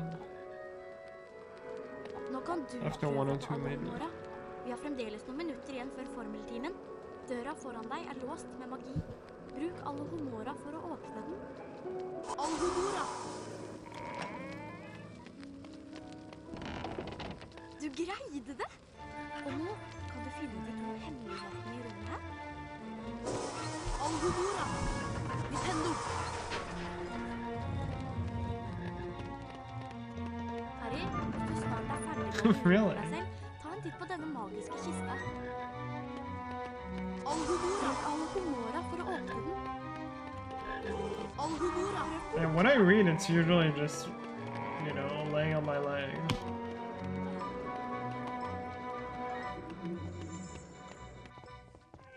Velkommen, unge trollmenn. Jeg heter professor Pirvimp, og i dag skal dere lære sveveformelen Wingardium. Nå skal dere utføre Wingardium Leviosa-utfordringen for å øve dere i det korrekte Wingardium Leviosa-symbolet. Når jeg stopper, trykk inn museknappen og følg den samme bevegelsen. Slipp knappen etterpå.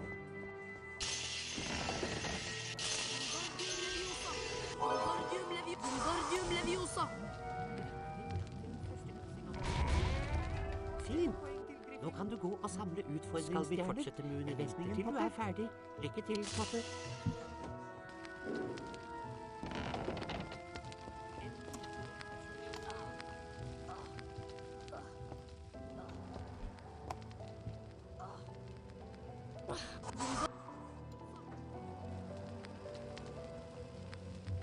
Wingardium Leviosa!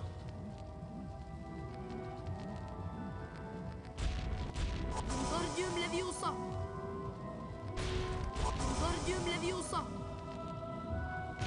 Wingardium Leviosa! Wingardium Leviosa! Wingardium Leviosa! Wingardium Leviosa! Nintendo! Nintendo!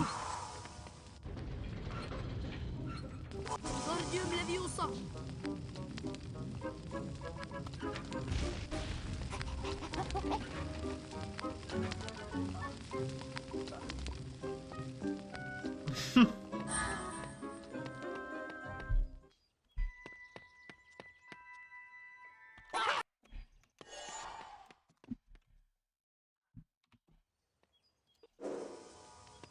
I definitely do like reading from an actual book than like, you know, on phone.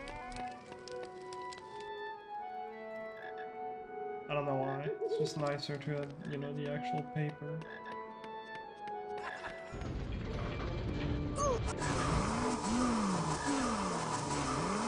Physical.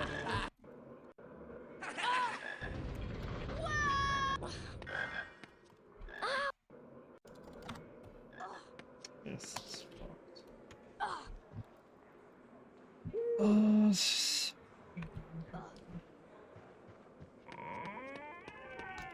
I love that because of Barclay.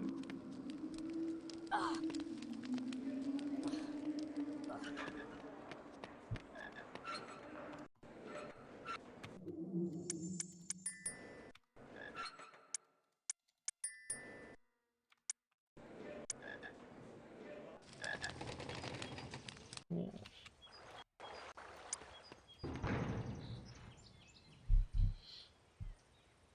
Harry, herover.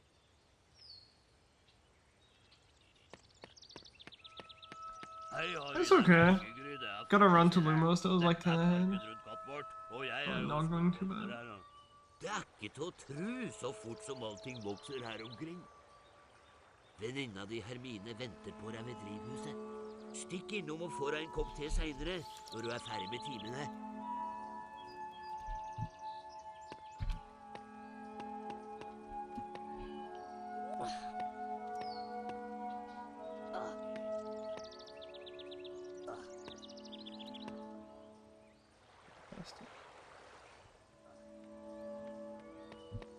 Jo. Are people cooking?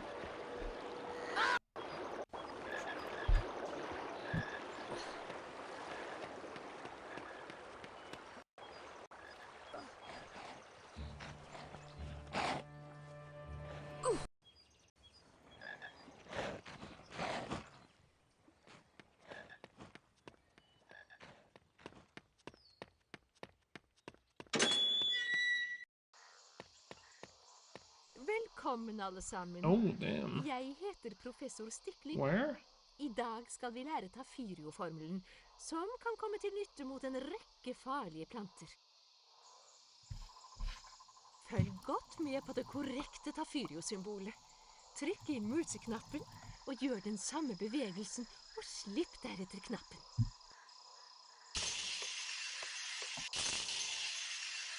Tafyrio! Oh yeah, I have all the records in HP2 except glitchless. 5 poeng til Griffin. Skal vi fortsette med leksjonen, But yeah, Potter? I've just put more hours into this game. Okay. En interessant variant av Tafyrio, men dessverre helt feil.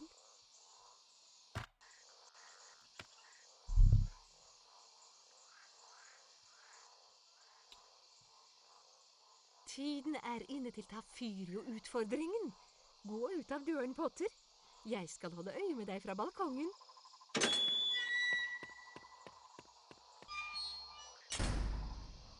Is it worse than Dogbug Ride? Dette er spiddebusker.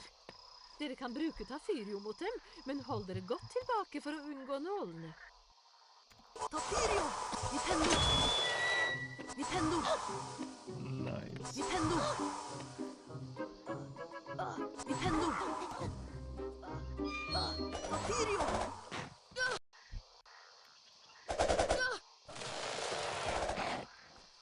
Tafyrio!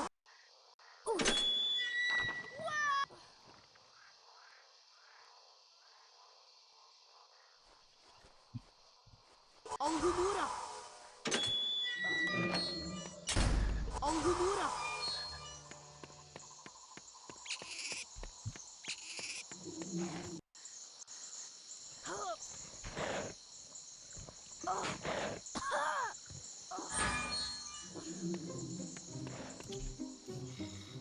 One gold pace.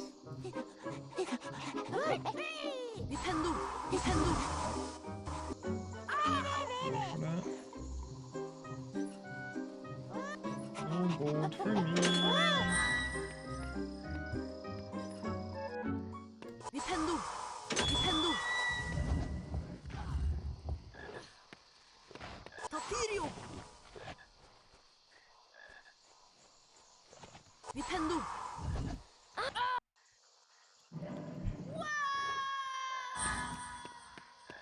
Tafyrio! Nintendo! Tafyrio! Nintendo! Nintendo! Nintendo!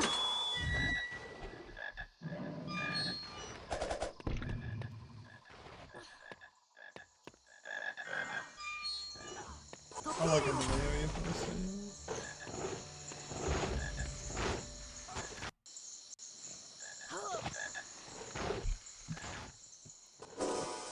Nintendo!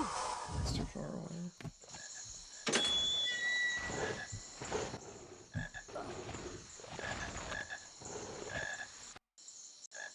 Ouch! Hey, keep fucking with this boost. My angle was Nintendo! oh, my angle. Nintendo! Nintendo! Nintendo! Nintendo!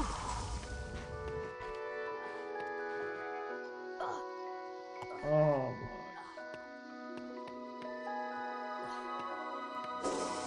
This is a road for sure.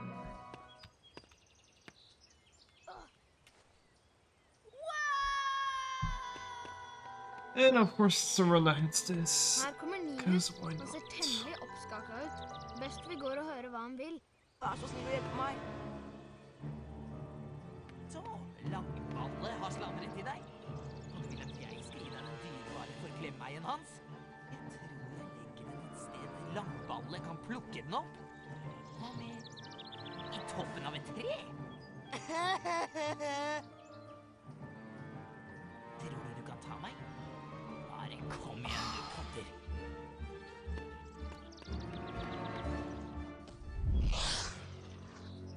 Gi meg forklemmeien til Nines småfang. Vil du ha en forklemmeien? Prøv å ta den da vel. Best du passer deg for klabbene mine.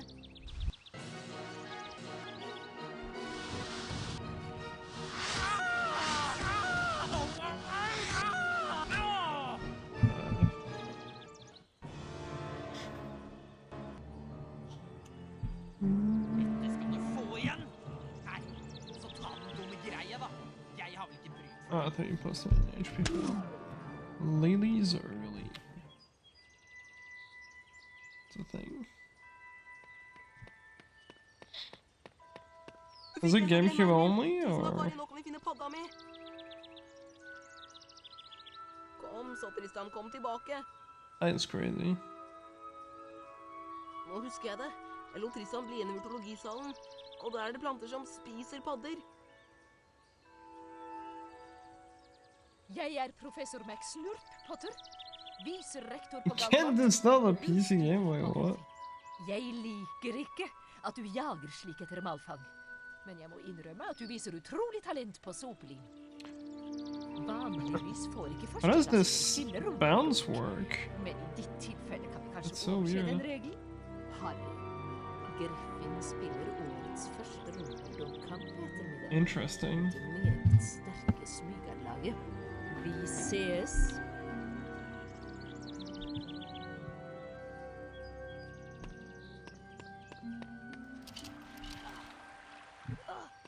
That's pretty good.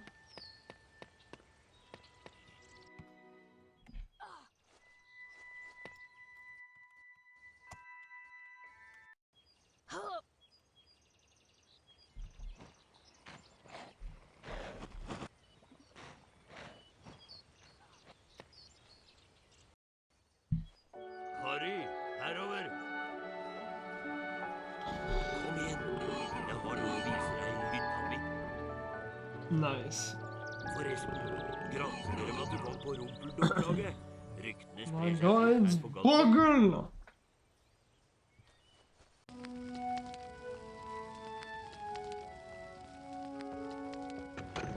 Velkommen til hjemmet mitt, Harry.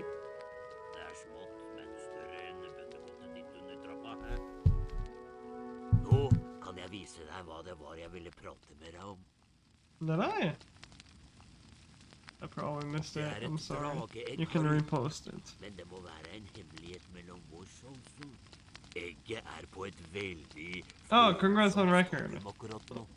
Thank Jeg you. kan ikke la det ligge igjen her alene. I'm blind. Men jeg trenger noe ildfrø for å gi det det siste blaffet av Thank you, hete som det Trevor. klekker. I beat Harry, a kan du fucking hente noen fringe ildfrø til meg? French Jeg guy dyrker dem i noen huler ute i hagen. who can't Du må even ta med så can mange barely play the ildfrø til game. meg som du He kan was calling finne. himself world record Men vær holder. forsiktig. Honestly, De kind of cringe. spytter ild, You can og frøa barely er fucking play the blodhete, game så la dem after kjøle like før 7 du years. plukker dem opp. Av sted med det.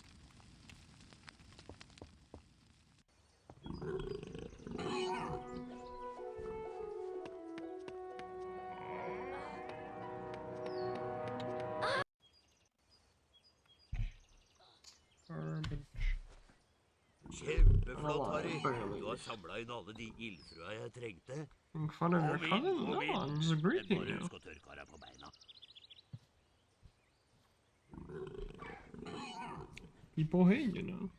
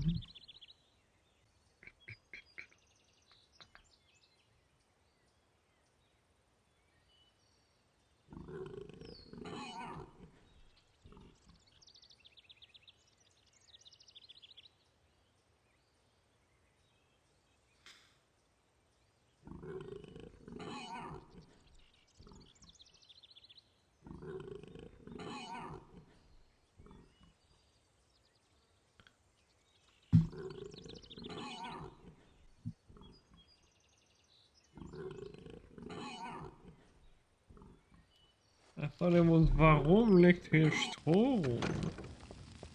Bare sleng dem på ilden, Harry.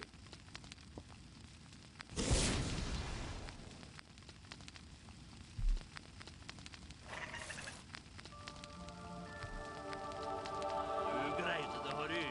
Nå begynner det å flekke. Er ikke søt. Jeg skal kalle den for Norbert. Han er en norsk kamrygg, skal jeg si deg.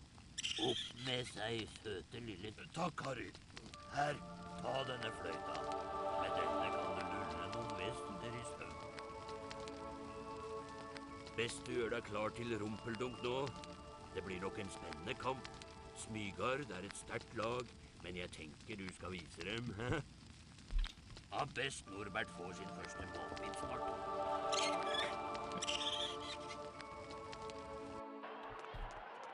Probably, yeah.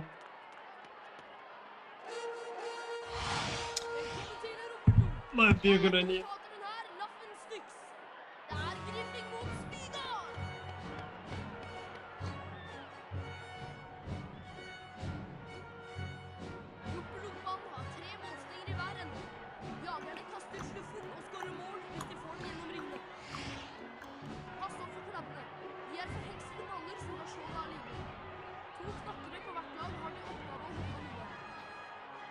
Griffings nye speider er Harry Potter.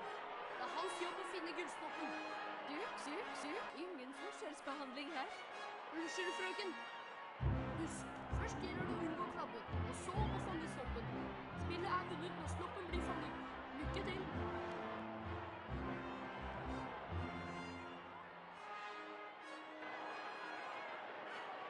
Opp.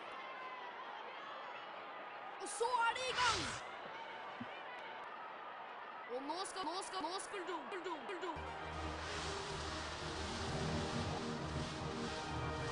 Det var nære på! Fantastisk! Nydelig gjort! Dere greide det! Griffing har slått Smygard! Godt levert, Harry Potter! Dette er Laffen Styx som takker for seg. Time save. Yippee.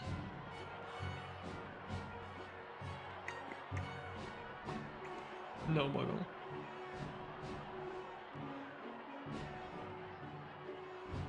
Harry Potter, den yngste speider i Galtborts historie, hadde vunnet rumpeldunk-kampen. Gratulerer enda en gang med seieren over Smygard i rumpeldunk. Du var Let's helt go. topp. Det er Not noe som into that at plager all. meg, Harry. Ronny But og happy jeg for hørte you, I guess. underlige lyder utenfor den And stop fortalte finishing gangen. buggle Blir du with i fjerde etasje I but automatisk? in your head. I don't know if buggle means anything in German though. Does buggle mean anything in German, buggle?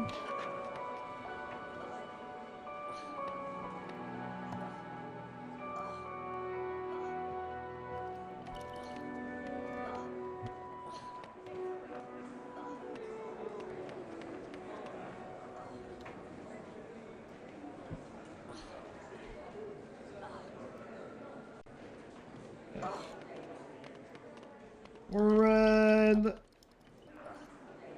We're red. So red.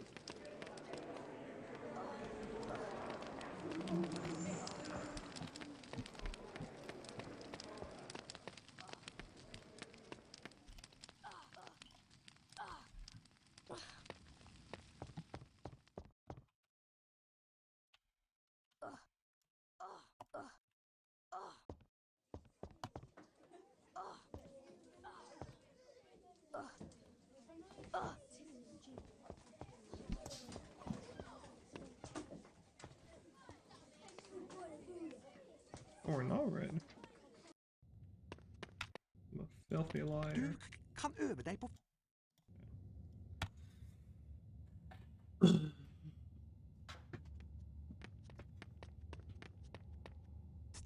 Trykk på museknappen for å innsikte Lumos-formelen, og slipp knappen for å sette formelen i verk. Lumos! Ganske lyst, hva? Nå kan du krysse avgrunnen og samle utfordringsstjernene. Jeg møter deg etterpå.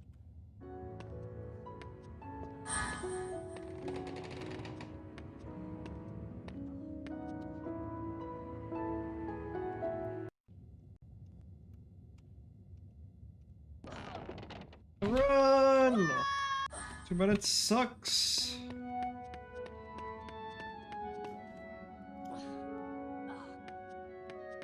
Wingardium Leviosa!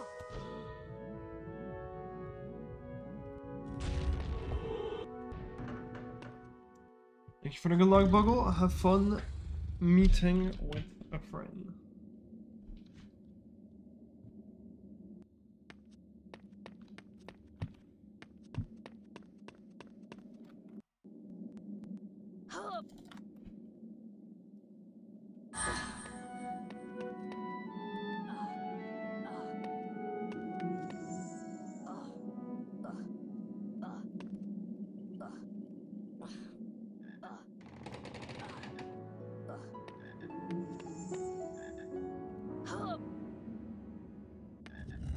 Nintendo!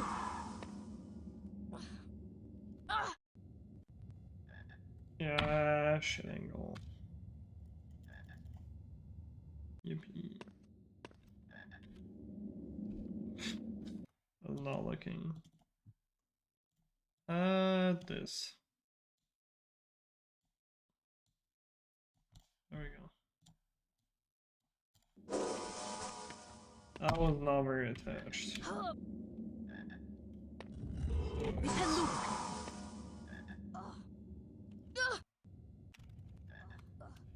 Bro. Nintendo! Really? That failed?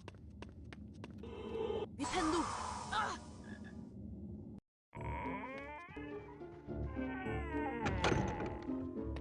Jeg så nettopp Ronny nede i inngangshallen. Alhumora!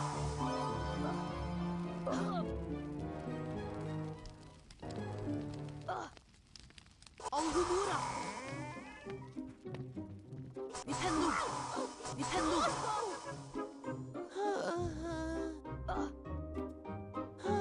Alhumora!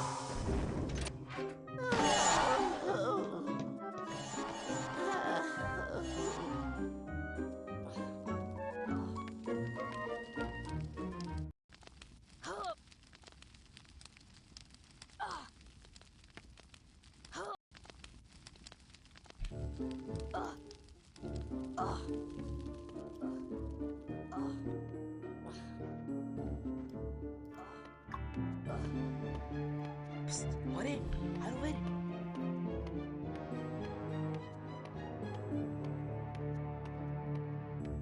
Hei, Harry. Har du samlet 25 bønner? Vi trenger bønnene til noen eksperimenter. Du trenger visst fortsatt noen flere bønner, Harry, så det er bare å fortsette å lete. Fortsett å samle Bertram Buds alsmappbønner, Harry. Du bytter 25 bønner mot et trollmannskort. Alhumora! He did not climb this table. Alhumora!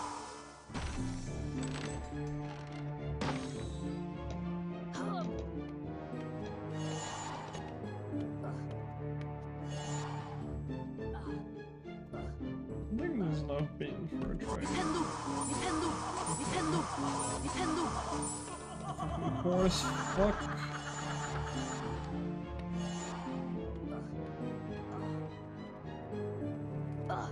Nintendo! Nintendo! I neste time har vi eliksirer, og det ser ut som vi er sent ute alt.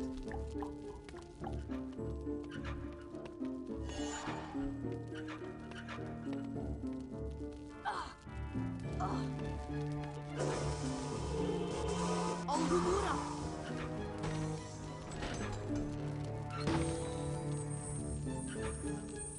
God damn, don't fall.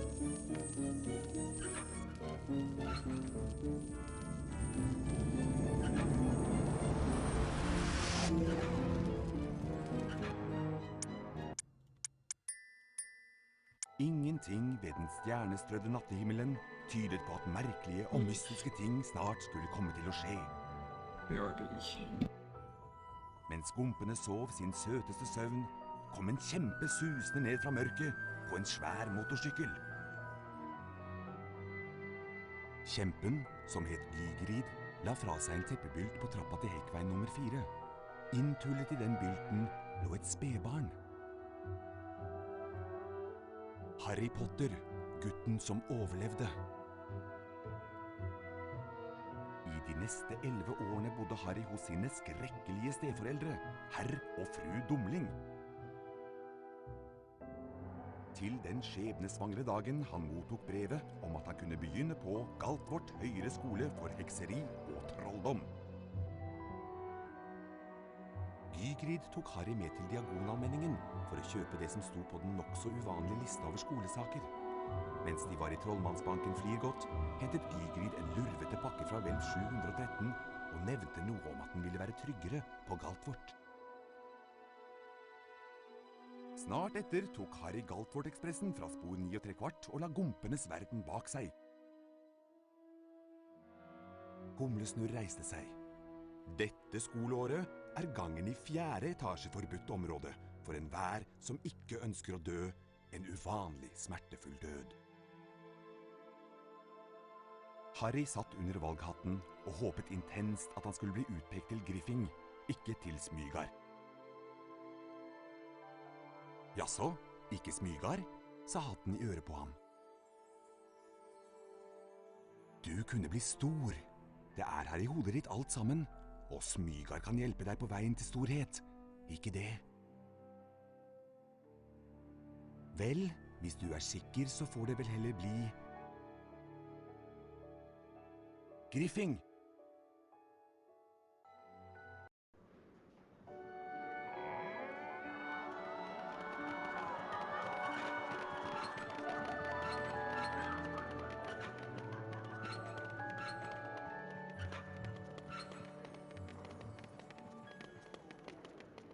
Velkommen til Galtvort høyere skole for hekseri og trolldom. Jeg er Albus Humlesnurr, rektor her. Galtvort er full av hemmeligheter, Harry, så let bak hver dør. Men husk, ikke alle hemmeligheter er hyggelige. For eksempel, i morges gikk jeg feil vei og snublet over et rom fullt av sjokoladefrosker. Men da jeg kom tilbake, var det en stygg flokk ildkrabber der i stedet. Opp!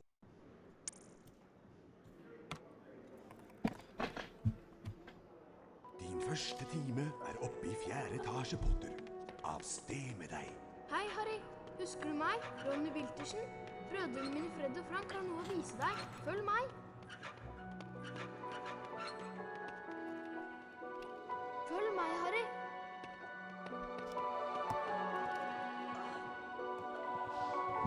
Hei, Harry. Vi kan vise deg hvordan du kommer deg rundt på Galtvort. Som førsteklassing har du mye å lære. Følg oss, så får du en topphemmelig skoletime. Ser dere senere i svarteforsvarstimen. Tvi, Harry.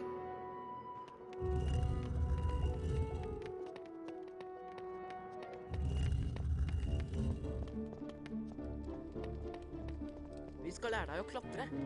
Løp mot bokhylla og ikke stopp. Da begynner du nemlig å klatre. Over bokhylla finner du en av Bertram Butts allsmakbønner. Samle alle bønner og finner og møtes i naborommet etterpå. It's just in case we got lost.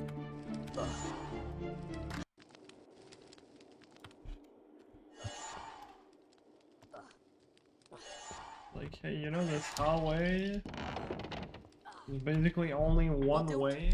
Nå prøver vi opp. Can't get lost. Just in case, you need to go left and then right Hvis into du the faller ned, wall. kan du klatre opp igjen og prøve en gang til. Møte oss i naborommet. Vi tar en snarvei og møter deg der.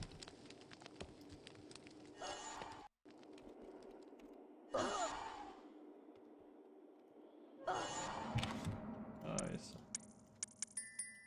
Ingenting ved den stjernestrødde natthimmelen tyder på at merkelige og mystiske ting snart skulle komme til å skje. I am bad. Mens skumpene sov sin søteste søvn, kom en kjempe susende ned fra I hit mørket a på en custom svær trigger repeats. motorsykkel. Like the boost that I'm doing is to skip La fra seg en over teppebylt på trappa til helt på cutscene side. trigger. Inntullet i den bylten lå et spedbarn. Which actually sucks because it skips getting some beans, which we need for the trade. I de neste My friend 11 George. årene bodde Harry hos sine skrekkelige steforeldre, herr og fru Dumling. Really, that skip I think would save like 10, but because we have to make up for extra beans, it only saves 3. Om at han kunne begynne på Galtvort høyere skole for hekseri og trolldom. Gygrid tok Harry med til Diagonalmenningen for å kjøpe det som sto på den nokså uvanlige lista over skolesaker. Mens de var i trollmannsbanken Flirgodt, hentet Gygrid en lurvete pakke fra vel 713 og nevnte noe om at den ville være tryggere på Galtvort. Snart etter I don't know if you got any. Galtvort-ekspressen fra spor 9 3/4 og la gumpenes verden bak seg. I don't know if Malfoy really gives a shit about beans. Humlesnurr I reiste don't. seg. Dette skoleåret er gangen i 4. etasje forbudt område for enhver som ikke ønsker å dø en uvanlig smertefull død. Harry satt under valghatten og håpet intenst at han skulle bli utpekt til Griffing, ikke til Smygar. Jaså, ikke Smygar, sa hatten i øret på ham. Du kunne bli stor. Det er her i hodet ditt alt sammen, og Smygar kan hjelpe deg på veien til storhet. Ikke det? Vel, hvis du er sikker, så får det vel heller bli Harry Potter jelly beans? Griffing. Oh, jelly belly. Or it's good in bag flavor. Oh, the like bean bags that you can buy. No. No, I did buy one when I went to London to like we went to check out the HP tour thingy, however it's called. Velkommen til Galtvort Let me show you the studio, and I think we bought some Jeg there. er Albus Humlesnurr, rektor her.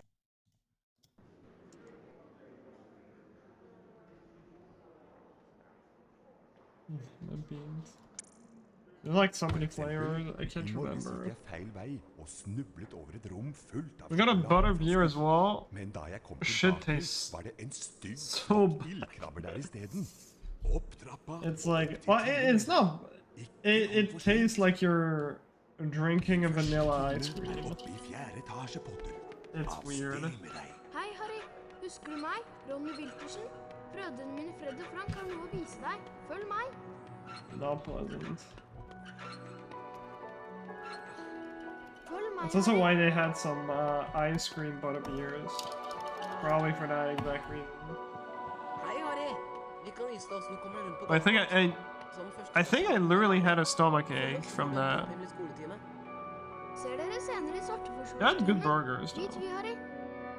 Can't complain.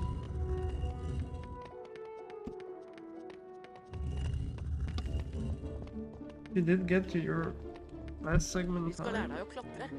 Løp mot bokhylla. Da begynner du I nemlig å don't know klatre. yet. Over bokhylla finner du en av Bertram Butts At the moment, I only Samle want alle to get a bønnene one finner or og møtes i two. naborommet.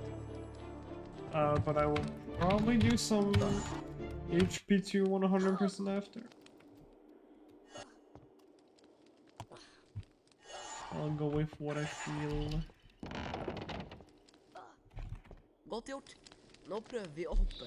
I might do an Octo-Effect at Hvis du 100% faller ned, on kan du klatre opp igjen og prøve Sunday. en gang til. Møte oss i No full naborommet. promise, Vi tar en but snarvei og møter ved deg. possibly.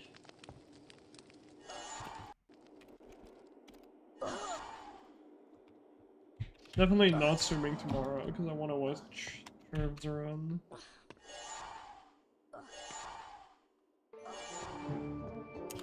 But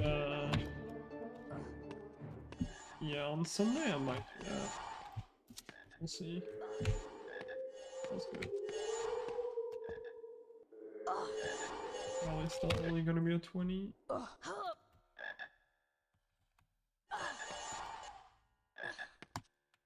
I suck.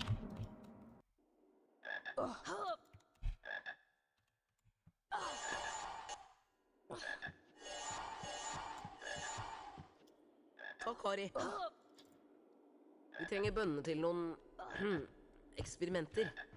Her har du trollmannskort. Det er vel fortjent.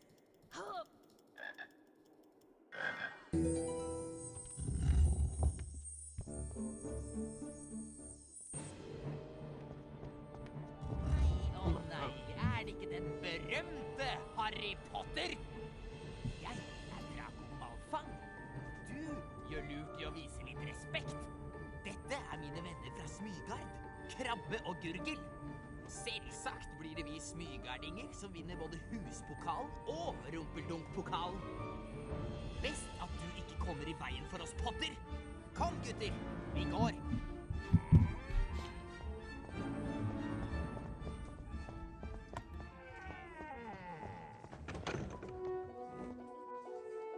Jeg er professor Krengle. I dag skal vi lære å beskytte oss mot svarte kunster med Vipendo-formelen. Dette er symbolet for Vipendo-formelen. Hold nå museknappen inne. Gjør den samme bevegelsen, og slipp knappen etterpå. Vipendo! Ikke verst, Potter. 5 poeng til Griffing. Prøv igjen, Potter.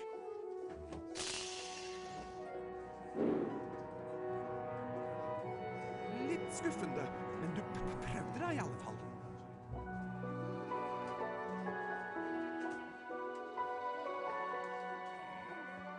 Glimrende. Nå kan du gå løs på en Vipendo-utfordring og øve deg mer på formelen. Følg meg, Potter.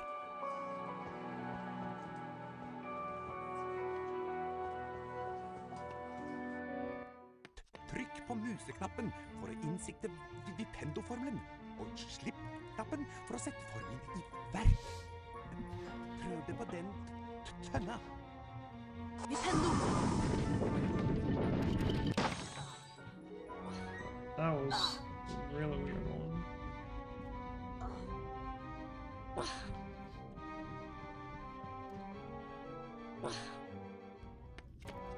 Åpne døra ved å bruke Vipendo-formelen på bryteren på veggen. Vipendo virker på alle mulige slags ting. For eksempel denne kjelen. Velg den, Potter. Vipendo!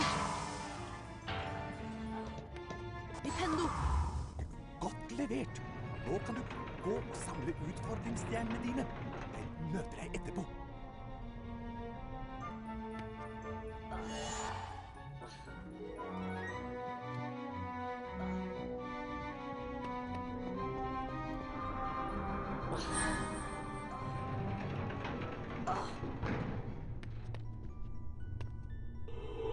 Vipendo! Vipendo! God dag, Harry Potter. Jeg er nesten hodeløs Nick, husspøkelse på Griffing. Dette er en lagre-spillbok. Når du trykker på den, blir spillet automatisk lagret. Hvis du besvimer, starter spillet opp igjen fra det samme stedet.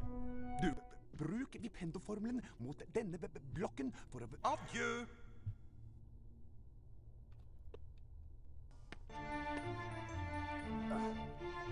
Vipendo!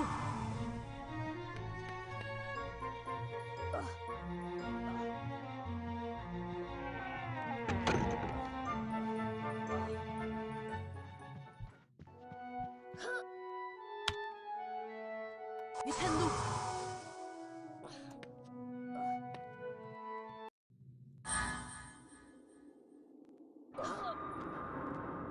Vipendo!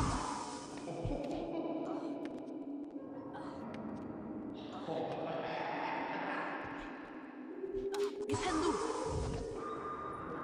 Vipendo!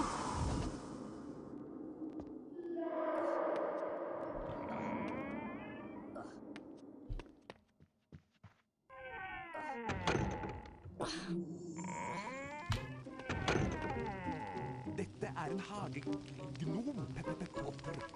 De liker å plage unge trollmenn. Vipp ham over ende for å avslutte utfordringen. De er snare i vendingen og kan bære til atskillig plage. Nintendo! Nintendo! Nintendo! Gratulerer, Potter. Du har bestått utfordringen. Du har samlet de nødvendige utfordringsstjernene. 5 poeng til Griffing. Men nå må du komme deg til limetreninga. Oppe i Griffingstua igjen snakket Harry, Ronny og Hermine om de første spennende dagene på Galtvort. Det ble mye snakk om innbruddet i Trollmannsbanken Flirgodt, men det ble ikke mye tid til å dvele ved det, for Harry og vennene hans skulle snart ha flytime med Madame Hopp.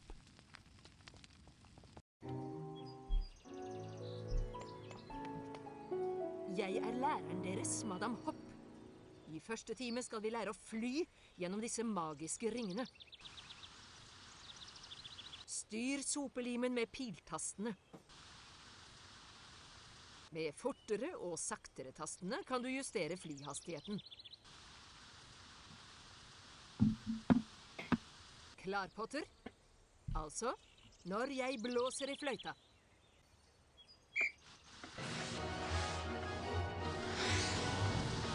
Godt levert, Potter. La oss nå se hvor godt du greier det med mindre ringer.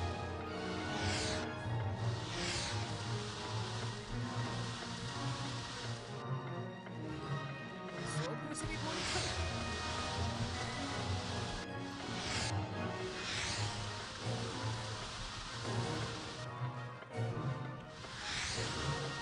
Disse ringene burde være en utfordring for deg.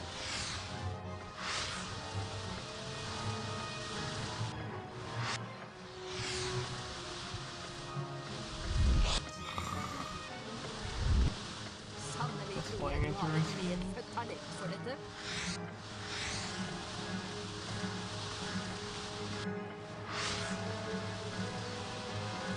Skal vi prøve med bevegelige ringer?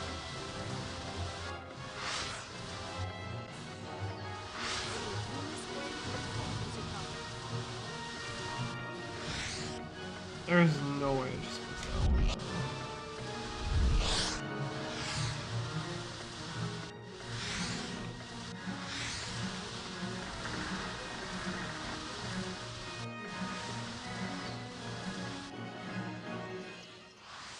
Perfekt resultat. 20 poeng Unfortunately til is. Griffing.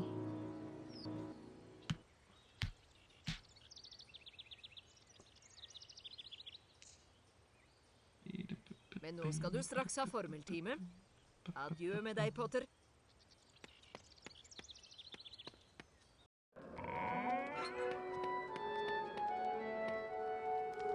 Du er tidlig ute til timen, Harry. Men jeg skal lære deg en ny formel jeg har lært meg på egen hånd.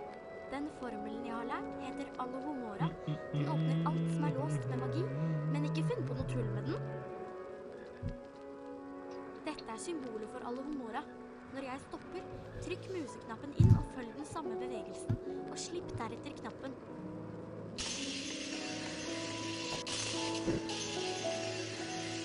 Alohomora! Det var bra, men jeg vet du kan gjøre det enda bedre. Kjempeflott, Harry! Den formelen der er jeg sikker på at professor Pilvim ville ha gitt deg 5 poeng for. Nå begynner du å få taket på det.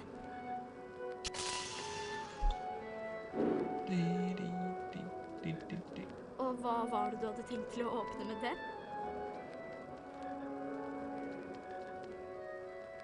Turbo RNG and Turbo Nå kan Drawing. du prøve på Alohomora. Turbo Vi har Everything. fremdeles noen minutter igjen før formeltimen. Døra foran deg er låst med magi. Bruk Alohomora for å åpne den. Alohomora! Du greide det! Og nå kan du finne de 2 hemmelighetene i rommet her. Alohomora! Nintendo! Harry, hvis du snart er ferdig med å beundre deg selv, ta en titt på denne magiske kista. Alohomora! Alohomora for å åpne den.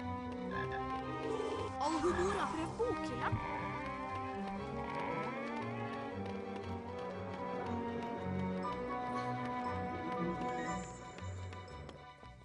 not your Velkommen, first trollmenn. Jeg heter professor Pirrevimp, og I dag skal dere lære sveveformelen Wingardium. Nå skal dere utføre Wingardium Leviosa-utfordringen. Legg merke til det korrekte Wingardium Leviosa-symbolet. Når jeg stopper, trykk inn museknappen og følg den samme bevegelsen. Slipp knappen etterpå. Wingardium Leviosa! Fint. Nå kan du gå og samle utfordringsstjerner. Skal vi fortsette med undervisningen til du er ferdig? Lykke til, Potter.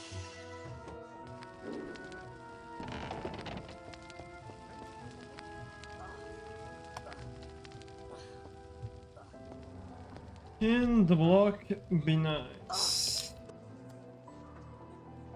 Okay, it's too late. Wingardium Leviosa! Possibly.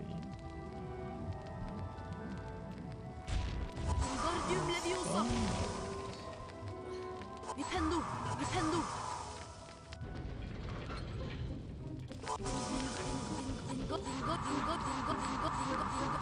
Wingardium Leviosa!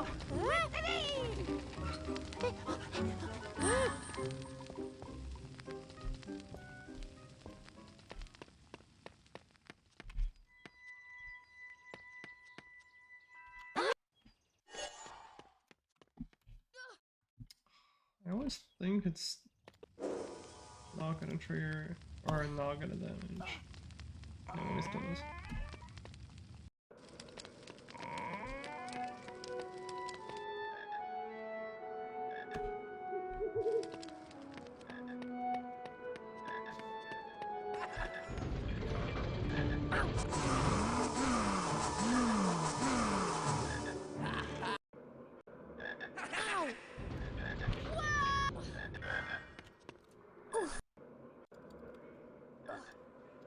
Steroid Bix.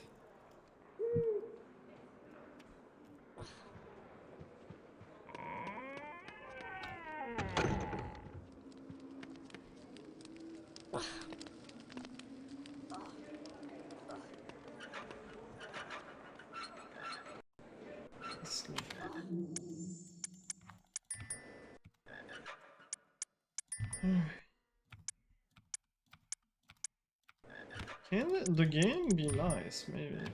No? Okay. Just being fucked over. It's amazing. Harry, herover!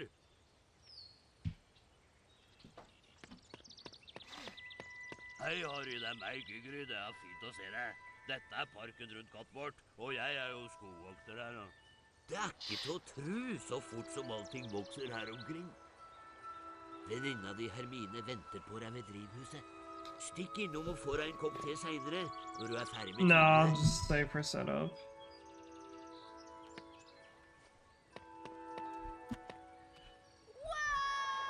Loses a second and a half, but I lost a lot of run to trying the fastest setup.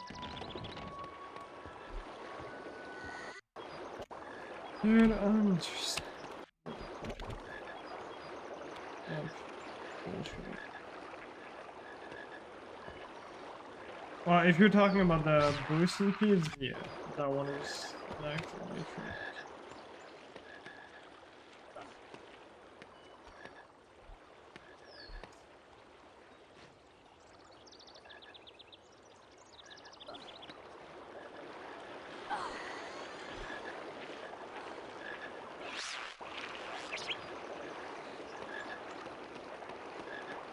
Vipendo!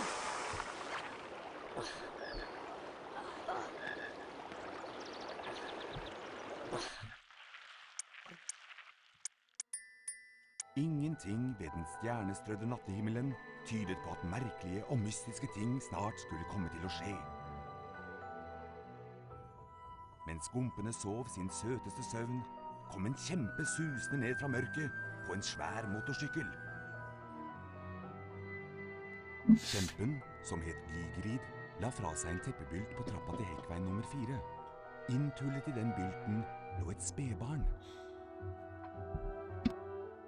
Harry Potter, gutten som overlevde. I de neste 11 årene bodde Harry hos sine skrekkelige steforeldre, herr og fru Dumling. Til den skjebnesvangre dagen han mottok brevet om at han kunne begynne på Galtvort høyere skole for hekseri og trolldom. Gygrid tok Harry med til Diagonalmenningen for å kjøpe det som sto på den nok så uvanlige lista over skolesaker. Mens de var i trollmannsbanken Flirgodt, hentet Gygrid en lurvete pakke fra vel 713 og nevnte noe om at den ville være tryggere på Galtvort. Snart etter tok Harry Galtvort-ekspressen fra spor 9¾ og la gompenes verden bak seg. Humlesnurr reiste seg. Dette skoleåret er gangen i 4. etasje forbudt område for enhver som ikke ønsker å dø en uvanlig smertefull død. Harry satt under valghatten og håpet intenst at han skulle bli utpekt til Griffing, ikke til Smygar.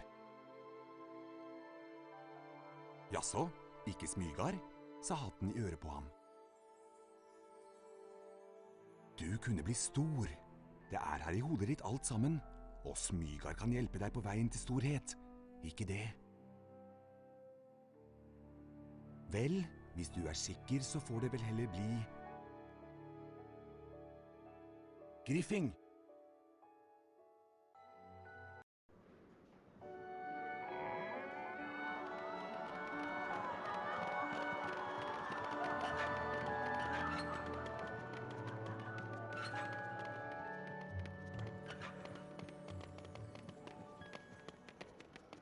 Velkommen til Galtvort høyere skole for hekseri og trolldom. Jeg er Albus Humlesnurr. Galtvort er full av hemmeligheter, Harry, så let bak hver dør. Men husk, ikke alle hemmeligheter er hyggelige. For eksempel, i morges gikk jeg feil vei og snublet over et rom fullt av sjokoladefrosker. Men da jeg kom tilbake, var det en stygg flokk ildkrabber der i stedet. Opp trappa og opp til timen med deg. Ikke kom for sent. Din første time er oppe i 4. etasje, Potter. Av sted med deg. Hei, Harry. Husker du meg? Ronny Wiltersen? Brødrene mine Fred og Frank har noe å vise deg. Følg meg.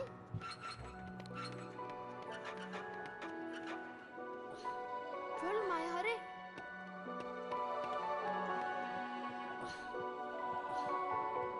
Hei, Harry. Vi kan vise deg hvordan du kommer deg rundt på Galtvort. Som førsteklassing har du mye å lære. Følg oss, så får du en topphemmelig skoletime. Ser dere senere i svarteforsvarstimen. Tvi, Harry.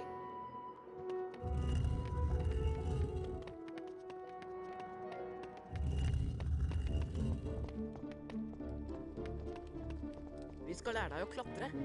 Løp mot bokhylla og ikke stopp. Da begynner du nemlig å klatre. Over bokhylla finner du en av Bertram Butts allsmakbønner. Samle alle bønnene du finner og møtes i naborommet.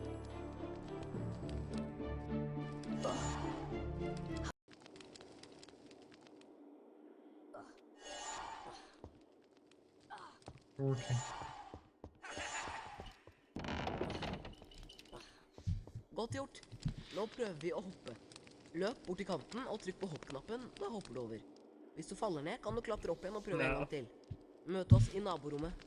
Vi tar en snarvei sort og of. der. Tomorrow I'll watch True. Sunday. Possibly I'll do unlock the like the 100%, but don't take my word for it. I'm not sure if I'll do one or not. I would like to. I don't know yet.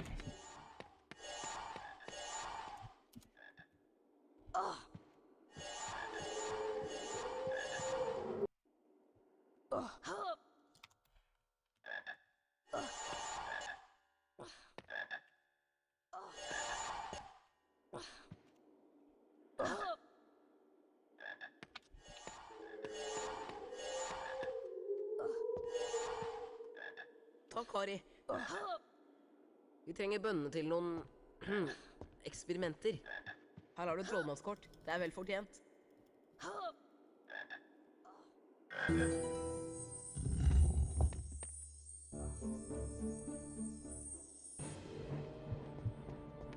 Nei, å nei. det ikke den berømte Harry Potter? Jeg er Draco Malfang. Du gjør lurt i å vise litt respekt. Dette er mine venner fra Smygard, Krabbe og Gurgel. Selvsagt blir det vi smygardinger som vinner både huspokalen og rumpeldunk-pokalen. Best at du ikke kommer i veien for oss, Potter. Kom, gutter, vi går. Bro, I haven't had that in so long. Bullshit. Jeg er professor Krengle. I dag skal vi lære å beskytte oss mot svarte kunster med Vipendo-formelen. Følg med tryllestaven min nå, og etterpå trykker du på museknappen og gjentar bevegelsen.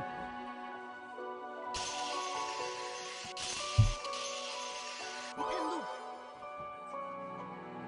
Ikke verst, Potter. 5 poeng til Griffing. Og så du, Potter. Prøv igjen.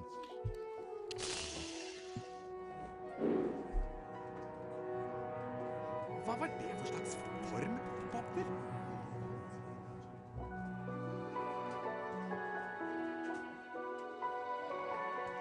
Glimrende. Nå kan du gå løs på en Vipendo-utfordring og øve deg mer på formelen. Følg meg, Potter.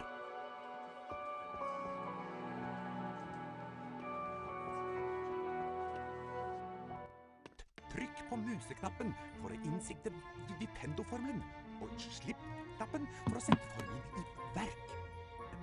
Prøv det på den tønna. Vipendo!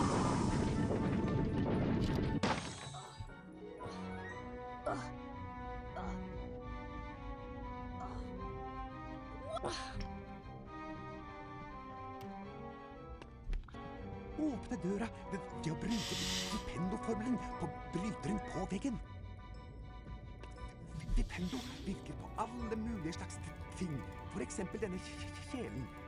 Velg den, Potter. Vipendo! Vipendo! Godt levert. Nå kan du gå og samle utfordringsstjernene dine. Jeg møter deg etterpå.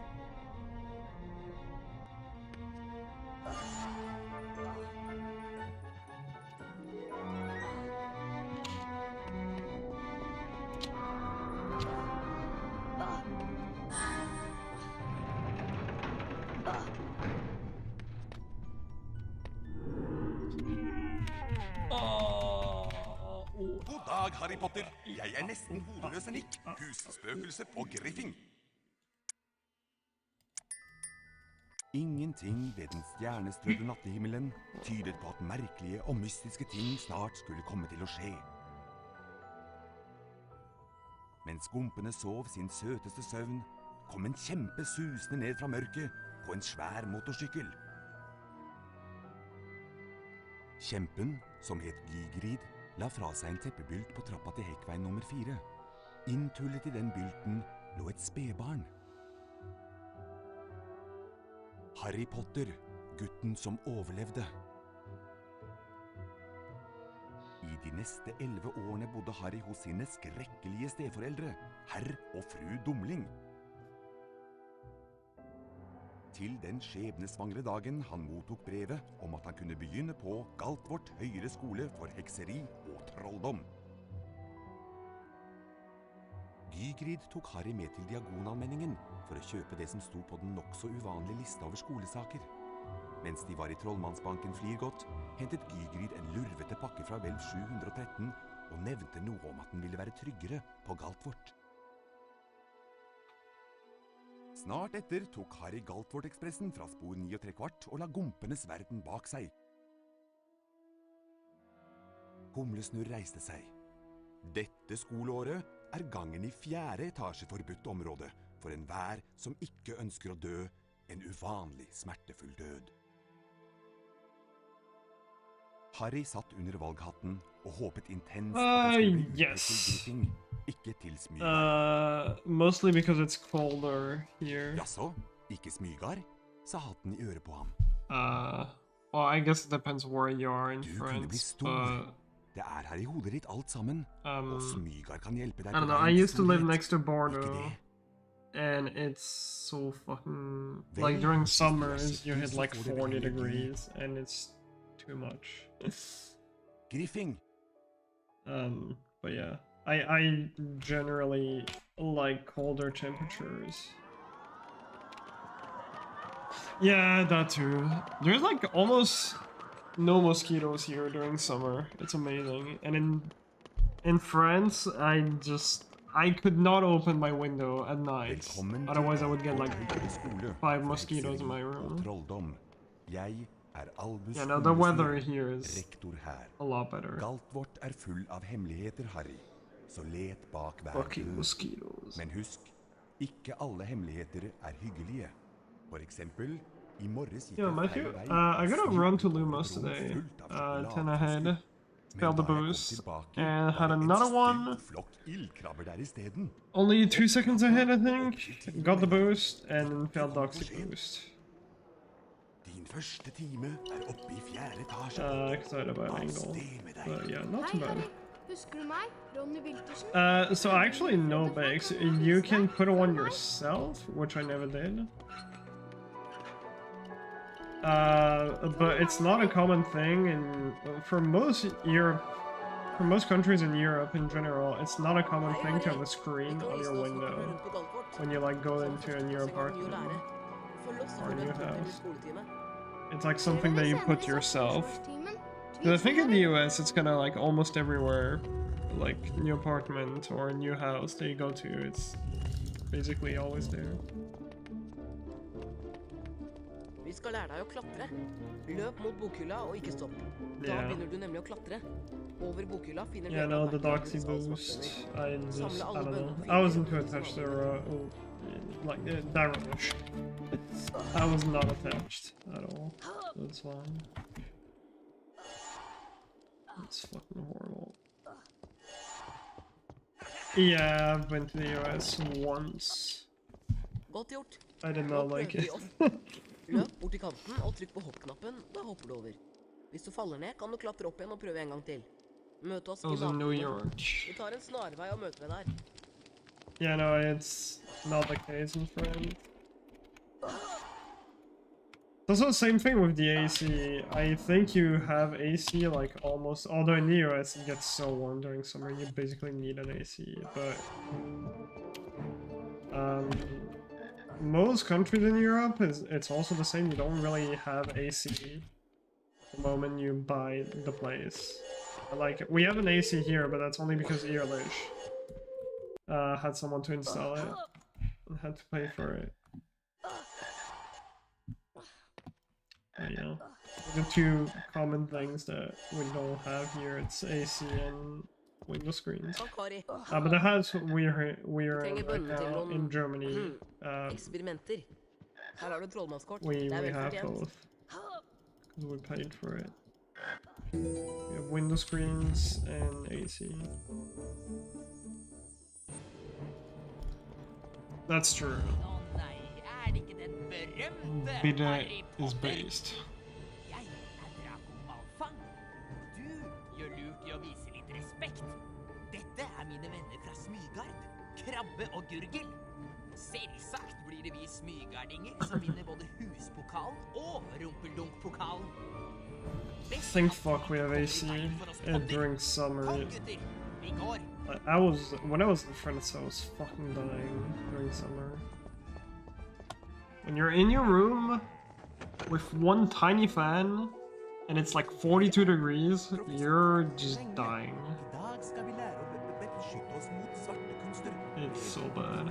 Følg med tryllestaven min nå, og etterpå trykker du på museknappen og gjentar bevegelsen.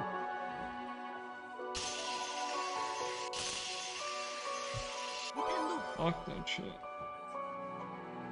Brukbart. Oh my. Yeah, I can't imagine. 5 poeng til Griffing. Oh no. Og enda en gang, Potter. Få se hva du kan prestere. Yeah, the Arctic is like the worst fucking place to be in during the summer. Hva var What is Mentis doing? Potter? Yeah, sure. Me too! I love winter. It's just so much better. Nå kan du gå løs på en Vipendo-utfordring og øve deg mer på formelen. Because you're like cozy in your blanket, drinking a hot chocolate.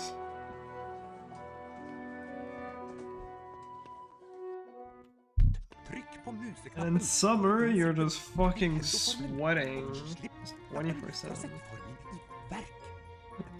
Prøv det på den tønna. Nintendo!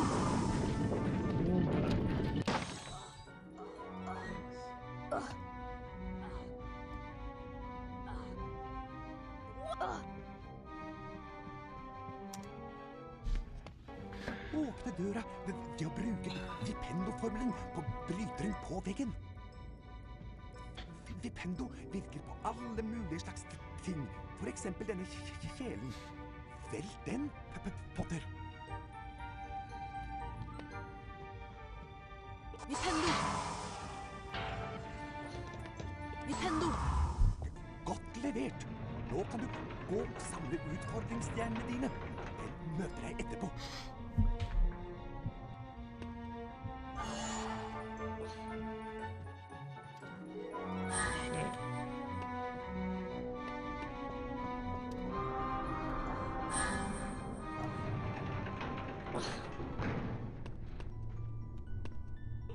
Nintendo! Nintendo! God dag, Harry Potter. Jeg nesten hodeløs enikk. Husspøkelse på Griffing. What am I doing? Dette en lagret spillbok. Når du trykker på den, blir spillet automatisk lagret. Hvis du besvimer, starter spillet opp igjen fra det samme stedet. Du kan bruke Vipendo-formelen mot denne blokken for adjø. Nintendo! Nintendo!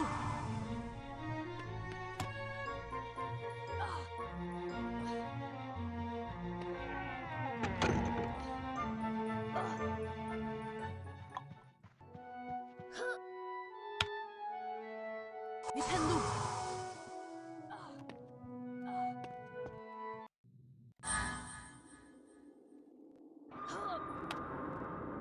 Nintendo!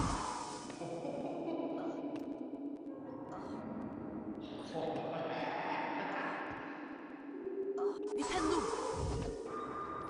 Oh, she's in your room? Nice. Therefore she doesn't pee on your bed. I wouldn't be surprised if she does that.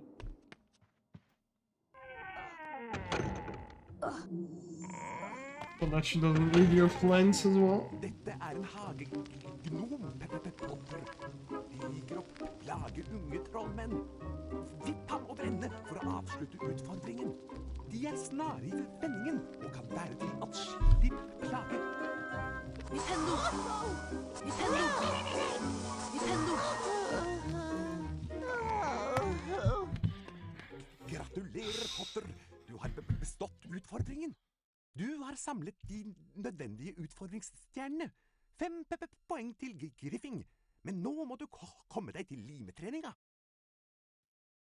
Oppe i Griffingstua igjen snakket Harry, Ronny og Hermine om de første spennende dagene på Galtvort. Det ble mye snakk om innbruddet i Trollmannsbanken Flirgodt, men det ble ikke mye tid til å dvele ved det, for Harry og vennene hans skulle snart ha flytime med Madame Hopp.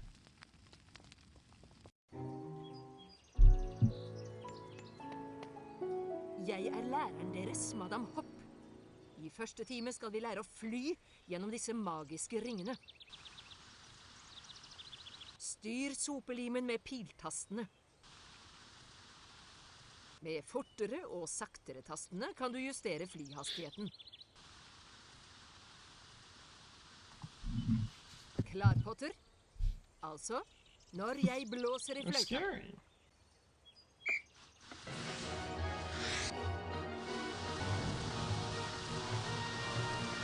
Godt levert, Potter. La oss nå se hvor godt du greier det med mindre ringer. I was terrified of the mentors as a kid. I don't think in this game I was scared of anything. Maybe the Bloody Baron, I can't Så remember. plusser vi på litt høyt. Holy fuck, the mentors were terrifying. Disse ringene burde være en utfordring for deg.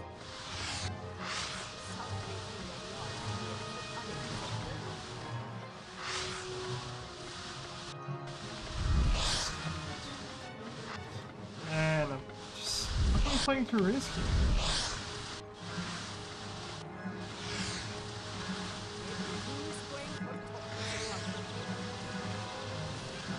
Skal vi prøve med bevegelig?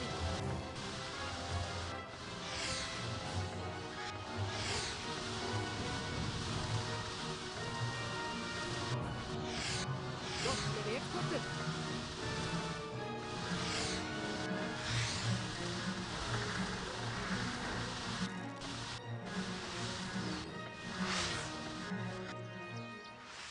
Perfekt resultat.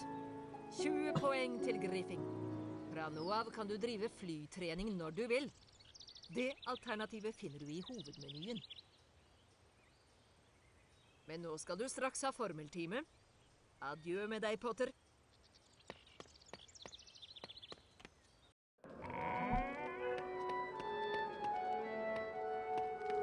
Du er tidlig ute til timen, Harry. Men jeg skal lære deg en ny formel jeg har lært meg på egen hånd. Den formelen jeg har lært, heter Alohomora. Den åpner alt som er låst med magi, men ikke finn på noe tull med den. Dette er symbolet for Alohomora. Når jeg stopper, trykk museknappen inn og følg den samme bevegelsen, og slipp deretter knappen. Alohomora! Det var bra, men jeg vet du kan gjøre det enda bedre. Kjempeflott, Harry! Den formelen der er jeg sikker på at professor Pirvim ville ha gitt deg 5 poeng for. Nå begynner du å få taket på det.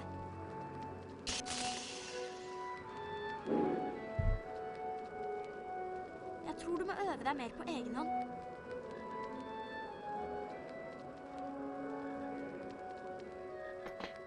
Nå kan du prøve på Alohomora. Vi har fremdeles noen minutter igjen før formeltimen. Døra foran deg er låst med magi. Bruk Alohomora for å åpne den. Alohomora! Du greide det! Og nå kan du finne de hemmelighetene i rommet her. Alohomora! Nintendo! Jeg har ikke tatt så. Harry, hvis du snart er ferdig med å beundre deg selv, ta en titt på denne magiske kista. Alohomora! Alohomora for å åpne den. Alohomora! Prøv bokhylla.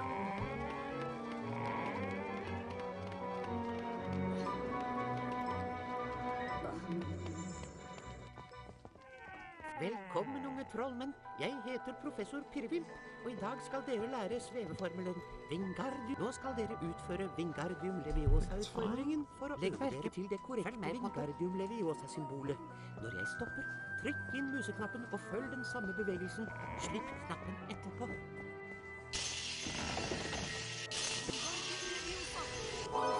Wingardium Leviosa! Fint. Nå kan du gå og samle utfordringsstjerner. Skal vi fortsette med undervisningen til du er ferdig? Lykke til, Potter.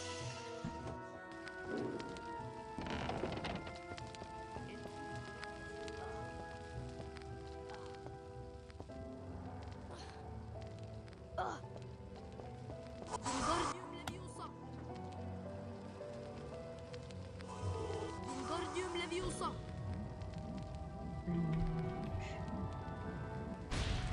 Wingardium Leviosa! Wingardium Leviosa! Wingardium Leviosa! Wingardium Leviosa! Nintendo! Nintendo! Wingardium Leviosa!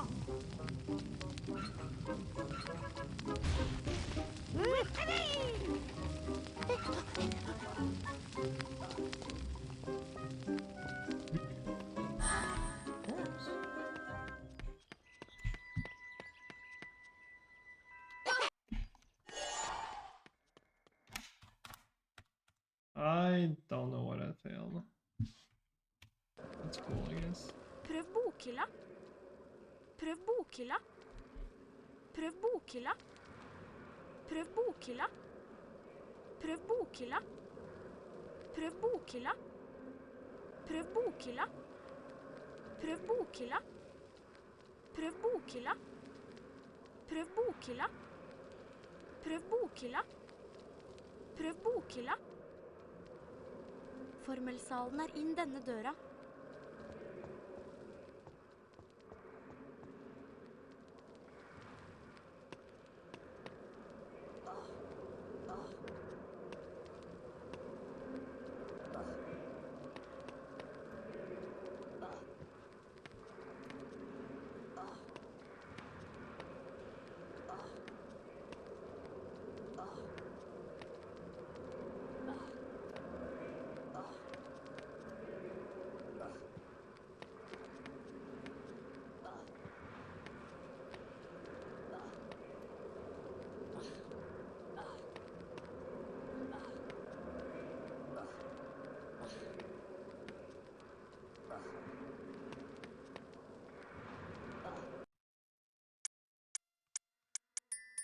Ingenting ved den stjernestrødde nattehimmelen tydet på at merkelige og mystiske ting snart skulle Oh, komme that's til å what you skje. meant.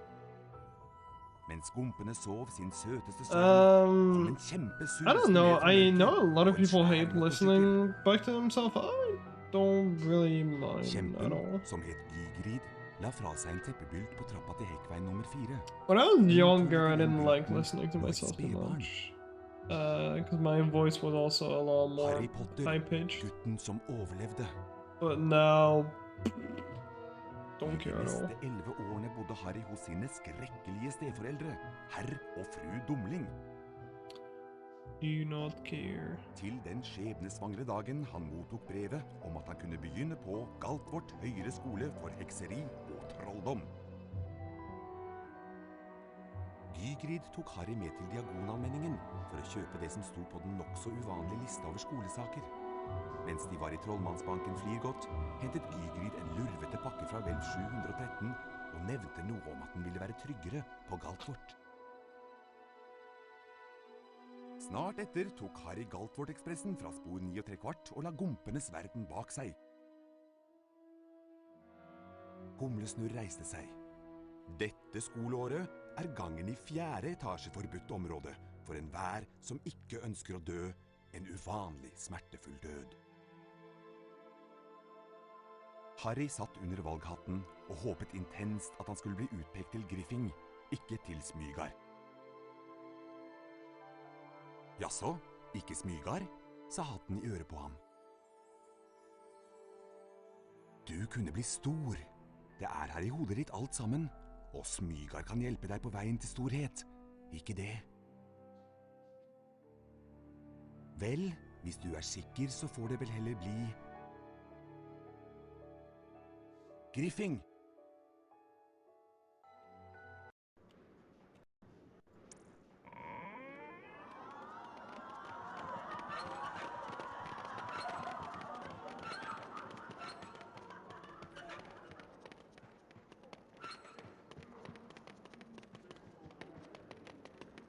Velkommen til Galtvort høyere skole for hekseri og trolldom.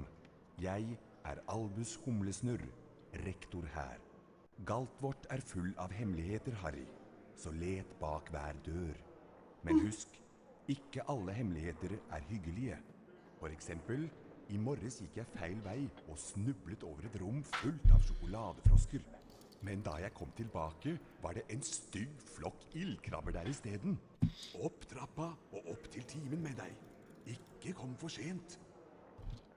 Din første time er oppe i 4. etasje, Potter. Av sted med deg. Hei, Harry. Husker du meg? Ronny Wiltersen? Brødrene mine Fred og Frank har noe å vise deg. Følg meg.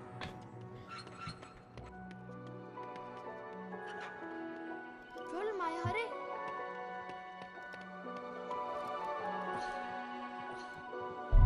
Hei, Harry. Vi kan vise deg hvordan du kommer deg rundt på Galtvort. Som førsteklassing har du mye å lære. Følg oss, så får du en topphemmelig skoletime. Ser dere senere i Svarteforsvarstimen. Tvi, Harry.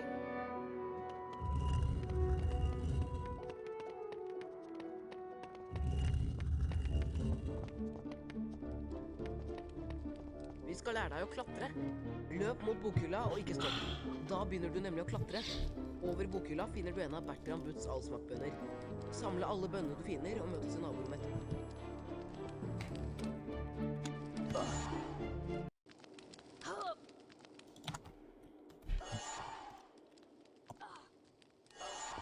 I gonna stream to the index, by the way? We're still here. Godt gjort. Nå prøver vi å hoppe. Løp bort til kanten og trykk på hoppknappen, da hopper du over. Hvis du faller ned, kan du klatre opp igjen og prøve en gang til. Møt oss i naborommet. Vi tar en snarvei og møter deg der.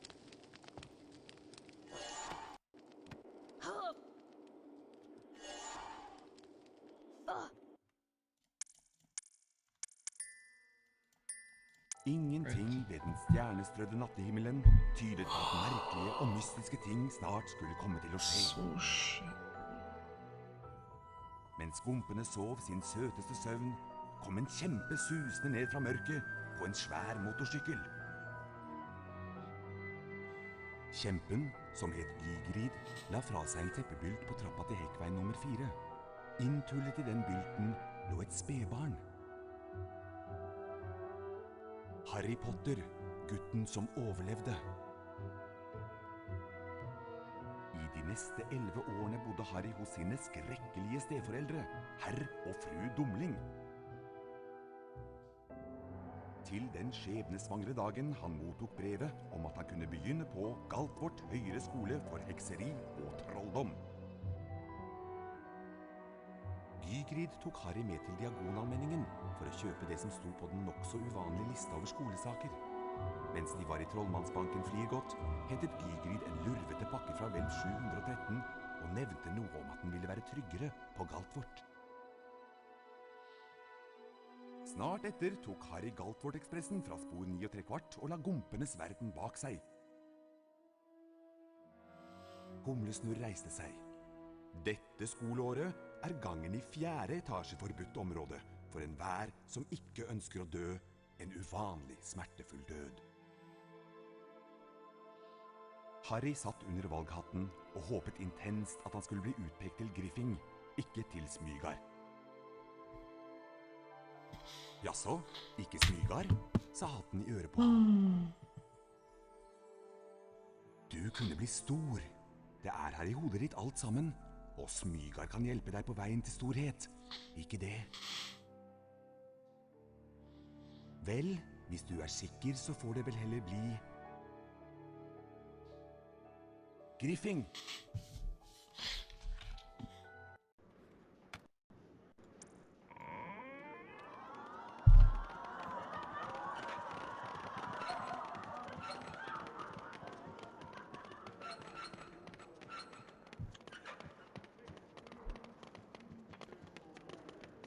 Velkommen til Galtvort høyere skole for hekseri og trolldom. Jeg er Albus Humlesnurr, rektor her. Galtvort er full av hemmeligheter, Harry, så let bak hver dør. Men husk, ikke alle hemmeligheter er hyggelige. For eksempel, i morges gikk jeg feil vei og snublet over et rom fullt av sjokoladefrosker. Men da jeg kom tilbake, var det en stygg flokk ildkrabber der i stedet. Opp trappa og opp til timen med. Din første time er oppe i 4. etasje, Potter. Av sted med deg. Hei, Harry. Husker du meg? Ronny Wiltersen? Brødrene mine Fred og Frank har noe å vise deg. Følg meg.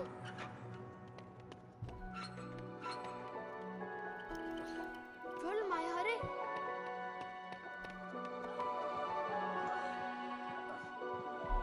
Hei, Harry. Vi kan vise deg hvordan du kommer rundt på Galtvort. Som førsteklassing har du mye å lære. Følg oss, så får du en topphemmelig skoletime. Ser dere senere i Svarteforsvarstimen. Tvi, Harry.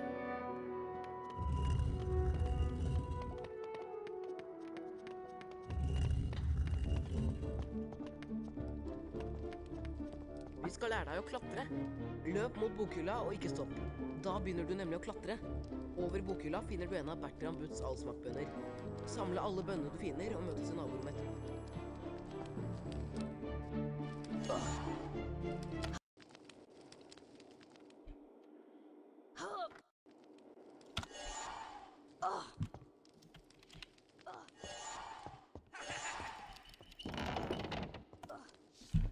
Godt gjort.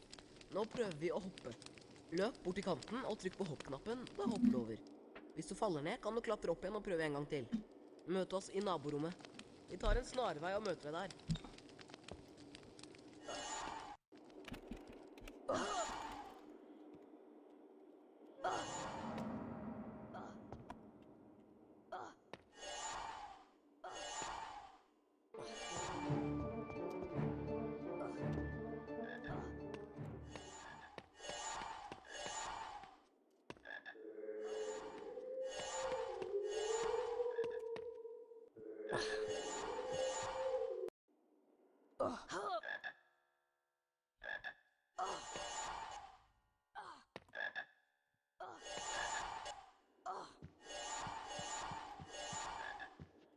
Takk, Harry.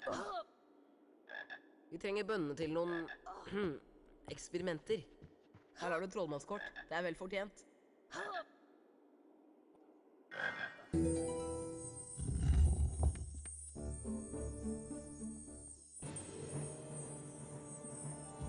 Å nei, er det ikke den berømte Harry Potter? Jeg er Draco Malfang. Du gjør lurt i å vise litt respekt. Dette er mine venner fra Smygard, Krabbe og Gurgel. Selvsagt blir det vi smygardinger som vinner både huspokalen og rumpeldunk-pokalen. Best at du ikke kommer i veien for oss, Potter. Kom, gutter, vi går.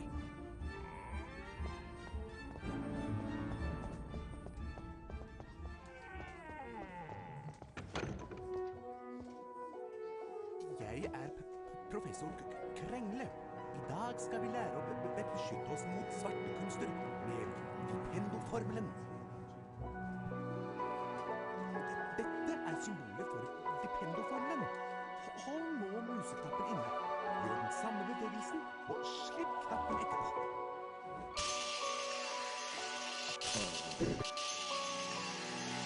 Vipendo! Nokså vaklende, Potter. Du må virkelig øve deg. 5 poeng til Griffing. Prøv å gjøre det fortere denne gangen, Potter.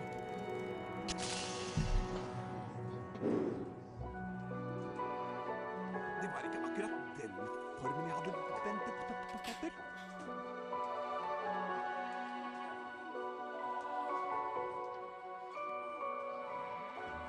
Glimrende! Nå kan du gå løs på en Vipendo-utfordring og øve deg mer på formelen. Følg meg, Potter.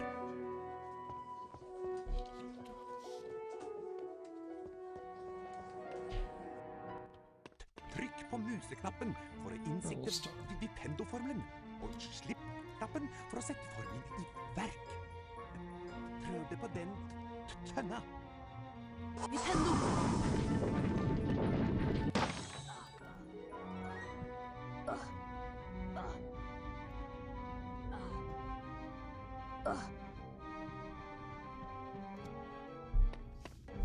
Åpne døra ved å bruke Vipendo-formelen på bryteren på veggen. Vipendo virker på alle mulige slags ting. For eksempel denne kjelen. Velg den, Potter. Vipendo! Vipendo! Godt levert. Nå kan du gå og samle utfordringsstjernene dine. Den møter jeg etterpå.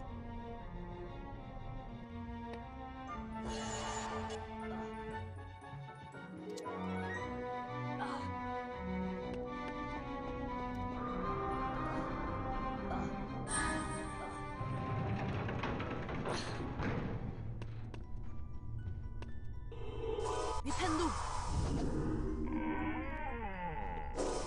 Vipendo! God dag, Harry Potter. Jeg er nesten hodeløse Nick, husspøkelse på Griffing. Dette er en lagre-spillbok. Når du trykker på den, blir spillet automatisk lagret. Hvis du besvimer, starter spillet opp igjen fra det samme stedet. Du kan også laste. Bruk Vipendo-formelen mot denne Adjø! Vipendo! Vipendo!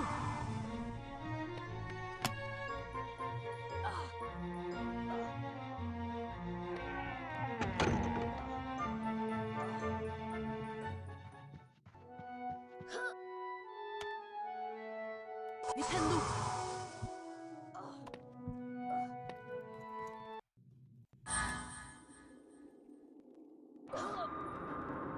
Vipendo!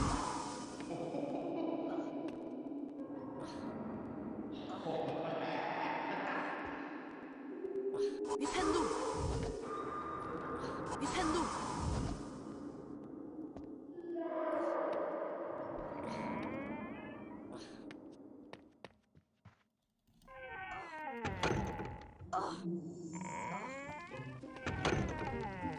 Dette er en en hagegnom, Potter. Stiger opp, lager unge trollmenn. Vipp ham over ende for å avslutte utfordringen. De er snare i vendingen og kan være til atskillig plage. Nintendo! Nintendo! Nintendo! Gratulerer, Potter. Du har bestått utfordringen. Du har samlet de nødvendige utfordringsstjernene. 5 poeng til Griffing. Men nå må du komme deg til limetreninga. Oppe i Griffingstua igjen snakket Harry, Ronny og Hermine om de første spennende dagene på Galtvort. Det ble mye snakk om innbruddet i Trollmannsbanken Flirgodt, men det ble ikke mye tid til å dvele ved det, for Harry og vennene hans skulle snart ha flytime med Madame. Thank you for the good luck. Thank you for the congrats. Jeg er læreren deres, Madame Hopp. I første time skal vi lære å fly gjennom disse magiske ringene. Styr sopelimen med piltastene. Med fortere og saktere tastene kan du justere flyhastigheten. Klar, Potter? Altså, når jeg blåser i fløyta.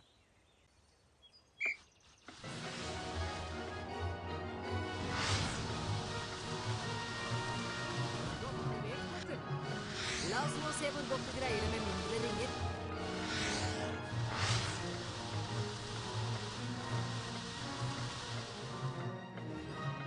Så plusser vi på litt høyde.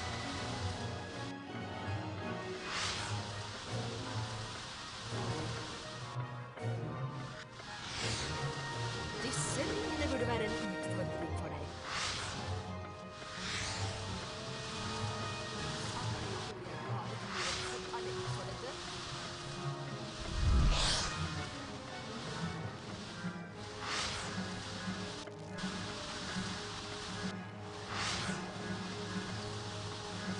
Skal vi prøve med bevegelige ringer?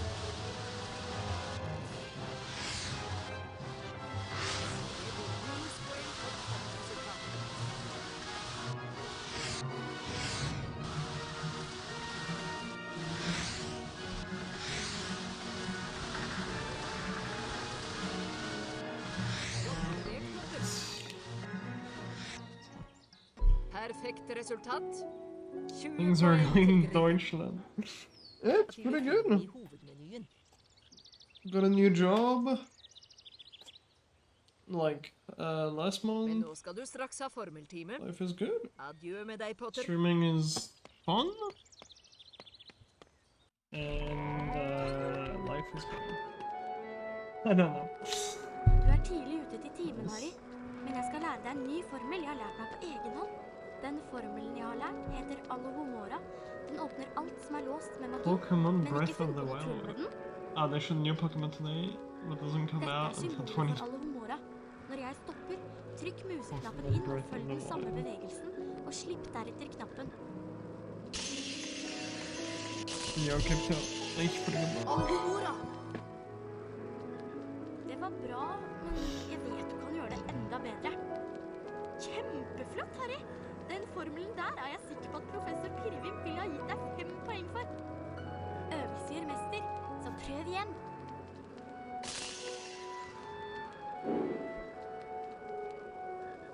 Og hva var det du hadde tenkt til å åpne med den?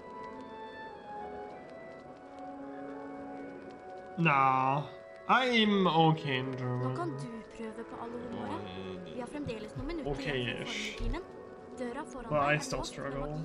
This language is so fucking hard. Alohomora! But I can speak with people, I can understand people, people can understand me. Alohomora! Nintendo! Like for normal, Harry, you know, I can also have like long conversation with people, but it's if they use like complicated words, then that's a problem. Yeah. No, as long as people don't use like very complicated words or words that I don't know, it's really not bad. Og i dag skal dere lære sveveformelen Wingardium. Nå skal dere utføre A lot better than it used to be like 2 years ago. Legg merke til det korrekte Wingardium Leviosa-symbolet. Når jeg stopper, trykk inn museknappen og følg den samme bevegelsen. Slipp knappen etterpå.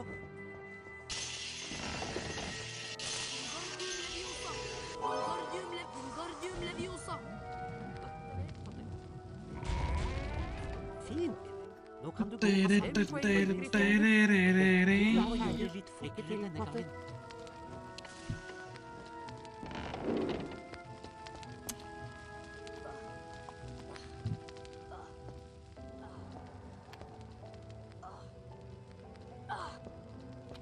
Wingardium Leviosa!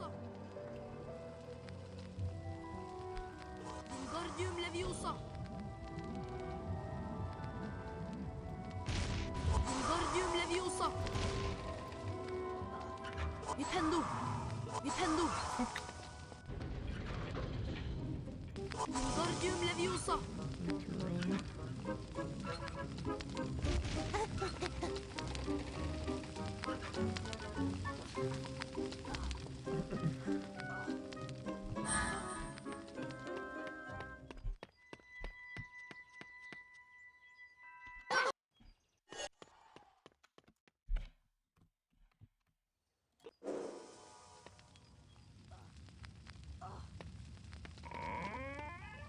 X.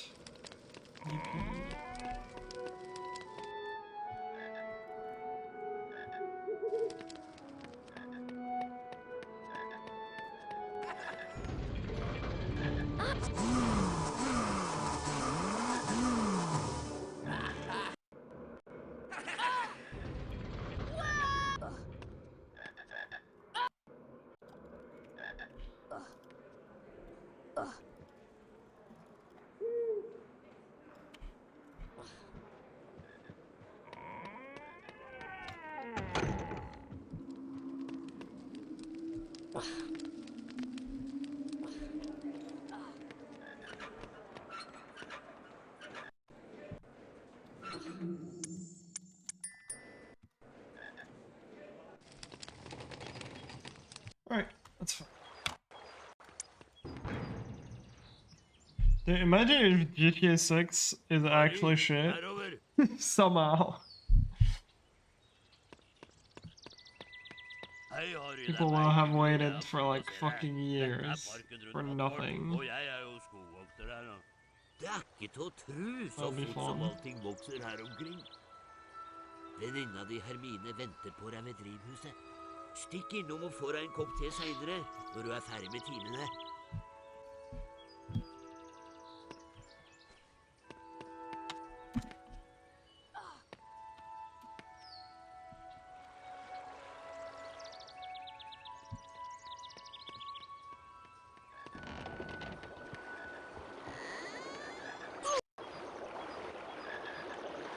Oh my god, that's okay.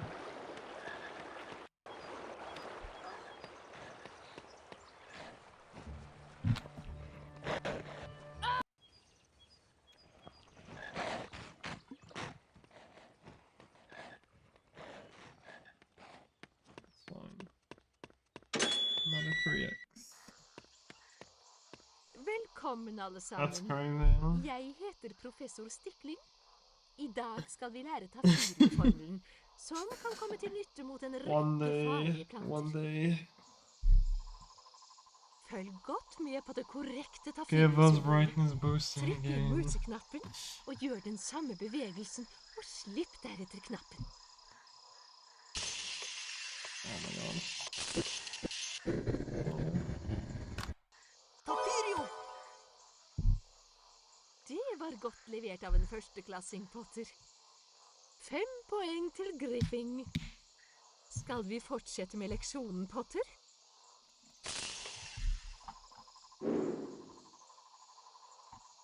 Ikke vet jeg hvilken formel det er du prøver på, Potter. Men Tafyrio er det ikke.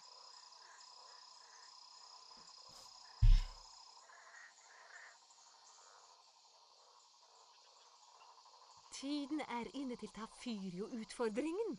Gå ut av døren, Potter. Jeg skal holde øye med deg fra balkongen.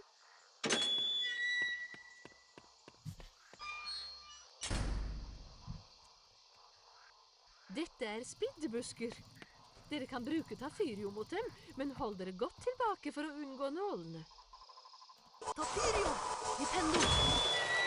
Nintendo! Nintendo! Nintendo! Tafirio!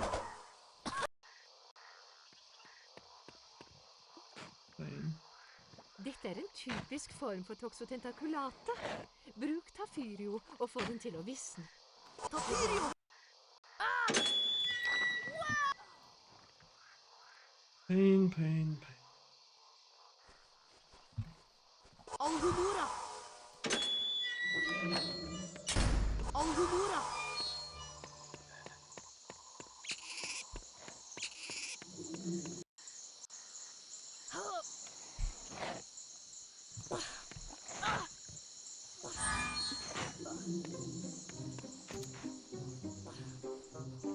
Bro, what? Nintendo! Nintendo! Get me over here.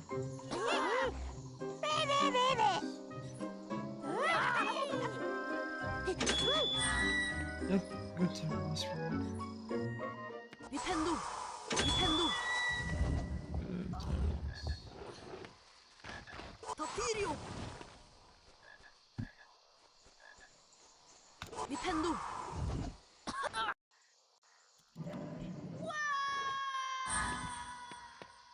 Tafirio! Nintendo! Tafirio! Nintendo! Nintendo!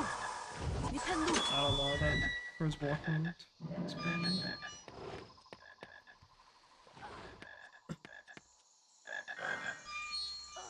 Tafirio!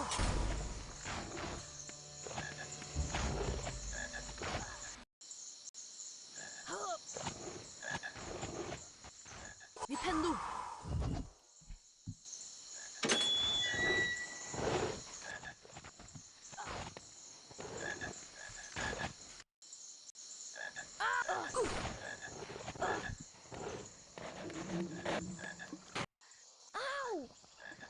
Nintendo! Nintendo! Nintendo! Nintendo! Nintendo!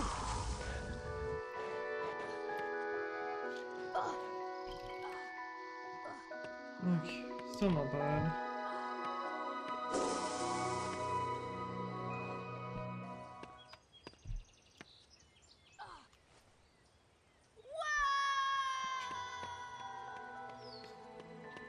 Her kommer Nilus. Han ser temmelig oppskaka ut. Best vi går og hører hva han vil. Vær så snill å hjelpe meg. Like, is it the switch? That's... Why do you think that would make a difference compared to, like, just grabbing it regularly? I thought we thought that it was theoretically doable to just have the frog, like, fly towards the final trigger just by grabbing it.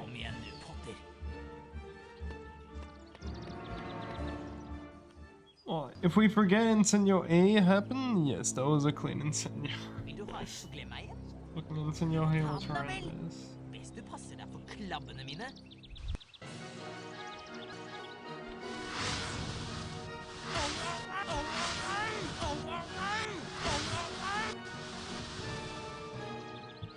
I'm not sure though, cause I think we like tested it and just grabbing it exactly from like the same save state, same camera gave a bunch of different results. Like I think it was partially random.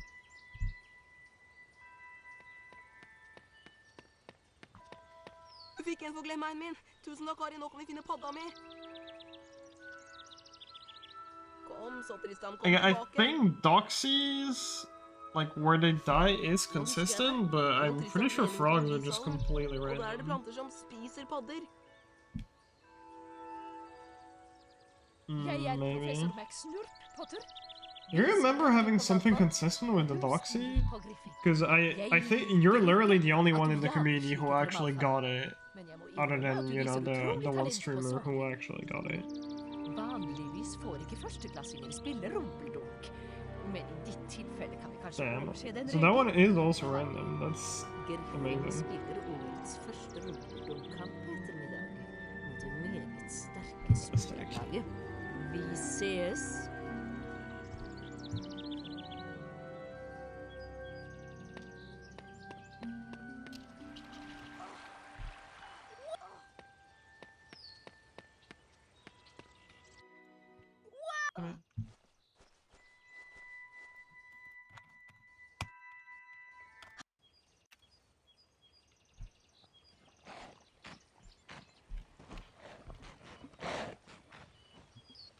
Bad.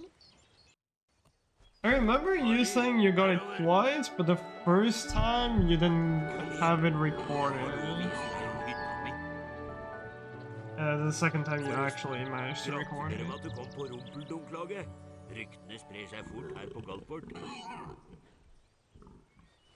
I don't know, because like, it can't be much. We're already so close to the end of the level. We only have to cast Nintendo and we're done. I think we timed it, yeah, to be like, probably like 7 seconds. It would be solid. But I think that's gonna be a copium strat. That's just... I don't think we're ever getting that in a run. Oh my god. Bro, Lumos gets like all the dumb shit. It's just insane.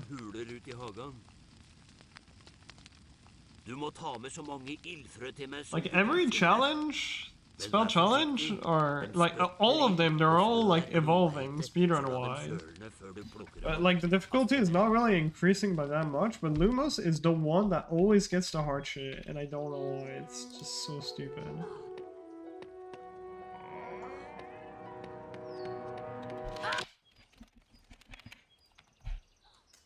Too far. Kjempeflott, Harry. Du har samla inn alle de ildfrøa jeg trengte. Kom inn, kom inn. Like we went from adding the Superdome at the very beginning to like adding the segmented boost in like the second room. Then adding Save Book Superdome. And now we have like the dumb boost at the start. That's like the hardest fucking strat in the game.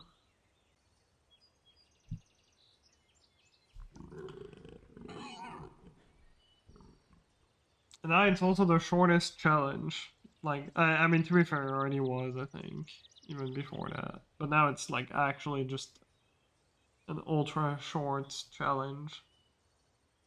The fact that we can finish Lumos in 151 is just insane. Yeah.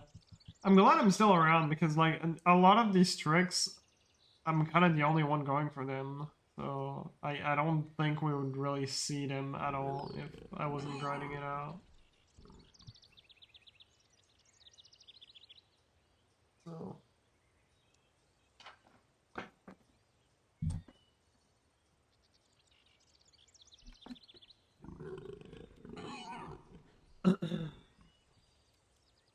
it's just like every terrible trick is just getting more consistent, which is nice.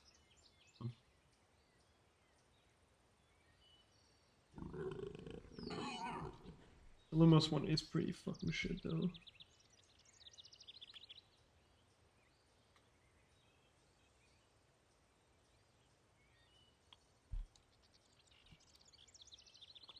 Oh yeah, fire. HP2 a bit less, but I don't know because HP2 got some like pretty cool new struts in the last few months.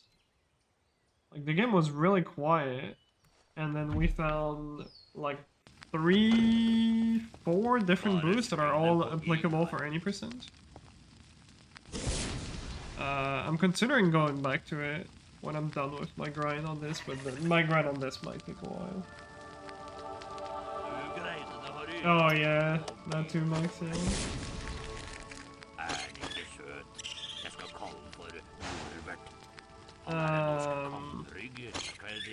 But yeah, I mean, HP2 always has, you know, an early chamber potential, which,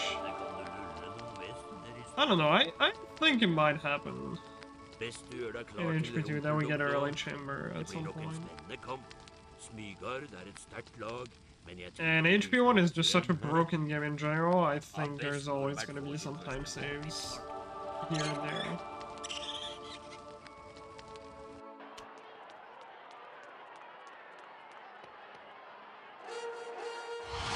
Velkommen til Rumpeldunk. Jeg er kommentatoren her, Laffen Styx. Although Coney is kind of pessimistic. He is like pretty convinced that 102 will be the last minute barrier. Tre monstringer i hver ende. Jagerne kaster Maybe he's right. sluffen og skårer mål hvis de får den gjennom ringene. Pass opp for klabbene. De er Yeah, no, baller som I think anything 102 I would be done. Tre på hvert lag har til oppgave å holde dem The 102 is like, it's a good Nye run. speider er Harry Potter. Det er han I som know har if funnet I'll... gullsnoppen. Maybe I'll be tempted to push further. I don't know. Because there are some strats I could add, Husk, først gir but I would just be on this game for... snoppen blir fanget. I was gonna say for the rest of my life. I've already been grinding this game for like 7 years, but yeah. Sub is 101, that is true. Opp. I don't know. Would need like Rumpeldunk. at least like 20 seconds of new time save, like proper new time save for me to grind 101. And even then, that's like not much. Poeng til Griffing. Potter greide. Griffing har slått Smygard. Godt levert, Harry Potter. Dette er Laffen Styx som takker for seg. Like 101 at the moment is not even close to doable.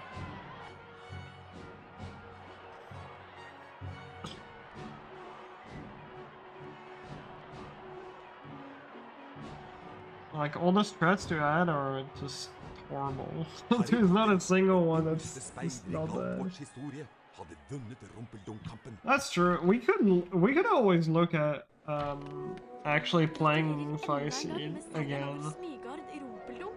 Du var helt topp. I don't know how much potential that has, Ronny og like, jeg hørte underlige lyder utenfor den forbudte gangen. Bli med opp i fjerde etasje. because it really wasn't that. I tried to do like a segmented sort of like thing for Fire Seed, and it was really not that much slower. I think it was like 7 seconds, 7 to 10 seconds slower. I should try to redo another one of these at some point.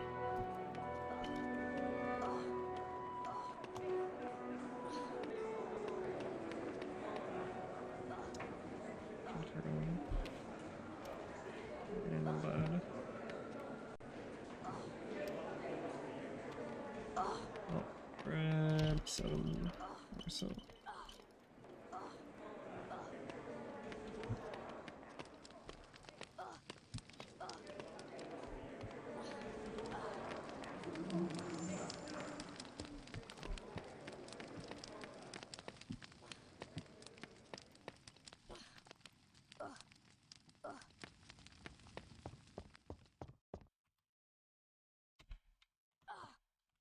Maybe.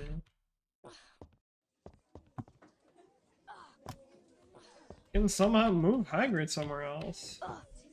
Because it's based on, like, the distance between him and the trigger, I think. So, if you can just find a way to, like, move him anywhere closer. Du kan øve deg på formelen i Lumos-utfordringen. Følg meg! The Resp. Alright, let's focus. Losing Luigi stream.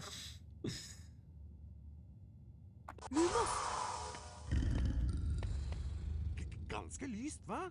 Nå kan du krysse avgrunnen og samle utfordringsstjernene. Jeg møter deg etterpå. It's a bit too far.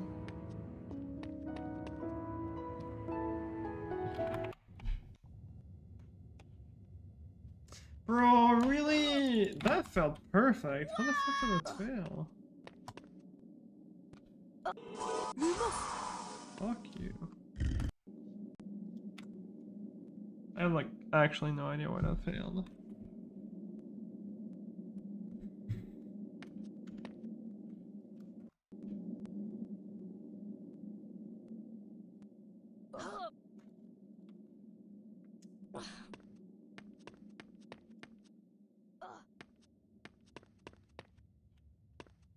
That'll work. It might be too close.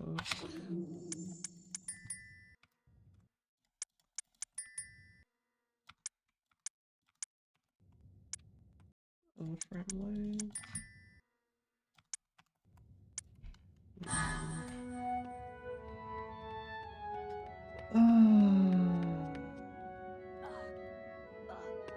Three runs to Lumos, only one past this, and none of them finishing the fucking run.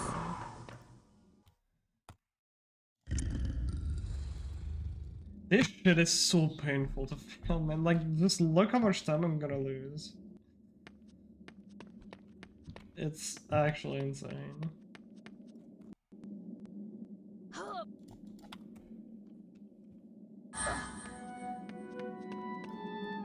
In Flash?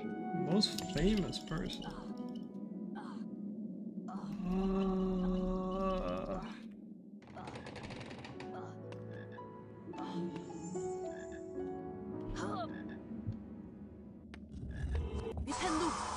Sick.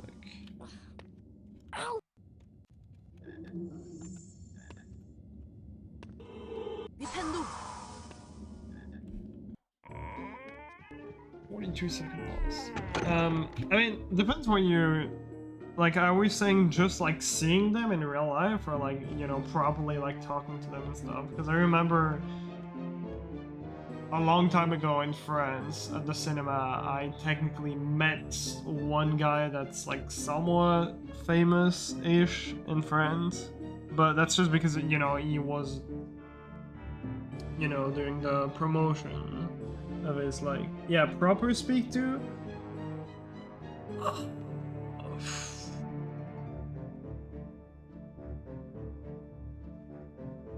Speedrunning wise, I know it was when I went to New York, probably when I spoke with Cheese. Probably like the most famous person like regarding speedrunning. In real life in general? I don't know.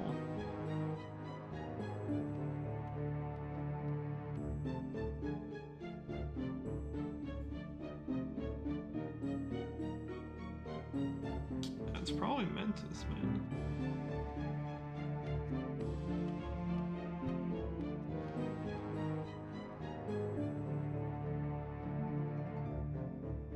Yeah, I don't think I really ever met anyone that was like crazy popular. Yeah.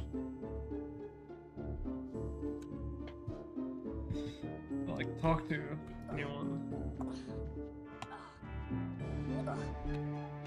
Psst, buddy, herover. Okay, do I do another one?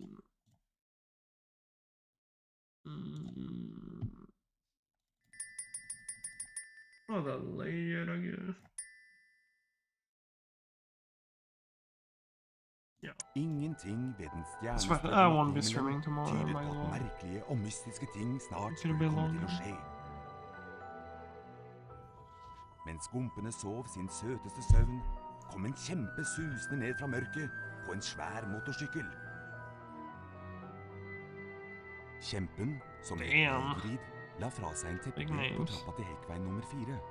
Inntullet i den bylten lå et spedbarn. Yeah, no, I haven't really met anyone Harry special Potter, gutten som overlevde. my entire life. I I think. de neste 11 årene bodde Harry Think to hos sine think, but, skrekkelige you know. steforeldre, herr og fru Dumling. Til den skjebnesvangre dagen han mottok brevet om at han kunne begynne på Galtvort høyere skole for hekseri og trolldom. Gygrid tok Harry med til Diagonalmenningen for å kjøpe det som sto på You know, speedrunning is such a popular thing. Mens de var i Trollmannsbanken Flirgodt, Even the fucking speedrunners from like the most popular speed games. ville være tryggere på Galtvort. You show them their face to like most people, Snart they're gonna be etter like, tok who Harry the fuck is Galtvort-ekspressen this fra guy? 9:15 og la gompenes verden bak seg. That's also what I like about speedrunning, is because like, Dette skoleåret er gangen you know, you fjerde can be etasje på famous Galtvort, in for the, enhver you know, som in the ikke world ønsker å of dø speedrunning, en uvanlig smertefull død. But speedrunning is still so niche that, you know, Harry it's satt not to the på point where valghatten you can't og go håpet outside intenst anymore at han skulle bli utpekt til Griffin, without being ikke til stopped by Smygar. just everyone. Jaså, ikke Smygar? Sa hatten i øret på ham. Which I think is nice. Du kunne bli stor. Det er her i hodet ditt alt sammen, og Smygar kan hjelpe deg på veien til storhet. Ikke det? Vel, hvis du er sikker, så får det vel heller bli Griffin.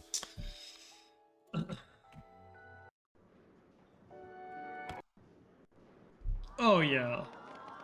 I mean, you know, if you're playing the same game for like, it depends how long, but Velkommen til Galtvort høyere skole. yeah, like for example, if I do like an 8-hour stream, Rektor her. it's definitely not Galtvort as full av tiring as, hemmeligheter, you know, Harry. when I Så go to let work, bak hver but dør. Men it's husk, still like mentally it's ikke still a alle bit hemmeligheter tiring. er hyggelige. For eksempel, i morges gikk jeg feil vei og snublet over et rom fullt av sjokoladefrosker.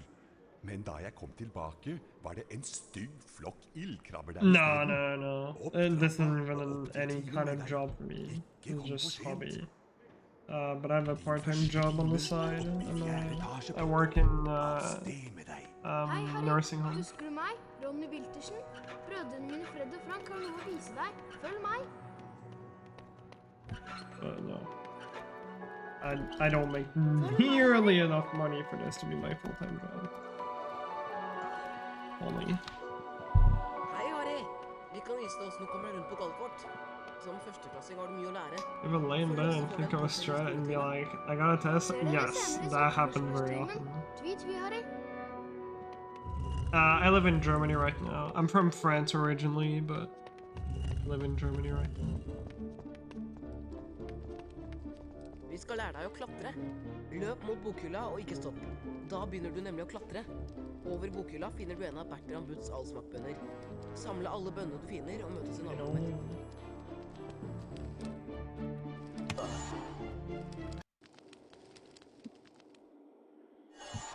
I have a better way to prove it to you. I can start speaking like this, then there is no way that I can fake the fact that I come from France. Da hopper du over. Hvis du faller ned, kan du klatre opp igjen og prøve en gang til. Møte oss i naborommet. Vi tar en snarvei og Oh, nice.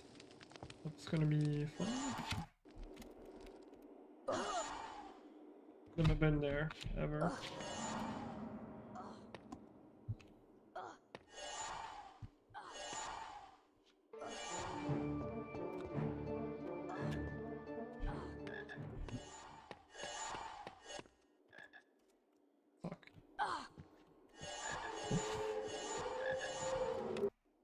What's actually stopping you from going? Well, I guess you have your job and everything, and also the language, probably.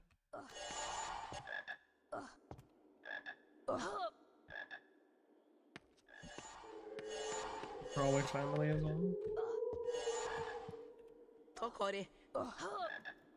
Vi trenger bønnene til noen eksperimenter. Her har du trollmannskort. Det er vel fortjent.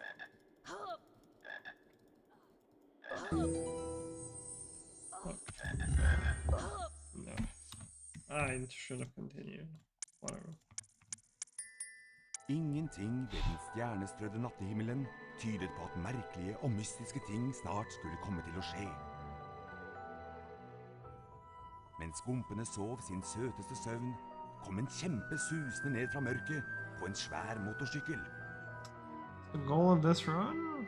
Kjempen, som het If you're asking my goal, in terms of time, I'm trying to get anything, or I'm trying to get a 1 hour and 2 minute time. Harry Potter, the goal of the run in general is just to beat the game as fast as possible. De neste 11 årene Without bodde Harry cheats. hos sine Just skrekkelige regular steforeldre, 90%. herr og fru Dumling. Til den skjebnesvangre dagen han mottok brevet om at han kunne begynne på Galtvort høyere skole for hekseri og trolldom. Gygrid tok Harry med til Diagonalmenningen for å kjøpe det som stod på den nok så uvanlige lista over skolesaker. Mens de var i trollmannsbanken Flirgot, hentet Gygrid en lurvete pakke fra vel 713. Yeah, I don't know exactly how it works. I've been told that, like, for example, here in Germany, I don't know why, but it's a lot more complicated for someone to move when they're from the US Humlesnurr reiste seg. than a regular Dette European skoleåret country. gangen i 4. etasje forbudt område for enhver Yeah, I've som been there, ikke yeah. ønsker å dø en uvanlig I can't remember when. Yeah, I Harry went satt there. under That's valghatten pretty cool. og håpet intenst at han skulle bli utpekt til Griffing, ikke til Smygar. Jaså, ikke Smygar? Sa hatten i øret på ham. Du kunne bli stor. Det er her i hodet ditt alt sammen, og Smygar kan hjelpe deg på veien til storhet. Ikke det? Vel, hvis du er sikker, så får det vel heller bli Griffing!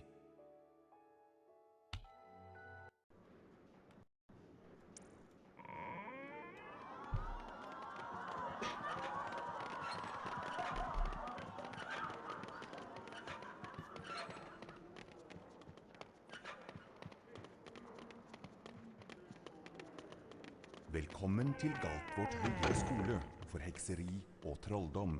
Jeg er Albus Humlesnurr, rektor her. Galtvort er full av hemmeligheter, Harry, så let bak hver dør. Men husk, ikke alle hemmeligheter er hyggelige. For eksempel, i morges gikk jeg feil vei og snublet over et rom fullt av sjokoladefrosker. Men da jeg kom tilbake, var det en stygg flokk ildkrabber der i stedet. Opp trappa og opp til timen med deg. Ikke... Din første time er oppe i 4. etasje, Potter. Av sted med deg. Hei, Harry. Husker du meg? Ronny Wiltersen? Brødrene mine Fred og Frank har noe å vise deg. Følg meg.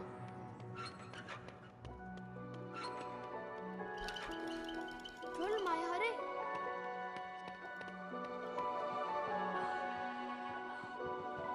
Hei, Harry.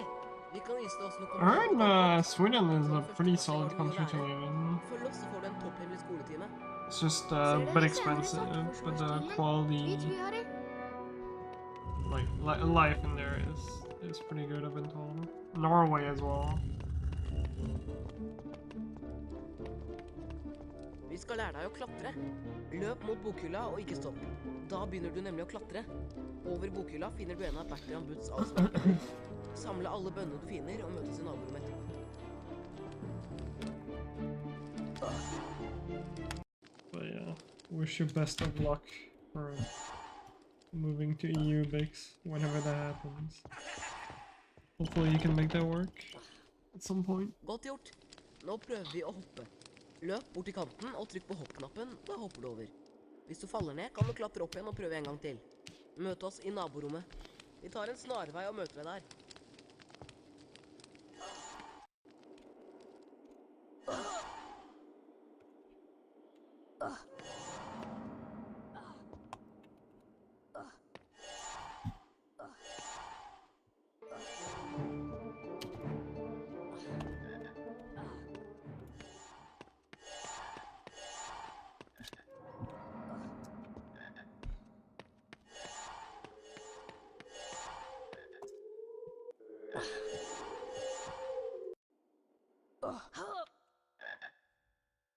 Yeah. I'm just so uninterested about newer games right now. Takk, Harry. Vi hadde ikke greid uten deg. Ingenting The only thing that I somewhat like these days are like story games, like the Life is Strange type of game.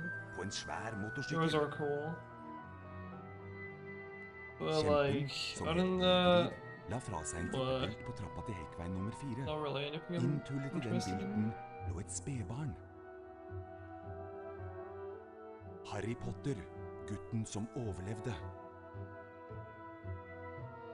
I de neste 11 årene bodde Harry hos sine skrekkelige steforeldre, herr og It's so fru Dongen. boring, man.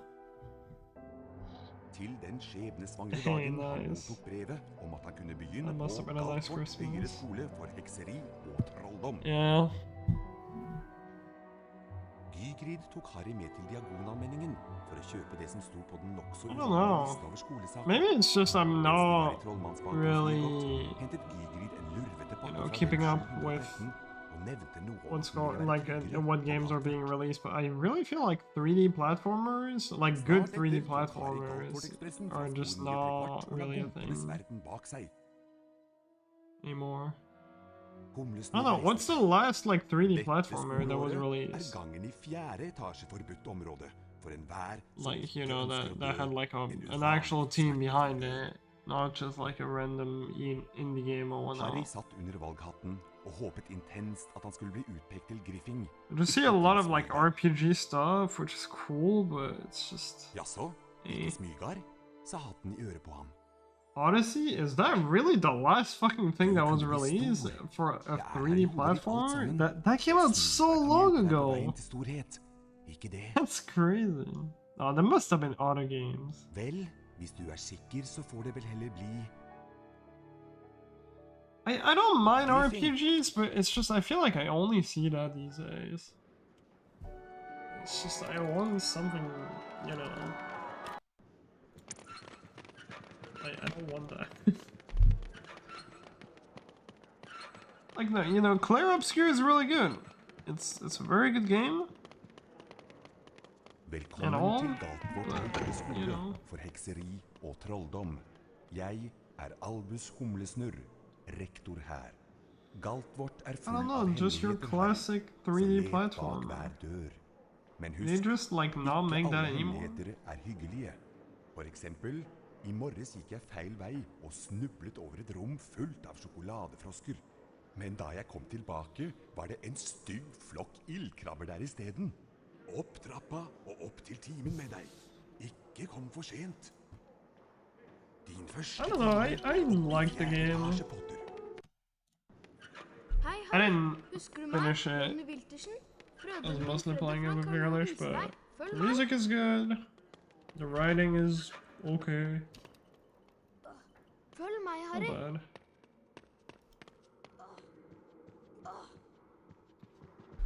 Hei, Harry. Vi kan vise deg hvordan du kommer deg rundt på Galtvort. Som førsteklassing har du mye å lære. Oh Følg shit, med, så får du en nice. topphemmelig skoletime. Ser dere senere i Ja. Svarteforsvarstimen. Tvi, Harry. That's cool. I don't know if we can, you know, really make anything out of that, but that's cool. Vi skal lære deg å klatre. Løp mot bokhylla og ikke stopp. Yeah, no, Da I begynner mean, du I å klatre. wouldn't really, Over you bokhylla know. finner du en av Bertram Butts allsmaktbønner. Samle alle bønnene du finner, og møtes i naborommet etterpå. Still like.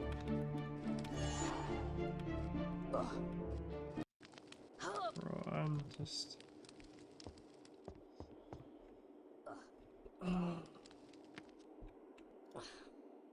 You know, I'm talking about an actual game where you like climb blocks, you know, where you like do levels, puzzles, you like jump.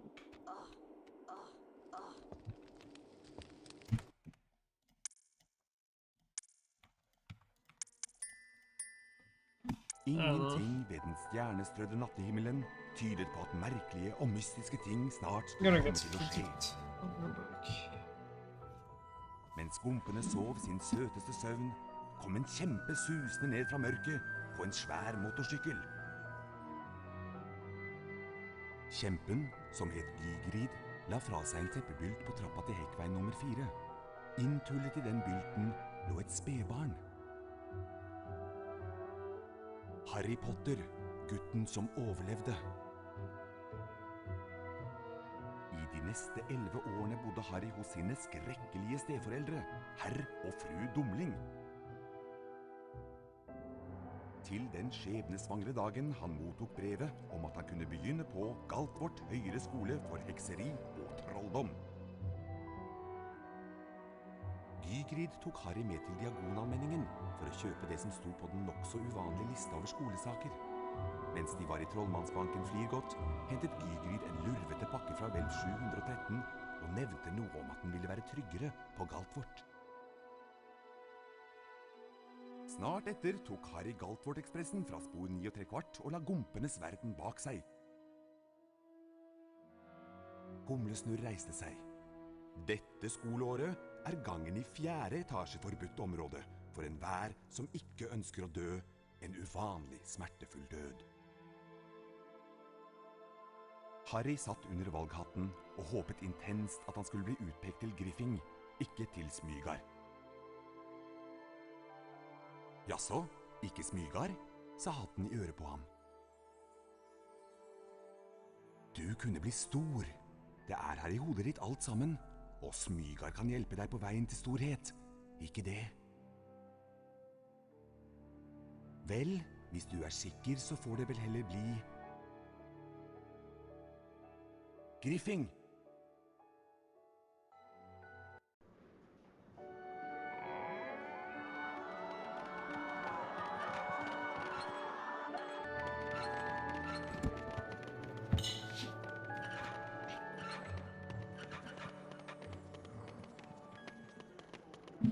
Velkommen til Galtvort høyere skole for hekseri og trolldom. Jeg er Albus Humlesnurr, rektor her. Galtvort er full av hemmeligheter, Harry, så let bak hver dør. Men husk, ikke alle hemmeligheter er hyggelige. For eksempel, i morges gikk jeg feil vei og snublet over et rom fullt av sjokolade. Men da jeg kom tilbake, var det en stygg flokk ildkrabber der i steden. Opp trappa og opp til timen med deg. Ikke kom for sent. Din første time er oppe i 4. etasje, Potter. Av sted med deg. Hei, Harry. Husker du meg? Ronny Wiltersen? Brødrene mine Fred og Frank har noe å vise deg. Følg meg.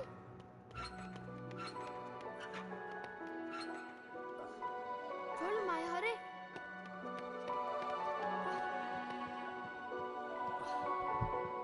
Hei, Harry. Vi kan vise deg hvordan du kommer deg rundt på Galtvort. Som førsteklassing har du mye å lære. Følg oss, så får du en topphemmelig skoletime. Ser dere senere i Svarteforsvarstimen? Tvi, Harry. Lumos, mostly. And that's, you know, the level of the new trick compared to my PV. Vi skal lære deg å klatre. Løp mot bokhylla og ikke stopp. Da begynner du nemlig å klatre. Over bokhylla finner du en av verktøyene. Samle alle bønnene du finner og møtes. Yeah, Lumos. Did I do the... If I set up my photo. Lumos and the final split, I think. Voldemort. Godt gjort. I mean, Lumos alone, I saved half a minute. Just because new strat and my PV fucked up a Hvis du strat faller really ned, kan bad. du klatre opp igjen og prøve en gang til.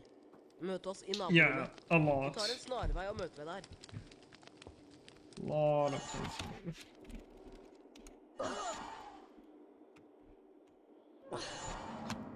Lot of things. Do you know where Bavaria is? Essentially south. South of Germany.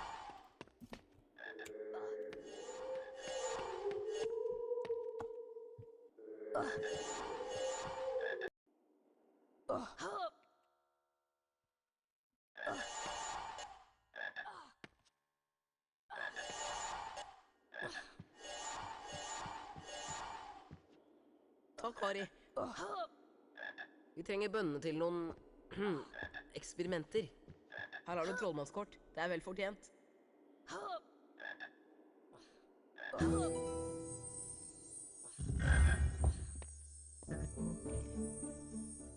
Yeah, the main time saves over PV. Actually, this play is one of the main ones.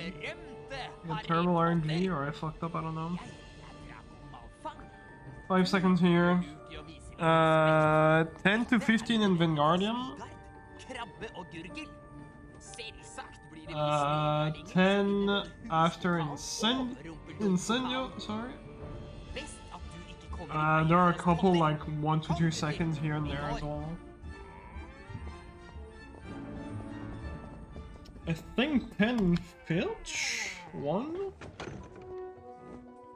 And for like the really big time save, I think that's it. Yeah, 10 here. And yeah, like 2 really easy seconds here to save. If I get lucky, like 3 here as well. Hold nå museknappen inne. Samle bevegelsen, og slipp knappen etterpå.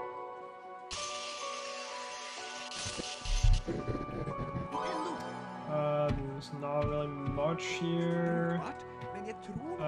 Here, like 3 seconds to save. Troll, about 6. You can get good super jumps.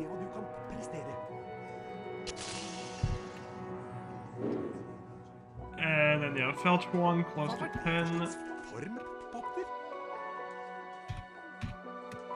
And yeah, that was pretty good. The end, I actually don't have much to say. It's mostly up to RJ. Yeah. The time save in this is really stacked in the early game compared to the last PvE, where it's towards the end. Trykk på museknappen for å innsikte Vipendo-formelen, og slipp knappen for å sette formelen i verk. Prøv det på den tønna. Vipendo! I think right now there's still a lot of leeway for PvE. It's gonna get tight. It's gonna get tighter when we get to like 1x. 1x, 0x, there's not gonna be much room for mistakes. Vipendo virker på alle mulige slags ting. For eksempel denne kjelen. Velg den, Potter. Like big mistakes anyways. Vipendo! Vipendo! Godt levert. Nå kan du gå og samle utfordringsstjernene dine. Jeg møter deg etterpå.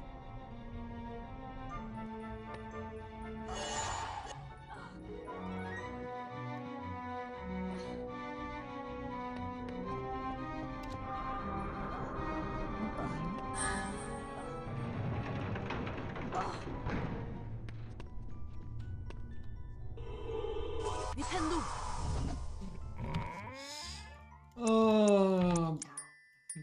Ingenting ved den stjernestrødde natthimmelen tydet på at merkelige og mystiske ting snart skulle komme til å skje. Mens skumpene sov sin søteste søvn, kom en kjempe susende ned fra mørket på en svær motorsykkel. Kjempen, som het Gygrid, la fra seg en teppbylt på trappa til Hekkveien nummer 4. Inntullet i den bylten lå et spedbarn. Harry Potter, gutten som overlevde. I de neste 11 årene bodde Harry hos sine skrekkelige steforeldre, herr og fru Dumling. Til den skjebnesvangre dagen han mottok brevet om at han kunne begynne på Galtvort høyere skole for hekseri og trolldom. Gygrid tok Harry med til Diagonalmenningen for å kjøpe det som sto på den nok så uvanlige lista over skolesaker. Mens de var i trollmannsbanken Flirgott, hentet Gygrid en lurvete pakke fra Hvelv 713 og nevnte noe om at den ville være tryggere på Galtvort. Snart etter tok Harry Galtvort-ekspressen fra spor 9¾ og la gumpenes verden bak seg. Humlesnurr reiste seg. Dette skoleåret er gangen i 4. etasje forbudt område for enhver som ikke ønsker å dø en uvanlig smertefull død. Harry satt under valghatten og håpet intenst at han skulle bli utpekt til Griffing, ikke til Smygar. Jaså, ikke Smygar, sa hatten i øret på ham. Du kunne bli stor. Det er her i hodet ditt alt sammen, og Smygar kan hjelpe deg på veien til storhet. Ikke det? Vel, hvis du er sikker, så får det vel heller bli Griffing.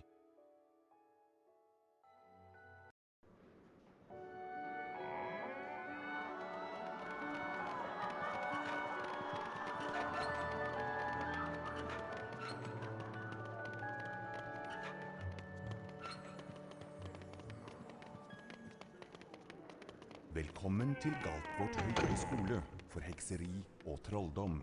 Jeg er Albus Humlesnurr, rektor her. Galtvort er full av hemmeligheter, Harry, så let bak hver dør. Men husk, ikke alle hemmeligheter er hyggelige.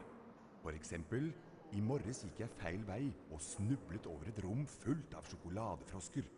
Men da jeg kom tilbake, var det en stygg flokk ildkrabber der i stedet. Opp trappa og opp til timen med deg. Ikke kom for sent. Din første time er oppe i 4. etasje. For the Norwegian dub, I think so, Hei, yeah. Harry. Husker du meg? Ronny Wiltersen? Or at least if not, they sound very, very Følg similar. meg.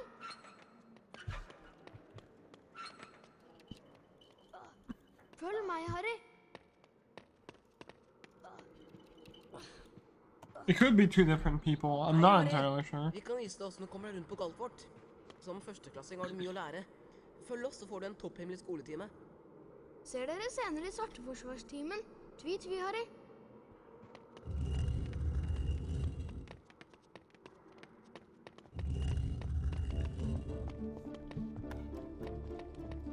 Vi skal lære deg å klatre. Løp mot bokhylla og ikke stopp. Da begynner du nemlig å klatre. Over bokhylla finner du en av bakgrunnens Let me allsmakbønner. think. Samle alle bønnene du finner og møtes i naborommet etterpå.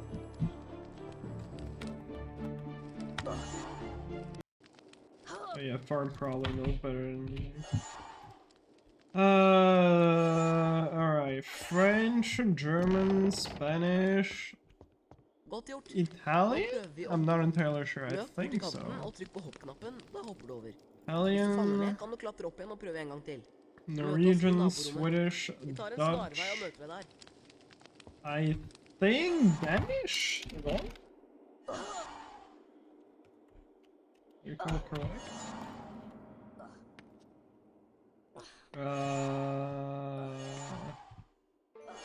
Might be forgetting one.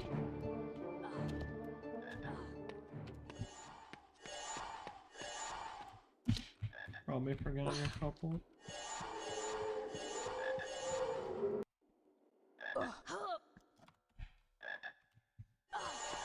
This game might have Finnish as well. I'm not sure.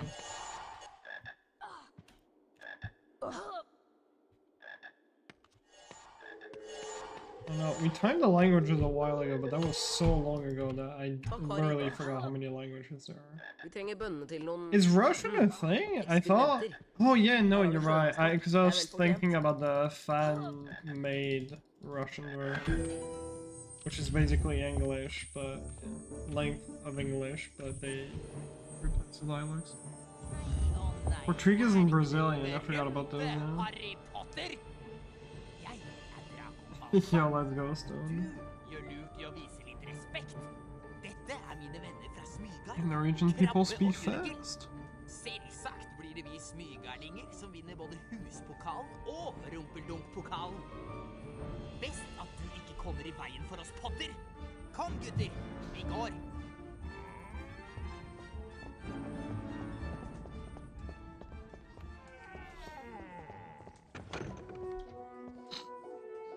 Jeg er professor Krengle. I dag skal vi lære å beskytte oss mot svarte kunster med endoformelen. Følg med tryllestaven min nå, og etterpå trykker du på museknappen og gjentar bevegelsen.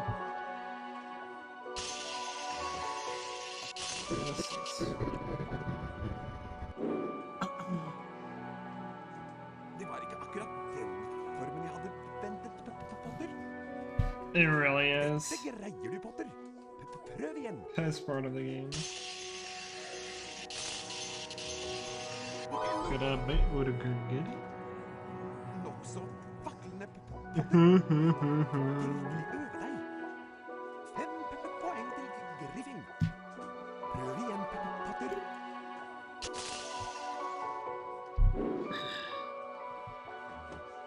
Hva var det for slags form, Potter?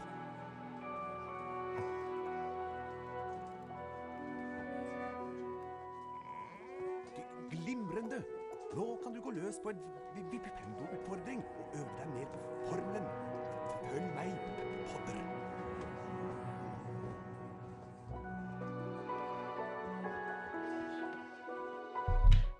Trykk på pauseknappen for å innsikte Vipendo-formelen, og slipp-knappen What are you for å looking sette for? formelen i verk. Prøv det på den tønna. Nintendo!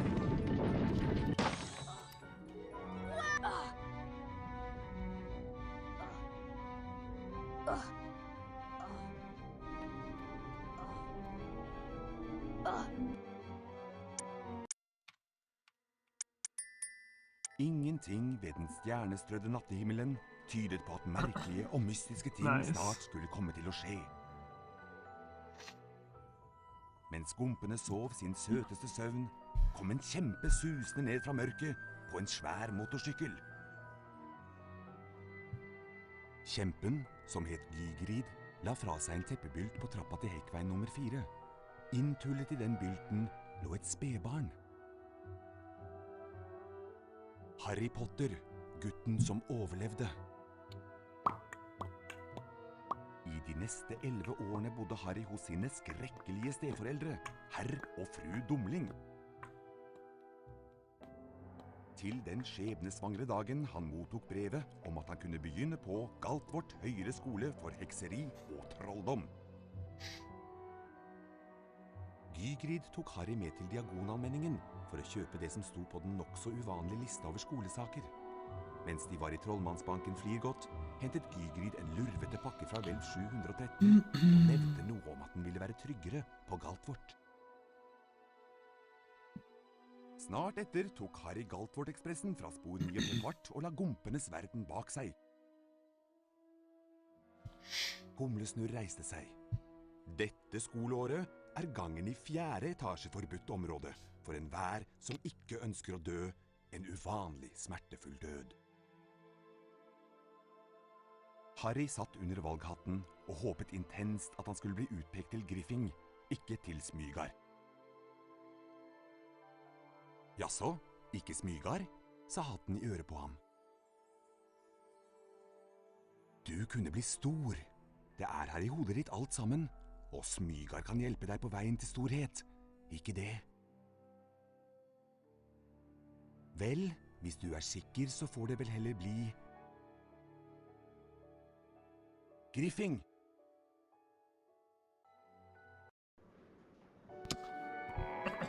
I only done the first 3 movies.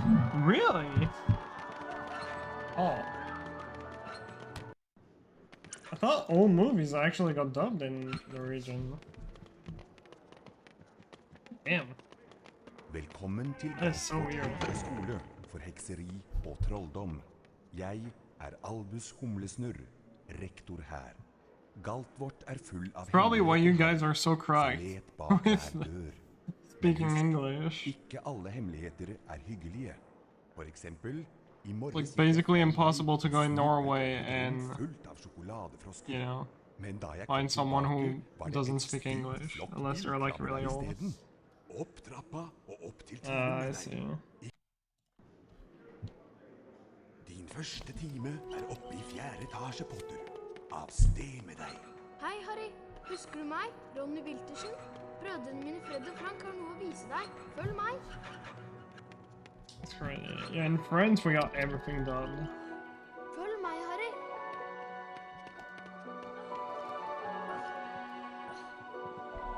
Hei, Harry. Vi kan vise deg hvordan du kommer rundt på Galtvort. It's just so weird how like some countries got everything dubbed and, you know, Ser dere senere i it's sommer- only like the best they get is subtitles in their own language.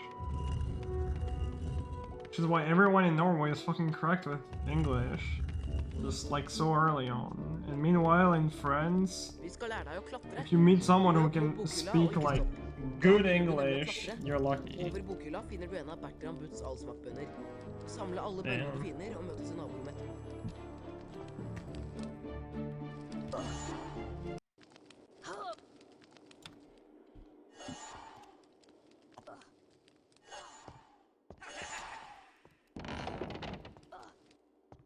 Godt gjort. Nå prøver vi å hoppe. Løp Like the mot only kanten reason og why I trykk på can speak hoppknappen decent for å hoppe English over. is just because I've Hvis been du faller around ned, kan du klatre opp igjen og communities prøve en gang til. Møt oss i naborommet. online that always en force me snarvei og to, møte deg der. you know, speak English. So at some point you'll learn.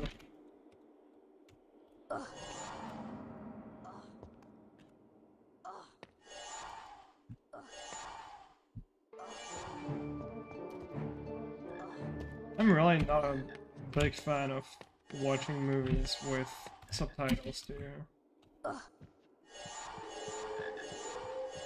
There's nothing wrong with it or anything, you know, but it's just I hate having to read. I just want to watch the fucking movie.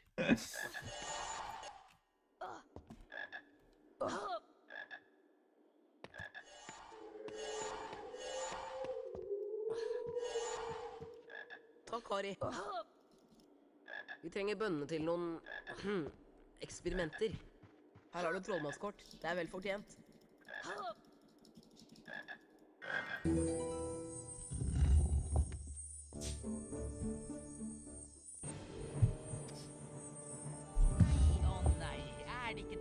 Yeah, exactly. Like, if you're a fast reader, you have enough time to catch what's going on, but it's just, I'm not enjoying it as much. Dette er mine venner fra Smygard.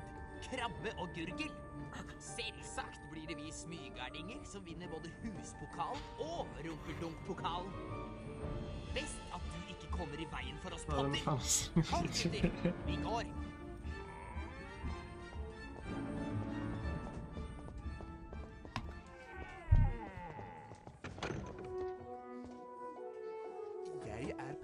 Professor Yeah, no. Like, even if you're a fast reader, it's still annoying. Vipendo-formelen. Dette er symbolet for Vipendo-formelen. Hold nå museknappen inne. Gjør den samme bevegelsen, og slipp knappen etterpå.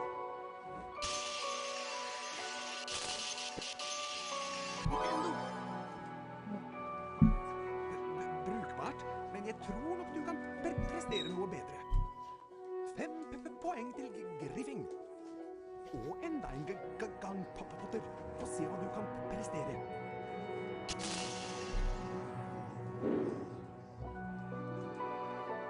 Nei, ikke slik, Potter. This is not good. Glimrende. Nå kan du gå løs på en utfordring. Øve deg med formelen. Følg meg, Potter.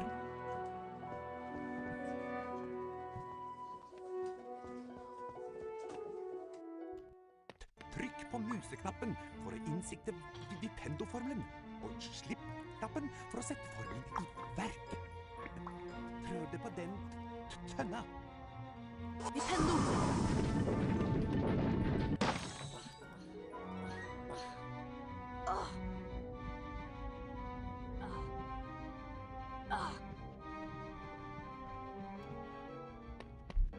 Åpne døra ved å bruke Vipendo-formelen på bryteren på veggen. Vipendo virker på alle mulige slags ting. For eksempel denne kjelen. Velg den, Potter. Vipendo! Vipendo! Godt levert. Nå kan du gå og samle utfordringsstjernene dine. Jeg møter deg etterpå.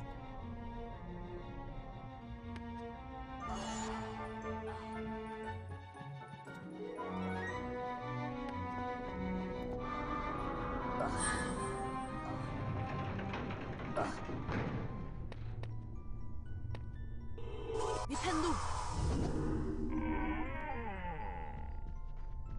God dag, Harry Potter. Jeg er nesten hodeløs enikk. Husspøkelse på Griffing. Dette er en lagre-spillbok. Når du trykker på den, blir spillet automatisk lagret. Hvis du besvimer, starter spillet opp igjen fra det samme stedet. Du kan også laste inn et lagret spill fra hovedmenyen. Adjø! Oh, just go, bro. Mot denne blokken for å vippe den av veien. Vipendo! Vipendo!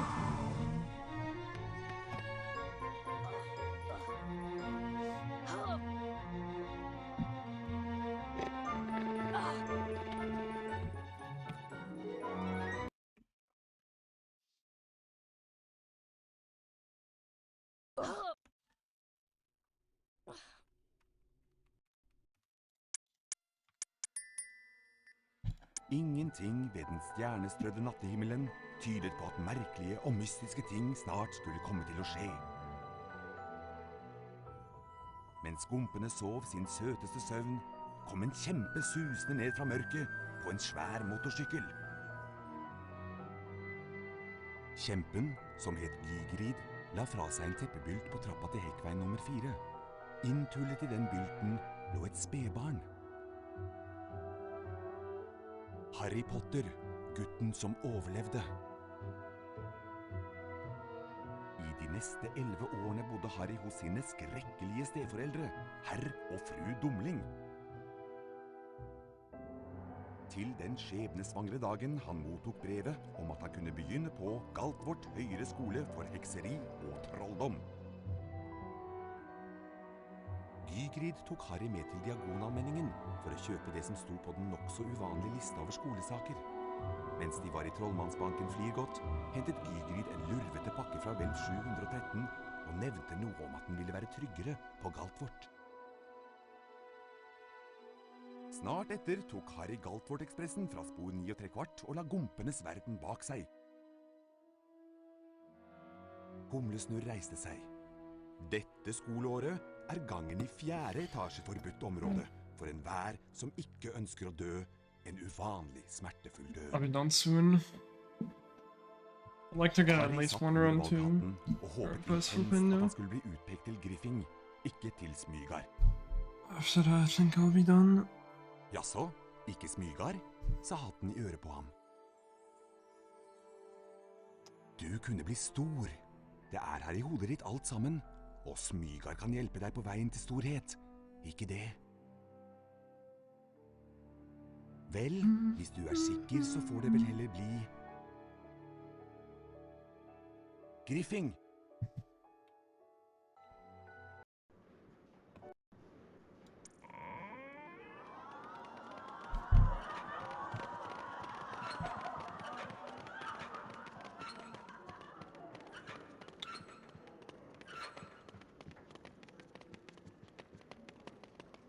Velkommen til Galtvort høyere skole for hekseri og trolldom. Jeg er Albus Humlesnurr, rektor her. Galtvort er full av hemmelighet.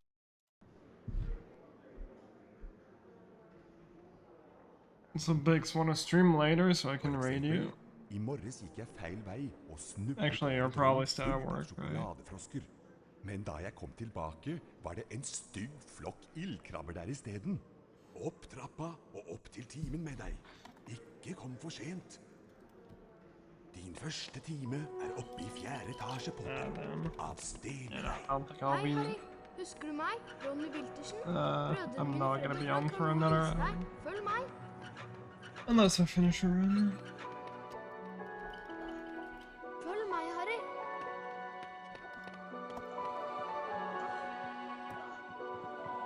Hei, Harry. Vi kan vise deg hvordan du kommer deg rundt på Galtvort. Som førsteklassing har du mye å lære. Følg oss, så får du en topphemmelig skoletime.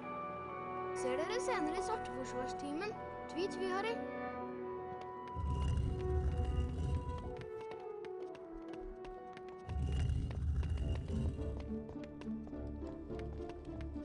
Vi skal lære deg å klatre. Løp mot bokhylla og ikke stopp. Da begynner du nemlig å klatre. Over bokhylla finner du en av Bertram Butts allsmakkbønner. Samle alle bønnene du finner og møtes i naborommet etterpå.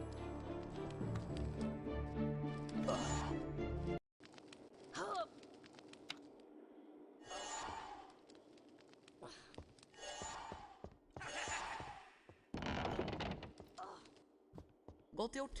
Nå prøver vi å hoppe. Løp bort til kanten og trykk på hoppknappen, da hopper du over. Hvis du faller ned, kan du klatre opp igjen og prøve en gang til. Møte oss i naborommet. Vi tar en snarvei og møter deg der.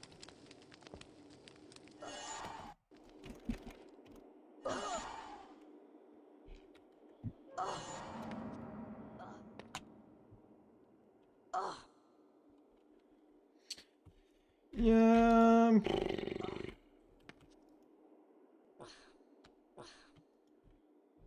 I don't know. I think I want to go chill. I don't think I want to do more.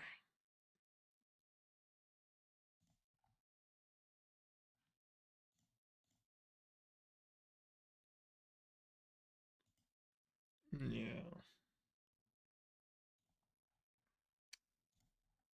Think I'll be done for today.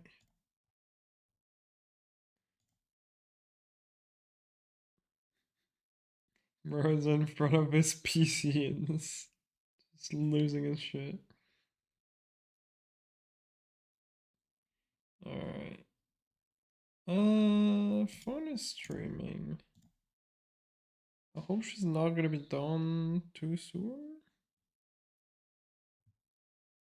Okay.